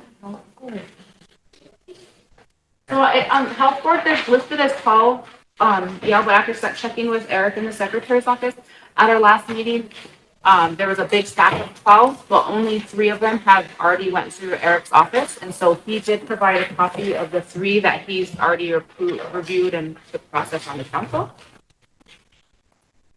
Let me grab that. I wasn't sure if we were going to get to them today or tomorrow, so I put them up for tomorrow. But the first one has to do with hepatitis C, it's $1.25 million HHS for 3-year HCV elimination pilot. That's one that's went through committee and Eric. The second one has to do with $50,000 grant for 1 year to plan self-determination efforts for dental and behavioral health care. And the third one that's been through Eric's review process. They need emergency legislation. They should already be in this folder. I don't know. I don't have any. They're not. They're not. Saying all at the same time. Then I'm not sure. I don't even know if these have went through committee, honestly. These are just the ones that Pam brought to me that said Eric reviewed. So what had happened is, our health administrator brought a big stat on committee day, and we went through them at committee. There was lots of incomplete packages. Some were saying we're gonna approve this $1 million contract, but there was no contracts approved. Saying we're gonna hire certain people, but there was nothing attached. Saying C attached, but there was nothing attached. So the committee made a motion to forward those resolutions to council or to Eric for review. And if he felt they were able to go to council and they were time sensitive, then we were gonna get them to council. If he felt they needed to come back for discussion or more thing at committee level, then we were gonna do it that way. So these are the 3 that he said he's reviewed out of that batch of 12. Of these ones, I can't say if the committee has specific motions on them. Are they time sensitive or can you bring them up at the next meeting with the rest of them? So like this one has a hiring somebody from August 1st, 2025. So I'm assuming that that one was time sensitive if they needed to hire them back in August. So I don't know if we could look at that one for Wichoni Wakan Health and Healing Center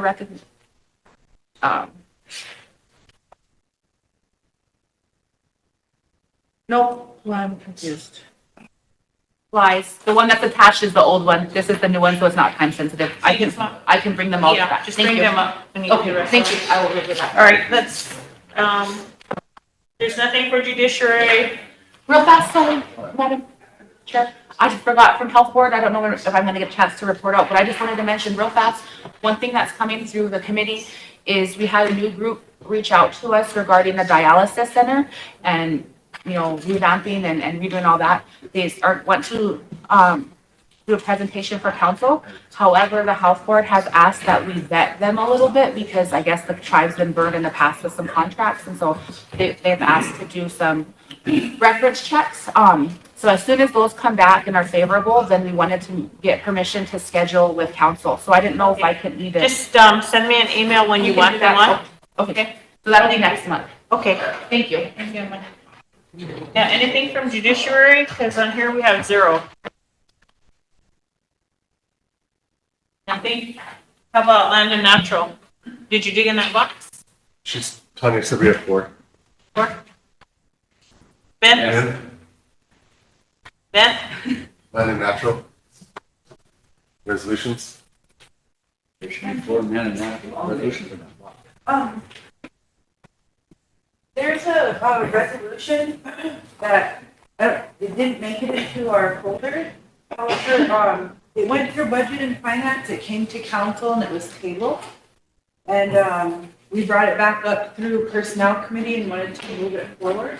And it's regarding, the code of ethics and the policy and procedures and contracts. And,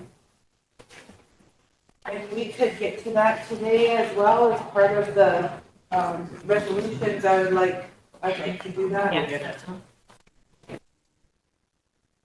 Under personnel, Yeah, under personnel, right after that's land and natural. yeah. So I just have the copies here that need to be. She's going after him. Okay.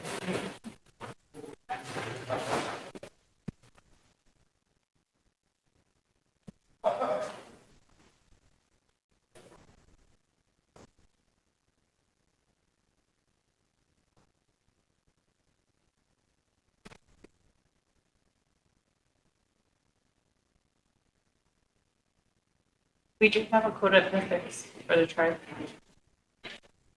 This is regarding the contract. To have directors abstaining from hiring any direct that's within 1 degree of separation.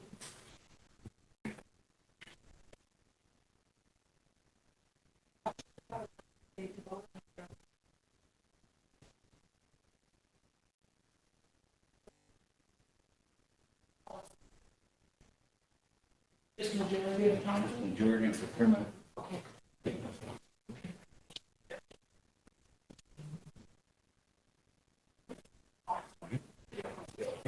I guess we're gonna have to bring these on as emergency, even though they went through committee, but it didn't have a number. Yeah, committees have to remember that when something comes to committee, the process, so we don't have to be doing emergency legislation is, it's supposed to go from the committee to the secretary's office to be assigned a number, and then it comes to council. Well, we have a secretary from the secretary's office. They should do that. Yep, there's It's not my job as a chair to make sure that the secretary does theirs. We pass it and then it comes here eventually, and only emergency legislation would be if it was towards the end of the month to make the first meeting of the next. Yep, But if so I put it towards the end of the next month, it shouldn't be an emergency. That's what I was Yeah, gonna it should be ask, a if true we missed that emergency. Wednesday deadline, because this one said it went to committee on the 20th, so I don't know if that missed the deadline of That would be that next third Wednesday meeting. or whatever. Thank you so But it much. should at least have a number, even though it would wait, you know what I mean? it would have had a number if it went to the secretary's office, because there is someplace a policy on it. There, it's supposed to go from committee to secretary to be assigned a number and then brought to council. The only time you don't is when it's an emergency legislation. Not just everything that happens in the Land and Natural Committee. I mean, any committee, not just that one. We get laughed out there. Yep, it must have missed the deadline, that's why it's emergency legislation. Otherwise, they would have assigned it in. It's a for real emergency. Wayne has to have it ready by tomorrow. Just Is kidding. it the third Wednesday or the fourth? Because there was an odd. Third, odd I one. think it's eight. So if it's the third Wednesday, that's why it doesn't have a number, because it was a. I think it is the third Wednesday, and that month was a little bit weird, because like the first was on a first, or right On on a a Wednesday, yeah, the first was on a Wednesday, so it would have said. Yeah. Wayne, who's CC on Land and Natural? CC? Yeah, it says TMCC. Chance form. Oh, yeah. Those are the people that made the motions in the second. Second. With Stanley. Tony, then Janice. That's cool.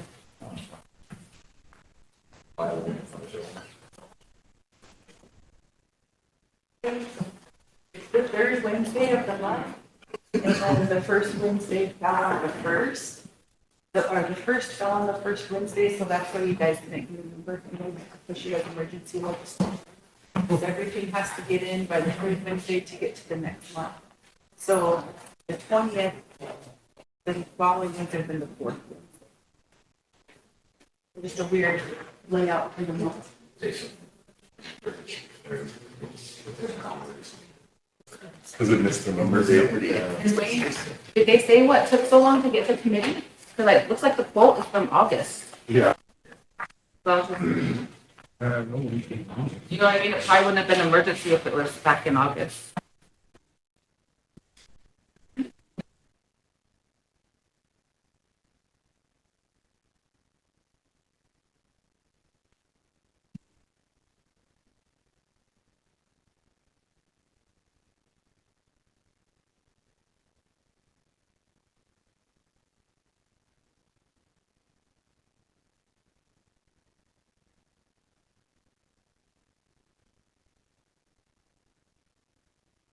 Have to list the funding source or no? What's yours coming up? Like it missed Or is that only like it missed if the grant threshold. payment? Just a few days. You don't have to list the funding source on these ones? Wayne, does it have to have the funding source listed? Nice, yeah. Just asking, because I know in other committees we've required. Particularly when it comes out of general fund. Yeah.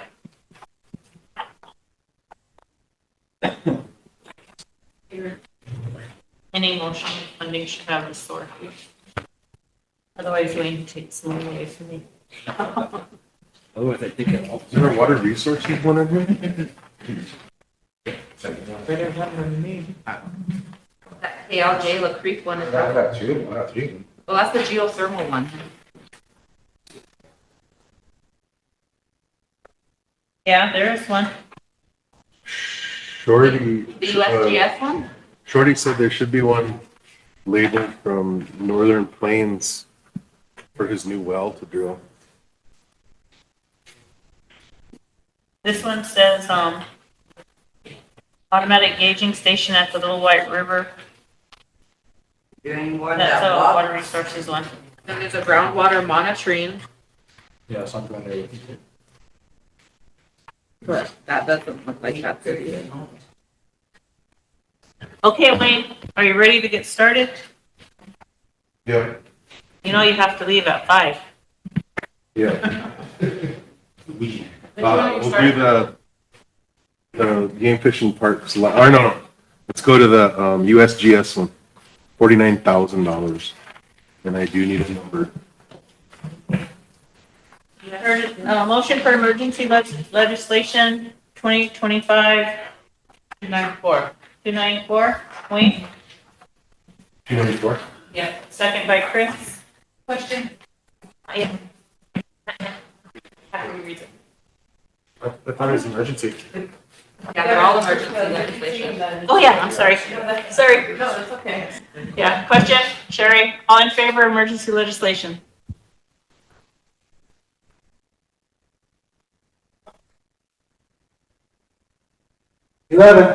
Opposed? 0, Not voting? 1. Okay, motion to approve 2025-294, Wayne.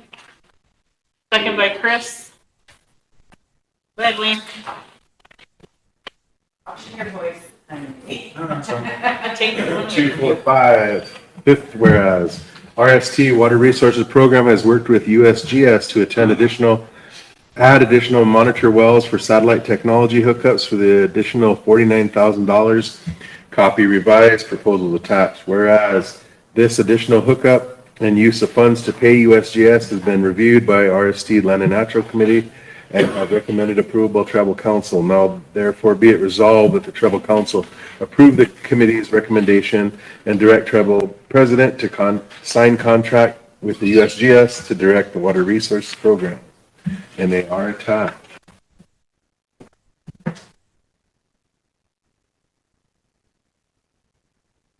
It is out of grant.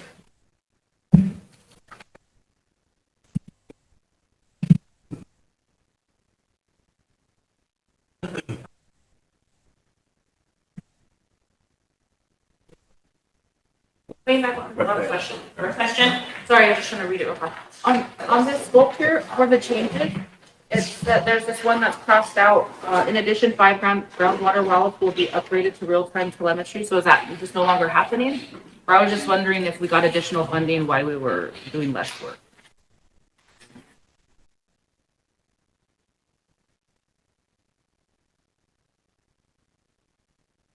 Wasn't there that day? I'll let you chair it. Nope, I wouldn't want to stay there, otherwise I would ask this question. The 148,000 and the 70,000 are crossed off, and then they've got in parentheses 119,000. I was just wondering, you know what I mean? Like, you would think if we're adding 49,000, the numbers would go up. So And then when you add them together, it's 118,000, not 119,000. Yeah, so I'm just a little bit confused, sorry. Yeah, well, I I don't was wanna- looking at the same thing. I don't want to hold it up, it seems like.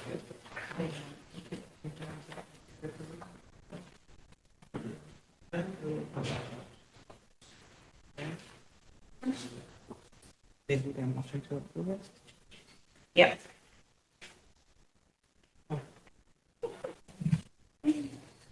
Chris.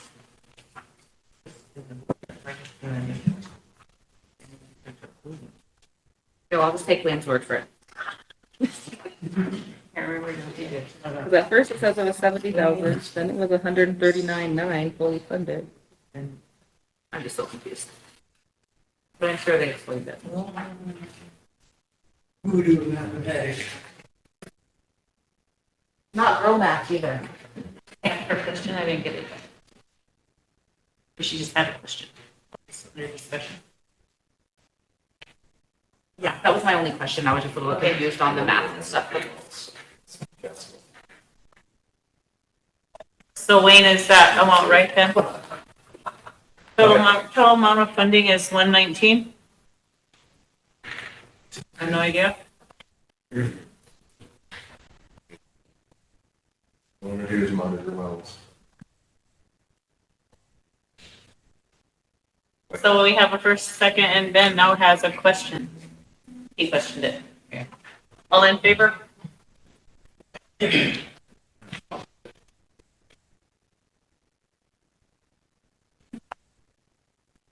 Well, Opposed? zero, Not voting? zero. Motion carried. So then I was flipping through this To what? and it has the resolution in the back of 140. Yes. We already did 294. Then that's why I got even more confused. Yeah. Because then it messes with your math even more. I know. That's why I said if no one else has questions, I'll just shut up. We're monitoring wells. There's money for it. Yeah. Which one are you doing next, Wayne? The Game Fish and Parks radios for the vehicles. And he did give me a funding source of 257.10 BIA one-time funding. It's all added in the fifth whereas. Whereas, move it on, emergency legislation with the number, please. Number 2, 2025, 295. Second. Ben, question. All in favor of emergency legislation?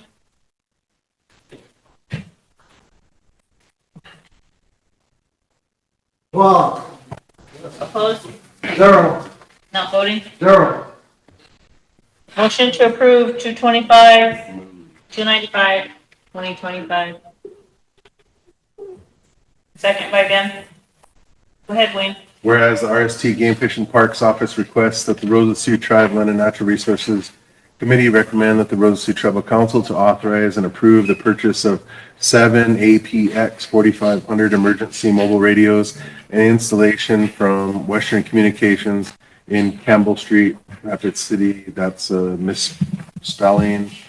It's Campbell, Cambell, in the amount of $30,593.01 for emergency communications between law enforcement dispatch and other emergency response persons on a sole source basis due to the limited availability of such services in this region of Western Communication, providing over 30 years of service to the Rosebud Sioux Tribe.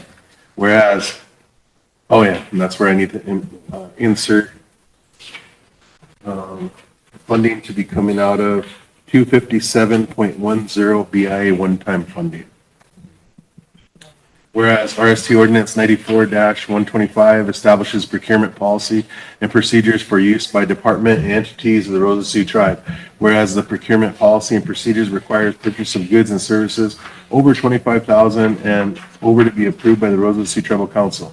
Therefore, be it resolved that the Rosebud Sioux Tribal Council approves the purchase of 7 emergency mobile radios and the installation of Western Communications for the use of law enforcement, rangers, and emergency communications on a sole source basis due to limited availability of services and over 30 years of service to the Rosebud Sioux Tribe.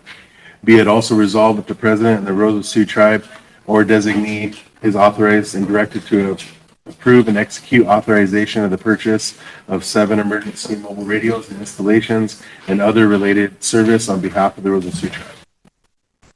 And the quote is, Any discussion? If not, I need a question. Chris? All in favor? couple years. But these ones are the other ones are gonna be obsolete. Well, zero, Not voting? zero. Motion carried. Like Cheryl, take one. What? Okay, hi. Are you leaving? You said 5. Yeah, I know. I got your 4. Or 5 too. He didn't fall back in. Okay. Emily, motion to approve for emergency legislation 2025-296.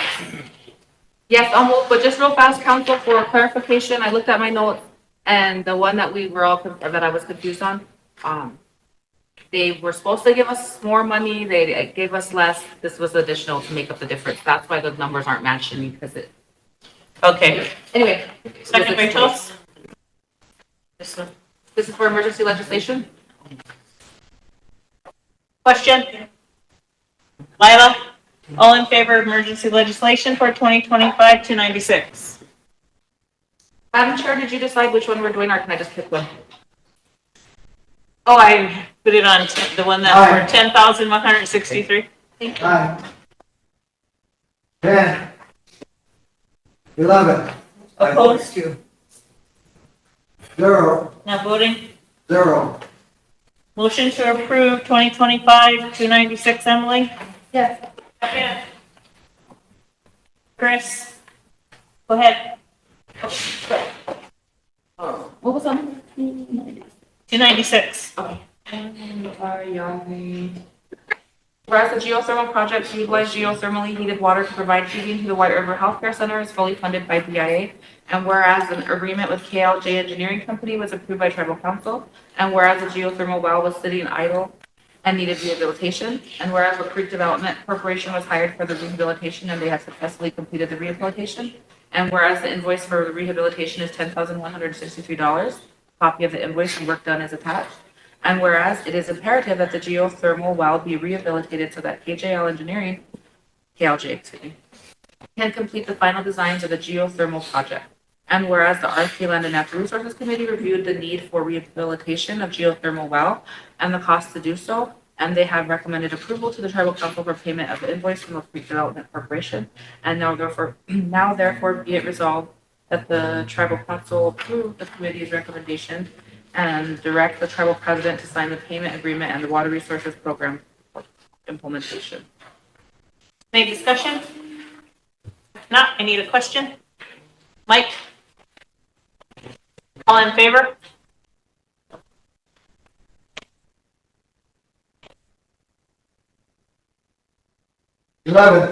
Opposed? 0. Not voting? 0. Motion carried. Last one, Emily, motion for emergency legislation 2025-297. Name second. Totes. Question. Cowboy. All in favor of emergency legislation for 297?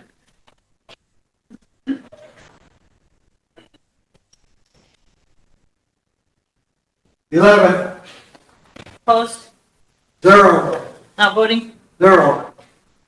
Motion to approve 2025-297. Emily, need a second.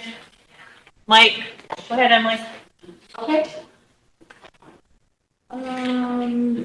Whereas it is imperative that the automatic gauging stations on the Little White River, Keapaha River, Rock Creek, Antelope Creek, etc., and the groundwater monitoring of 15 monitor wells by satellite technology be carried out with a contract with USGS.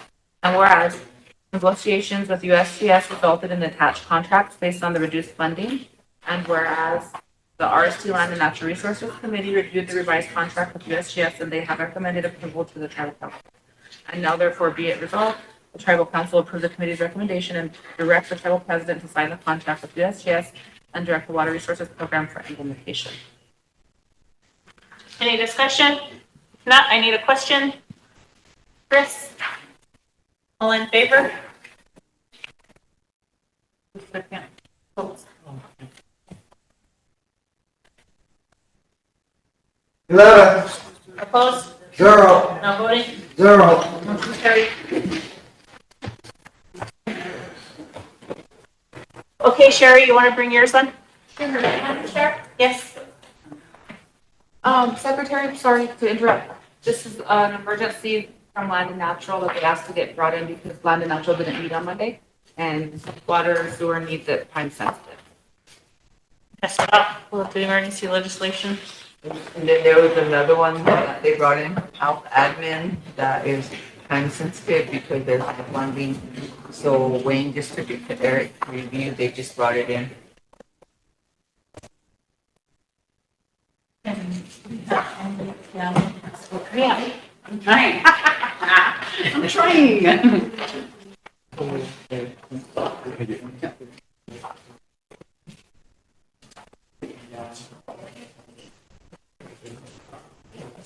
Twenty twenty-five, 298.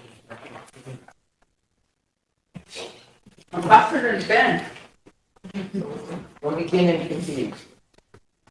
This one's 298. I wanted to just ask a few questions about this. I know we already passed it, but, Which one? the 297. I just wanted to know if the, vice could just kind of explain a little bit what this is. Never sat on land and natural committee or worked with water resources. Yeah. But seeing that, when I report to my community, I guess I really don't know how to explain this to them. Is it just, they're just gonna be testing surface water, or what does refinement of water management plan mean? I will look at my notes if you give me 1 second, okay? Okay. I don't want to say the wrong thing. Oh my gosh, I've been typing my notes in the wrong things. Okay. Okay. Because in this, it talks about like water rights as well, water rights funding request, and then it's saying this is not a water rights funding request. And then the front, it talks about a water management plan. So are those two different things that the tribe has? Yes, so I don't really speak, and I don't know why I don't have this in my notes. Usually I take pretty good notes when I'm in committee, and I don't have any notes on the specific resolution, so I'm a little bit thrown off here. So with Syed, we do have a water code. The BIA will not, and I might be misspeaking, but will not acknowledge it to the point where we can get funding through it. And so that's kind of been a point of contention. They're like, oh yeah, you have one, but they haven't really formally, approved of it. And since I've been on council, we have asked the tribe and BIA to do that. Because if they do that, that will open up a funding stream for us to get kind of legitimacy to our plan. However, there was a previous moratorium on tribes establishing their water codes, and I think it had to do with tribes' water rights settlements and quantification and taking people to court and all that kind of stuff. So I think that that's what that stemmed from. But for this one specifically, and I apologize, I don't have very good notes on here. All that it's saying is that the USGS gave more money, and that's the other one. And so I don't have anything specific on this one. So I don't know if you want to ask a question and I can try to respond. Otherwise, I think we might have to get Syed to answer the questions, because I unfortunately don't have good notes on it. That's fine. We don't need to bring him down at all. Yes, but I will tell you I'm very vocal because I'm also passionate about our land. So anything that specifically that has to do with water rights, anything like that, we are very cautious in that. So that's another reason why I don't know why I don't have notes on this, because I would think that if I, if we had discussed this, that I would have had lots of questions on kind of the same ones that you were talking about. So I apologize for that. Are there any specific things that you would want to concern, or should we maybe go back and pause this or rescind it? I guess No, I'll just already email went my through. questions, and then, I'll just email my questions to you. Okay, thank you. Yeah. Thank you. Okay, Emily, the one for 2025, 298. Yes, and this one I will know nothing about because we didn't have our meeting the last time, but he said it's time sensitive to get this spent. And it's from our water and sewer department. It did not go through land and natural, so we will need to cross out that last whereas before the now therefore be it resolved. Or at least amend that because the amount's in there. Okay, so motion for emergency legislation. I need a second for emergency legislation. Sherry? Question? Cowboy? All in favor of emergency legislation 225, 298? 11. Opposed? 0. Not voting? 0. Motion to approve 2025, 298? Second, Totes. Go ahead, Emily. Okay. One, move by on the last RST water or RST sewer revenue department is responsible for operating and maintaining wastewater collection and treatment systems and administrating funds from Indian Health Service Office of Environmental Health contracts for sanitary services throughout the Rosewood Reservation area. And whereas IHS OEH has approved and allocated funds for a new wastewater treatment system for the Wichozani housing area. And whereas advertisement number 2025-49 resulted in 6 qualified bids, Manning Excavating in the amount of $782,640.68. Northern Plains LLC, $445,367.07. The Creek Development, $520,468. Storms Trenching LLC, $914,300. Flatland Enterprise LLC, $1,207,967.38. And H&W Contracting LLC for $1,239,405. And the bids were received, and whereas the bids were received by RST Sewer Revenue Department, RST Treasurer's Office, RST Tech Pro, and area IHS District Engineers with recommendations to award the projects to Northern Plains LLC in the amount of $445,367.07. Now therefore be it resolved that the tribal council approves the committee's recommendation. Oh, scratch that. Now therefore be it resolved that the tribal council approves and directs the RST Sewer Revenue Department to proceed with the Wichozani Sewer GP 22K19 and award the project to Northern Plains LLC in the amount of $445,367.07. I have a question. Okay, Chair. Thank you. Sorry, I don't speak water and sewer, so what exactly are they doing? The Wichozani housing sewer system? So is this to upgrade the sewer system at the Wichozani housing, or is it because it's showing like the purchase of 8-inch pipe, PVC main, but then it's also talking about septic tanks? Wayne, do you know? I apologize, this didn't get a come to the committee, so I don't have any of those specifics. I could try to read through it real fast and see, but normally for these small scale, they have kind of larger scale septic, so it's like a community scale septic system. Yeah. I'm assuming that's what they have, but I don't know. And so if that's the case, then they might be putting either bigger lines in to add for bigger capacity, or maybe they reached capacity. I'm not 100% sure. I'd have to ask or read in that. Mike? Oh, Sherry, are you done? Yeah. Okay, Mike? I'm gonna suggest that they either have a lagoon with appropriate main piping, if you will, you know, I don't know that for sure, or they have a gigantic beach field setup, you know what I'm talking about? Either way, you know, it's probably to replace the whole thing. But I'm guessing it's probably, Sherry? doing their. Did you read the part in the pink that kind of describes what it is? There was Let me tell you. Just kidding. There was also a question, and I don't have the answer to this, maybe your treasurer does, but in the process for procurement, when you do bids, and it looks like one of them happens to have Indian preference and the other ones don't, do we allow in our processes to give that tribal member Indian preference the opportunity to meet a higher bid, or are they just out, or do we not give preference for Indian preference? To give them the opportunity to meet the little bit. So do we know if that happened in this situation? And I'm just asking, because somebody else brought it up, I didn't even catch it the first time, but. Were you trying to call me on this? There's only one, if you look at the bid tabulation, there's only one that check mark. Of course, they have to be qualified.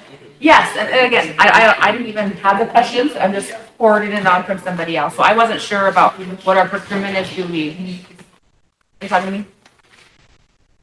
Hold on. Shorty's on the line. They're building a new source system at Wichozani because the one there isn't working. Okay, thank you.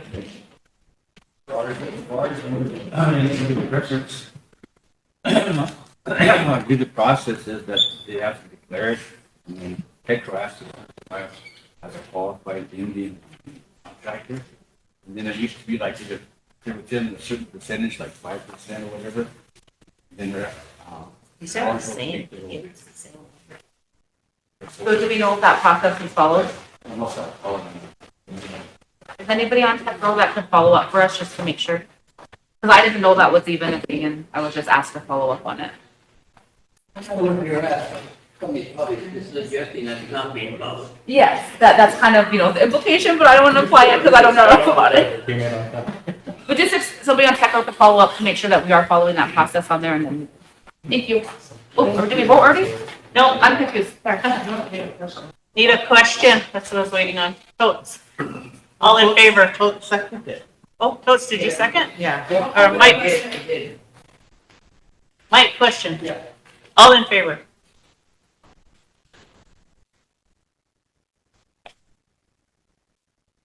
Opposed? Zero. Not voting? Zero. Motion carried. Was there another one, Emily, or is that it? Yes, no, somebody told me something. Did you tell me that there was one more? Health board. Yeah. Is it the SAMHSA one? Yeah. Okay. So for emergency legislation, 2025-299. Question Totes. Second Totes, question Ben. All in favor?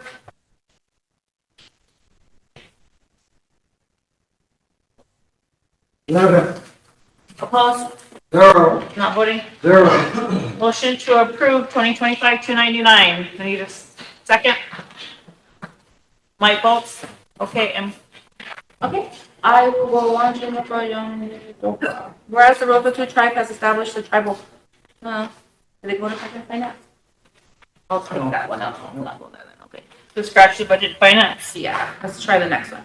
Whereas the Rosebud Sioux Tribe Health Administration was awarded the Substance Abuse and Mental Health Services Administration, SAMHSA Tribal Opioid Response Grant in September of 2024, with a project period of 9/30/24 through 9/29/29. And whereas the Rosebud Sioux Tribal Council did accept the Tribal Opioid Response Grant as award number H792, with resolution number 2024-280. And whereas the 2-year continuation for the Tribal Opioid Response Grant was awarded to the Rosebud Sioux Tribe Health Administration with a total annual budget of $424,677 and a year 2 budget period of 9/30/2025 through 9/29/26. And therefore be resolved that the Rosebud Sioux Tribal Council approves and accepts the year 2 continuation for the SAMHSA Tribal Opioid Response Grant with a total budget of $424,677 and a budget period from September 30th, 2025 through September 29th, 2026. Thank you. Question? Myla? Oh, Sherry? Sorry, I just, I know, I'm sure everybody wants to hustle up and get done, but, so this is gonna fund our, does this fund our MEC program? Or is this something else? I think it's the next one. It looks like it. Yeah. So, as far as this grant goes, This is the second part of it. The first part's done, and now you're to the second part of it, the second phase of it. okay, so this page that has the list of names for people, as far as if they're staff, What page are you on? they're not labeled. Oh, sorry, oh, it's after 8 of 8? Yeah, sorry. On the budget narrative, I guess I'm just confused because it says personnel and then it has the project director as key staff, yes, but then everybody else is no. But then it has that person as in kind, and then it has dollar amounts by the other people. So are they funded by this, or are they, is key staff just a, I don't know, I'm confused, sorry. That is probably how it was originally submitted. I don't know if. Committee was not able to review this one. And I know I updated at the last meeting that the health board is having a little bit of issue trying to get maybe some, like we talked about last time, getting strategic planning effort. We've asked to know like what tribal programs we have, what is their budget, what are their kind of services that they provide, so we can find out what we all have, identify where those gaps are, kind of connect the dots. Unfortunately, we haven't been able to have those conversations yet, but we're hoping that we get to that point, because there's a lot of good things and a lot of good funding, but we kind of need to organize it maybe a little bit better. Okay, I guess, I just want to mention that it looks like this award is approved 8/27. So it should have had ample time to go through committee, so that's just really unfortunate. And I don't want to, be a roadblock to funding for the tribe, so of course I'll support this, but I just want to make sure that, that our program directors are getting stuff to the committees and a good time frame, and maybe we need to have a process, the process for applying for grants changed a little bit, because right now, when people apply for a grant, they bring it in and it's just a dollar amount, and we go in and approve it, and there's no application, because of course they're still applying for it and getting permission to apply. But once they do that, and then it comes back, we may not agree with, and I'm not saying that for this, but I'm just saying any grant, we may not agree with how the grant was applied for. And I can name some instances and some grants where they were really heavy on admin costs and low on services. So maybe we should consider that something, a new process. I think that's still an ongoing concern that we're hearing, but again, until we're able to have those discussions, it seems kind of one-sided. And one thing that we're finding out is because we're such chaos and kind of crisis management for so long, a lot of the processes bypassed committee because they were so used to being emergent. We're just going to get emergency legislation. Even this morning, I found out that there was 12 on here by reading this. We had committee meeting the last time. We had motions in place. None of that happened. So I had to go to the secretary and like, where am I missing the step? Because obviously we were on all different pages. And I found out this morning that the normal process that they fill up there is to go directly to the president's office or the secretary's office and get things on council agenda that way. And so from the health board, like that's a conflict for us, because we're assuming that a lot of the conversations can happen and get kind of like you mentioned earlier, not wasting as much time on this level and asking those kind of more detailed questions at committee. But unfortunately, we are not able to do that right now. Mm-hmm. And the ordinance read earlier by Eric regarding the presentation of resolutions, they do have to come from a committee. Yes, and thank you for bringing that up. And that's why, again, this isn't the time, and I don't know when we're going to have the time, but at that training that we had when there was only 7 of us there, I really feel if there was more of us there, we could have aligned ourselves to all be on the same page, because it seems like black and white, we should all know whatever, but our interpretations over the years allowed us to kind of have some flexibility on how that is actually enforced or how it's even thought about. So one of the suggestions at that last training for the council was to have at least a 2-day retreat where all we do is all get in the same room and go through kind of like we were trying to there, because what that does is it leads to things like constitutional reform that our people have been screaming for, that we all know we need to do. But even specifically with our council rules of order and our processes, we could see that, yes, it's our job to uphold them, but we are also the policymakers, right? So if it's been sitting there for 30 years and we haven't updated it, that's also our responsibility. So I think that's where kind of the balancing part of enforcing policy versus policy creation comes into. But again, I don't want to take us over in the weeds, but if we could have that conversation, I know the budgets are up in the air right now, and so maybe that's an internal conversation, but Coates had mentioned having planning meetings. Like, I really feel if we could get that established, we could be addressing these things in real time more appropriately. Sorry for the tangent. And just so you know, Emily, the ones that come to me, I only approve them if they are on a deadline. Everything else I send back to a committee. Thank you. Thank you. And Sherry, in the past, when I was the director of resource development, when it used to be resource development and changed to Sichango, it's like changed 3 times now. I did develop a grants management process, and it did have the process in that. I don't know why it's not used anymore, but the council at that time required me to develop a process, and I did, which covers everything that you're talking about. And I do have that, if you want me to bring it to you so you can review it. Yeah, maybe we can take it to governmental affairs committee. Yeah, so I can bring that back to you. I need a question on this.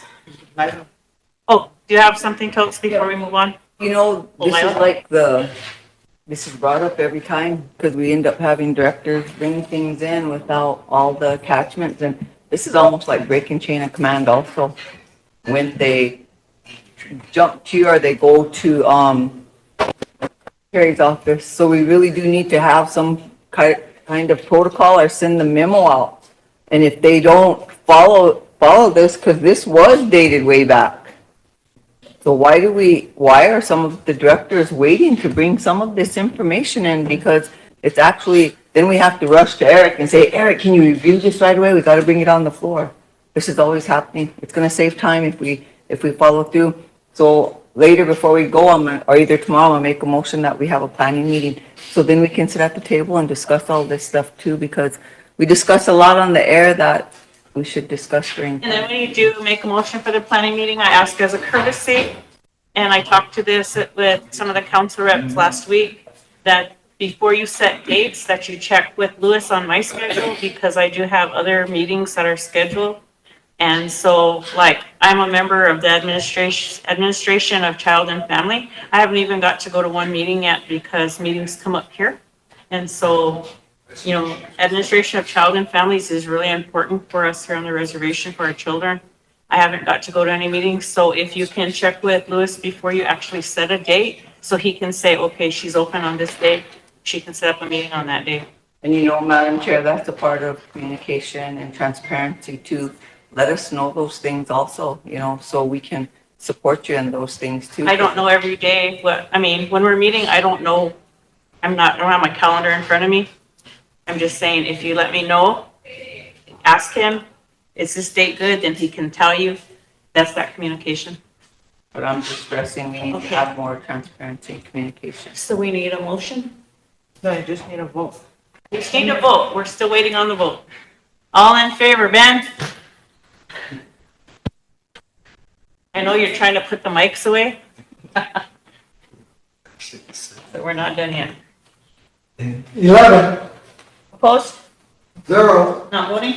0. Motion carried. Thank you. Sherry's next. Yes, Mike. Yeah, so what was the concern on this resolution? The dates.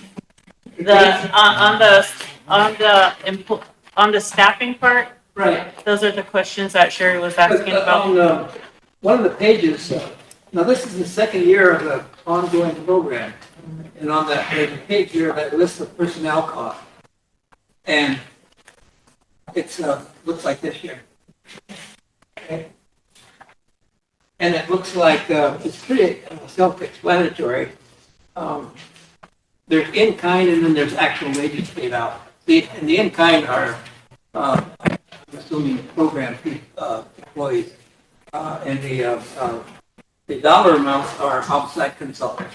I just didn't know why it said. Along with fringe benefits and everything else, you know, that. I just didn't know why it said no, that they're not key staff. So I was just confused. Well, they're not for key staff being paid. Their services are all kind. That's not true either. Well, that's what it says. No, it doesn't, because it says she's key and she's in kind, and the next one, they're not key, but they're in kind. This says not, and they're $57,600. Who's that? Which one? Oh, Sherry. You're saying he's in kind? No, I'm saying this only says in kind on certain spots. So what you said isn't true, because it says yes underneath key staff, and then no underneath key staff, and then they're both in kind. So I just wanted to point out that that doesn't necessarily answer your question. Sherry, is this the right one? I'm looking at it right now. We already passed it. Yes. It already has the number, so what are you doing with it? Just wanted to bring it forward. Not people being paid out of it. Yeah, so I think if they would I just. wanted to make a motion to approve 2024-92. Well, it's been sitting that long. Okay, motion to approve 2024-92. I need a second. Phelps? Go ahead and read it in, Sherry. The seventh whereas Whereas the procurement policy and procedures requires purchases of goods and services over 25,000 and over to be approved by the Rosebud Sioux Tribal Council. And whereas the procurement policy and procedures requires all contracts over the amount 25,000 require tribal resolution and approval. Whereas the RST Ordinance 2305 establishes a code of ethics, establishes an ethics and code of conduct policy that requires all employees and council members elected or appointed to avoid transaction resulting in conflict of interest or raising reasonable question of conflict of interest. Whereas the hiring by RST department director of a direct relative, such as son, daughter, husband, wife, siblings, parents, aunts, or uncles can be considered a transaction that poses a reasonable question of conflict of interest for both supervisor and supervised. Whereas the assignment of a direct relative to any program in the Rosebud Sioux Tribe by department director or council member elected or appointed shall be considered as using their position for private advantage in accordance with the ethics and code of conduct policy. Therefore, be it resolved that the Rosebud Sioux Tribe adopt the following policy pertaining to contracts to be included in the procurement policies and procedures manual in order to support the ethics and code of conduct policies included in Ordinance 2305 and other applicable aforementioned legislation. The contract policy is attached. And that's what you're adding? Yes. I have a question. Final. I'm checking on this, kind of trying to clarify, because in here it says the assignment of a direct relative to any program in the Rosebud Sioux Tribe by department director or council member shall be considered as using their position for a private advantage in accordance to the ethics and code policy. Was some of this established like through personnel? Yes. It's in there? Okay. Well, we reviewed this at personnel committee. Oh, okay, you did? Okay. And brought it forward. And I think that it should say, like, when it says aunt and uncle, it should say of 1 degree. Because I know, yeah, if we use Lakota relative terms, aunts and uncles are. We're all related. Mhm. And that's the point I was trying to make, is because, like I said, some things work for us and some don't, because of how each Kiwahe or each Bushfire looks at how they view their relatives. So probably the first degree, Yes. and you know, that way it's not, we can state that in here. And another question is, council shouldn't, I mean, I don't think we appoint or elect put people in positions. I mean, we shouldn't, but, it says a department director or council member, elected or appointed, shall be considered as using their position for a private advantage in accordance to the ethics and code of conduct policy. Do that anyway. It would just be excuse me, just in an instance of, let's say we're reviewing a judge's contract and it was my sister and she was the judge, then I would just abstain from voting for her as a council rep. Oh, okay. You know, a lot of the things that, you know, we wanted to do in personnel, and it's probably a good time to bring it up, is make things or work on things that make it easier for us as a tribe to, you know, make things work or however it works. So what if, I'm not sure what if, we had I was appointed somewhere and then I had an issue. And these things do come up, you know, sometimes, and I'm probably willing to one.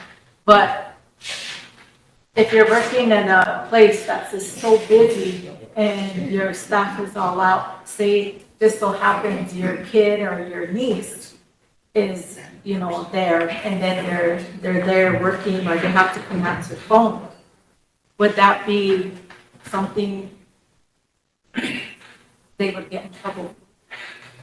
It would not be allowed according to this if they're trying to contract. Because what happens, and this is good, I don't, I'm looking at, I know what we're looking out for everybody, but sometimes we get really nitpicky. And pretty soon, council passed this, and everyone's better working, everyone's watching, Ben and his daughter, his cousin, his sister, those are some things that I look at of how this frame of mind of how we're going to make things work for people. And I think a lot of times young people don't want to come because they're afraid to work anywhere. And as it is, it's hard to find a job. And I'm thinking about people that are just starting out. Where do they go? What do they do? And so, and we want to help them. We want to make things better for them. But at some point here, how are we gonna go this way and be stringent? Or are we gonna go this way and help our members grow? Help them, grow in a way. To me, I'm like, we fought for everyone to have the right to work. And I think as council, we should not get involved in those personnel stuff. But I'm just thinking on the other side here of, well, we're a tribe. How can you get away from these things? How can you get away from that? We could do it, but, just to make sure that we're not stepping on our own toes, shooting ourselves in the foot. Some people will take advantage of things and some won't. And it puts us in this situation where we have to, change everything and put it in there so we can't do these things. If it has to be done, it has to be done, to protect the tribe. But I also think about how we don't have any kind of resolve for nothing. I'm guilty of it, but we have to find ways of the communication. And then something happens and then it should, like say, for example, the enrollment thing. We shoot ourselves in the foot and people right now, we're so not good at communication. We try to reach out to people, but sometimes it doesn't work that way. But I just wanted to, just looking at from the personnel part of it, I just want to make sure that, we're not hurting ourselves within our manual. So this gets passed, then it's going to be put into the manual. Oh, wait, no. If we approve this, it says Rosebud Sioux Tribe adopts the following policy pertaining to contracts. It's only contracts, right? Okay, just contracts, okay. That gives me clarity. To be included in the procurement policies and procedures manual in order to support the ethics and code of conduct policies included in the ordinance and other applicable aforementioned legislation. So, you answered my questions and I was just, I missed the personnel meeting, so I'm guilty of that. So it's good you clarified that for me. So thank you. So it's Emily Mike. It's good that this is going to be going into place and Lila mentioned something that everyone's afraid to work or put forth anything because they see this happening. And it's not that this body doesn't have no place in personnel, but we do have a place to voice for the people. If there's one or two concerns, then that's okay. But when you get all these concerns about different issues with this nepotism and stuff, then that does air a concern. Because the people do have a right to know, and if they're not getting answers, then they come to us, and we have the right to bring it forth for question. But This is something good. It is, and it's changed. Thank you. Thanks, Jeff. Emily, Mike. Thank you. I just have a couple quick things. The first one is this is not necessarily changing, it's just expanding our already current things onto contract workers, right? Yeah. So it's not like you're creating all new things, these are just applying those same things that we have in our employees onto contract. Okay, that's why I understood it, I just wanted to make sure. One thing that I wanted to clarify was, in our policies and procedures, I thought we listed cousin, first degree cousin. Is that not considered in this definition? I didn't include it in this. Okay, I just saw aunt and uncle, so I assumed that that's the same level as a cousin, but that was just an assumption. I just wanted to make sure. Actually, cousin isn't in here of first degree, and neither is niece or nephew. But we could add it in. I just didn't know. You were just looking at your parents' siblings, not your parents' siblings' kids, right? Thank you. Mike. Yeah, Mike. Okay, what about this, what's, obviously there's a perceived problem here. Yeah, there's a perceived problem. There's a lot of people who are concerned with the council or programs hiring their direct relatives. And that other people are getting overlooked for contracts. Okay. In that and okay, so generally, that is not supposed to be happening. You know, it's, and we depend on the integrity of the administrators to not do that. Right? All the way up to the tribal sheriff's office. So now we're going to insert ourselves in that process. And I really have questions whether or not we can really say no. If we're going to actually be, you know, the ultimate grievance, you know, I'm just using that term, you know. You see what I'm saying? You know, that's the job of the administrators.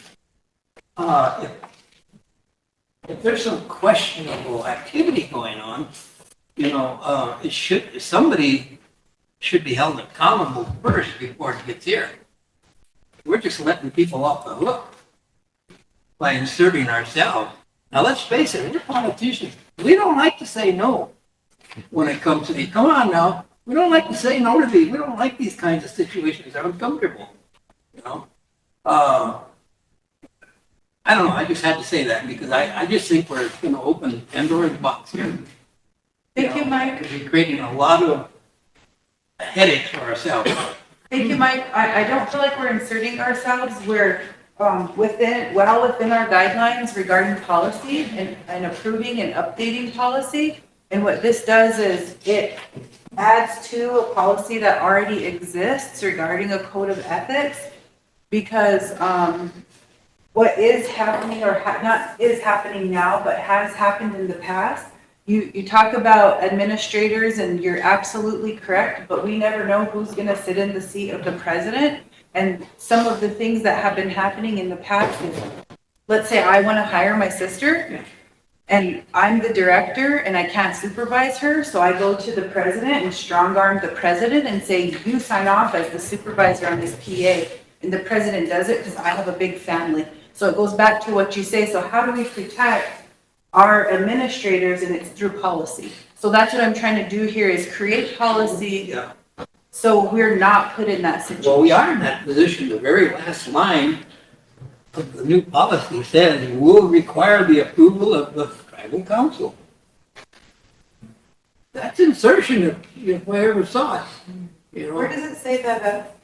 the second page, contract policy. I assume that's the language that's going to be added to the policy.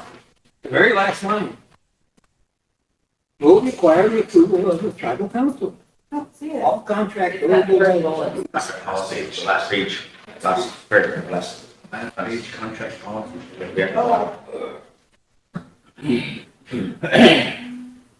Then we'll strike that. Okay. Scratch that. Lila. Alvin had a question too. Okay, more question. Oh, I'm not a question, but suggestion. I think this is really a big thing.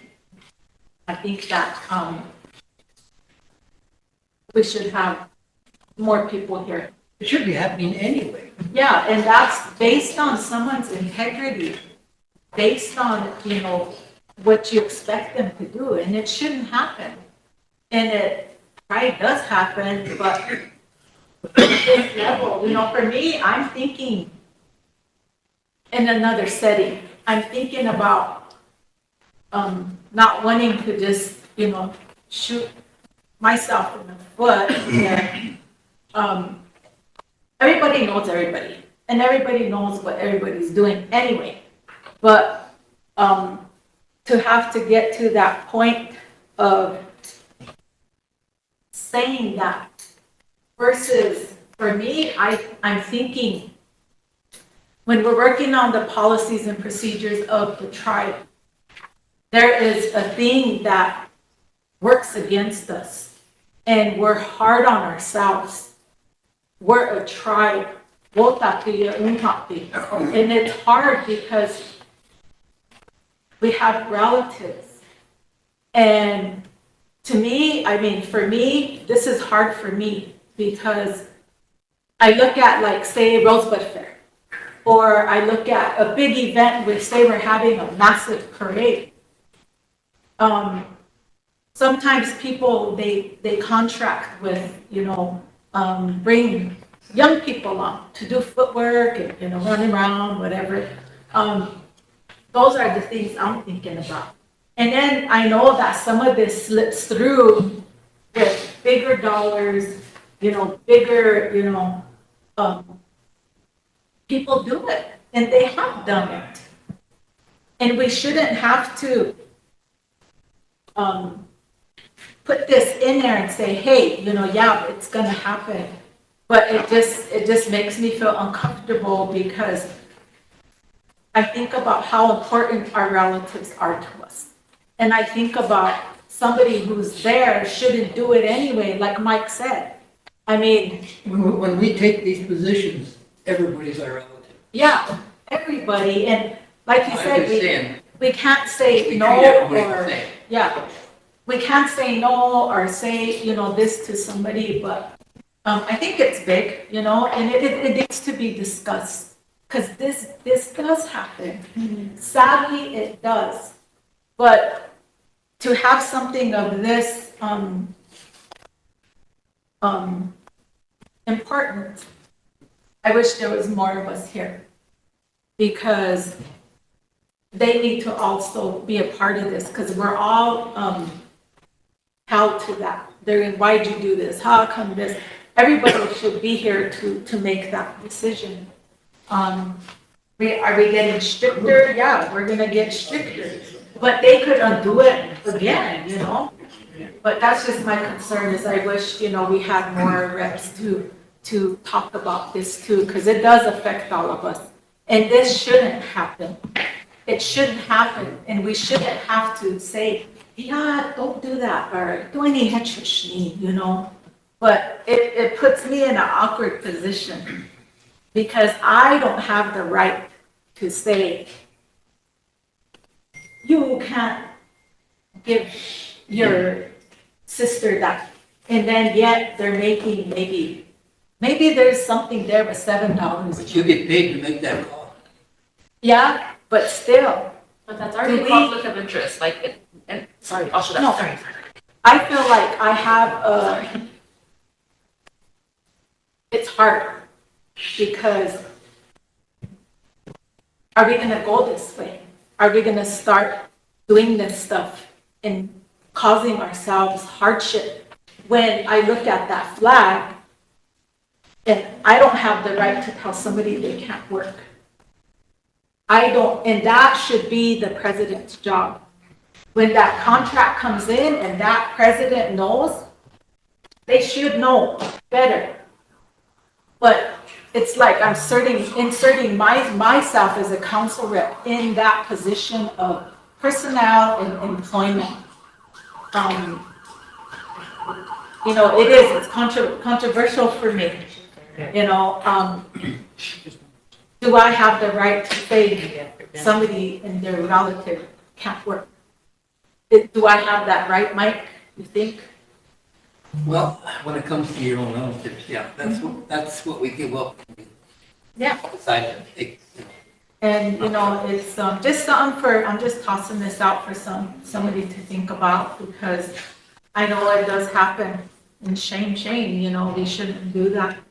But are we gonna, I just think about this younger group of people, they don't really have hope to ever work for their tribe. And, if it's somebody young, I don't see any of us doing, telling them, no, you can't do that. When something needs to get done, it's gotta get done. And, I don't know, it's just a struggle for me right now, so that's just, where I'm coming from. I think that's why it was tabled the last time. I have Alvin, Ben, or Totes. Alvin? I'm just, kind of questioning this, says, RSC Department Director relative, and it says a reasonable question of conflict of interest. Now, does this go for, TLE, SWA? But this is resolutions, they're underneath the Rosebud Sioux tribe. Whether they have, their own corporation. Well, let me give you an example of SWA. Now, my wife is a sped teacher over in St. Francis. And at the end of the year, she had to take them somewhere, so she took them to, Box Out Golf Course to get them ready for their future. She took them to all these programs to teach them painting, baking, medical records. And she came to, the building trades department. And, all the kids are walking around and looking at tools and stuff, and the instructor come in. So, where are you students from? So, we're from Rosebud. Oh, I know that place, SWA, Rosebud Housing Authority. You don't need to know nothing over there. You just have to have a relative that works and you get a high-paid job. Even that guy knew what's going on. So this has to cover all TLE and housing too, because that's a resolution. They're all underneath the Rosebud Sioux tribe. And that does happen over there. I've seen it happen. Council, I guess, to me, it's a simple policy. If I run a program, I shouldn't hire my mom, my dad, my son, my daughter, my brother, my sister. It's simple, but it's happening here. It's happened. I'm looking at my notes here, and the reason why I was didn't see what Mike was talking about, Councilman Bolts was talking about, is because there was some revision at committee level, and I see it here on my Google Doc, those revisions. So I'm gonna rescind my motion and bring it back tomorrow morning with the updated contract policy, because there was some issues brought forth, and I want to let the council know that this was brought forth by finance personnel, and they had concerns. They had concerns how specific departments weren't seeing contracts, like our HR department. For example, if I want to hire my brother for $24,999 for the year or for 6 months, I can do that as a director. And nobody's stopping it. Nobody's going to stop it. That's what my authority is currently right now if I'm a director. This policy is going to make it so there's checks and balances. So, Madam Chair, I'll rescind my motion and I'll bring this policy back with the updates, because the one that we have here doesn't have the updates. And I'm looking at it, the reason it has a number is because it was from Budget and Finance and it was tabled. So the one pushed forward through committee must not have gotten to the Secretary's office. Yeah, this one, because like this one, it got tabled by council back in 24. Yep. And so when you bring it back, just say you want to reconsider this and to have discussion for motion. Yeah, I'll bring it forward because it talks about, the CFO, treasurer, and president as well. That they, any short-term placements, that they're, basically, there's a paper, process there that give checks and balances to the monitors and whatnot. So I'll rescind my motion and I'll bring it back up tomorrow. Ben and Toast, do you still want to have a discussion? Yeah, I just have some comments, I guess, on this particular, because I mean, as we have been discussing, it's needed, but, I mean, I don't know, because we say it's happening, and it is happening, you know, this is within organizations and things to that effect, and we all been through it, you know, being in this position, we all seen it stuff, I mean, I know it's probably been iterated before, but I don't see anything in there that has consequences. If it happens, what is the consequences? You're gonna say, oh, we'll just let it go. So those are just my concerns, is that, you know, when you bring something forward and the integrity of the director, that's why they're hired, and that's why we, as a council, hire these people for their, I guess, professionalism to not do that, but we know what's happening. But, so I'm always thinking, like, what is if they're doing something that they shouldn't be doing, it's unethical, who is there to determine their accountability, you know, to determine their, you know, what's the consequences for you violating this? What's the consequences of you, you know, saying you're just going to do it because you don't care? You know, again, $24,999, that's a lot of money, you know, okay? So who's saying that they can't do that now? I mean, so that's one of the biggest concerns I have, because if it's happening right now, who's putting a stop to it? And I mean, I'm concerned because yes, and there's two different doors to this too, I guess, because the other part of this too is that we do have young relatives that are trying to make a dollar by, you know, having a small business, and we want to support that. But again, when it comes up where, oh, I think we need you in this spot, you'll be perfect for this spot, but wait a minute, we got to go through the procurement process. Maybe there's some other stuff that need to come up. So, I mean, it's really difficult right now where these directors, again, if it's happening right now, which we probably are already seen it, I don't see no consequence. I don't see no accountability to it. I don't see that, you know, who is making them accountable. If you're just going to go ahead and do it, then they should have that integrity to say, no, I shouldn't be doing that. You know, I'll have somebody else, you know, make the decision other than me. But I don't see that happening. So I'd rather see some kind of documentation along with this to say that, you know, these are the consequences. So if you violate this is what's going to happen. Now, of course, we do have a code of ethics. You know, that's going to take some time. Everybody had due process. And due process says, I made a decision because I felt it was the best decision that I made. But if it's against policy, ethics, then we're going to have to kind of go back, reel it back, because these guys are only game in the area. You know, they're only ones that, and we need to have these guys do their job right away or something to that effect. But so those are just my concerns. Is, you know, if they're just going to do it, that means they have no respect, no you know, self-control of, like, you know, I shouldn't be doing this. You know, things that affect the integrity. So I'm just concerned that it's going to happen all the time, and it's happening in a lot of these other areas too. And people see it. I mean, we see it. You know, I mean, man, they shouldn't be doing that. They shouldn't be. Man, you know, that was a bad decision. But again, you look at their perspective to say, well, they're the only game in the area, and it's a small business, and they want to get some, you know, some funding for it. But you know, I guess that's a tough decision. I suppose if they were able to have the capacity to move it to somebody else, to have the administration make that decision or something like that, rather than themselves, you know, maybe, because I know either way they're gonna get mad, they're gonna get chewed out by their relative. Why didn't you hire me? Well, I can't hire you because, you know, I'm the director, but I'm gonna, you know, move it to the chairman. If they don't hire you, then I can't help that, you know. But that's the integrity that they should have, no matter what. And we expect that from all the directors that we hire. I assume that. I think that, because growing up and all the jobs I've been in, you know, the experience that I endured is like, you know, well, yeah, if you are not doing the right thing, then of course it's going to come back on you. You won't be able to move forward because of the decisions that you made. Are you ready for this position in order for you to make decisions? And those are hard decisions. You're going to hire your relative, you're going to hire your brothers, you're going to hire your friends. I mean, one of the biggest things is friends right now. So I'm just kind of concerned that there's no accountability on it. I mean, we can put how much is in there. If you do this is what, you know, you can't do that because it's violating this, you're violating that. And, you know, okay, well, what if I do it anyway? So those are just my concerns, is that there's no accountability. There's no repercussions of their decisions. So that's the reason why I say that's why we need to, I guess, look at it even more to find out what we can do. And I guess if it's already in there, then why aren't we abiding by it? So those are just my concerns. And I want to be able to express that because, again, that's what we're looking at right here. And we're going to say, even though there's a policy in here, we're making another policy on it.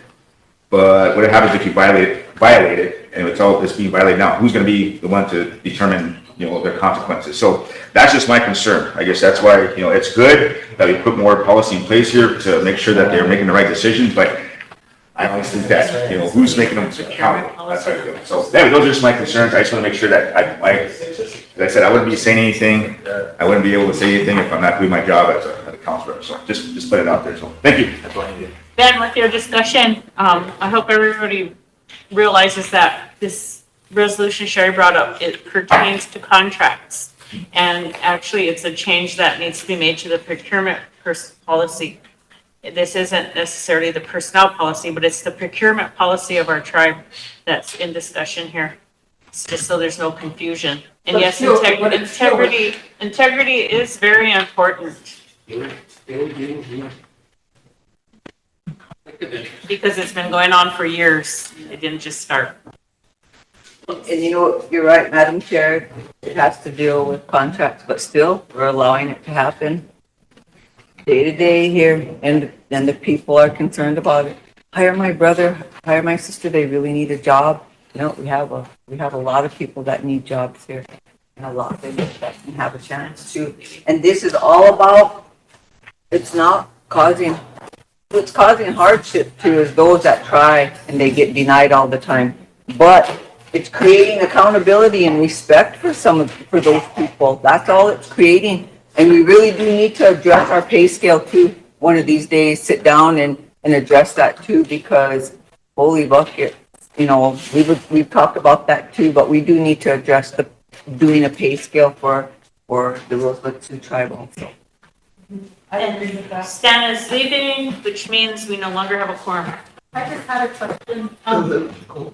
So all the contracts, I thought there was a process where like treasurer's involved, or the director, the treasurer, the president. Do you see all the contracts? You do? On the last signature. It goes through finance. It goes through the program, then finance. Then the monitor, or not the monitor. And then labor. Isn't there is more people involved, right? Yeah. Personnel is not involved. Yeah. No. This is just basically discussion. This discussion is basically on contracts, not the personnel policy. So, and then these guys will, but it is good. We need accountability. What, we're done for the day? We no longer have a quorum? We're going to start with resolutions in the morning, 10? Yeah. Finish them off? We're almost done. Yes. And we have TLE 5. Yeah. Social service has to be. Madam Chair, I request to be excused for the first hour tomorrow morning. Heck no. I'll be here. I'll use my A bag of popcorn then. requesting That B&B popcorn. hour leeway. I'm gonna be helping him. No, really, I'm just talking about Council, my children are both sick. I had a babysitter today, their dad sitter them, but tomorrow if I can't find a sitter, I might have to sitter them. Just a I'll be heads- helping her. Yeah. Just a heads up. I will babysit for you. Yeah, okay. I'm just kidding. See you, Bob. Have a good evening.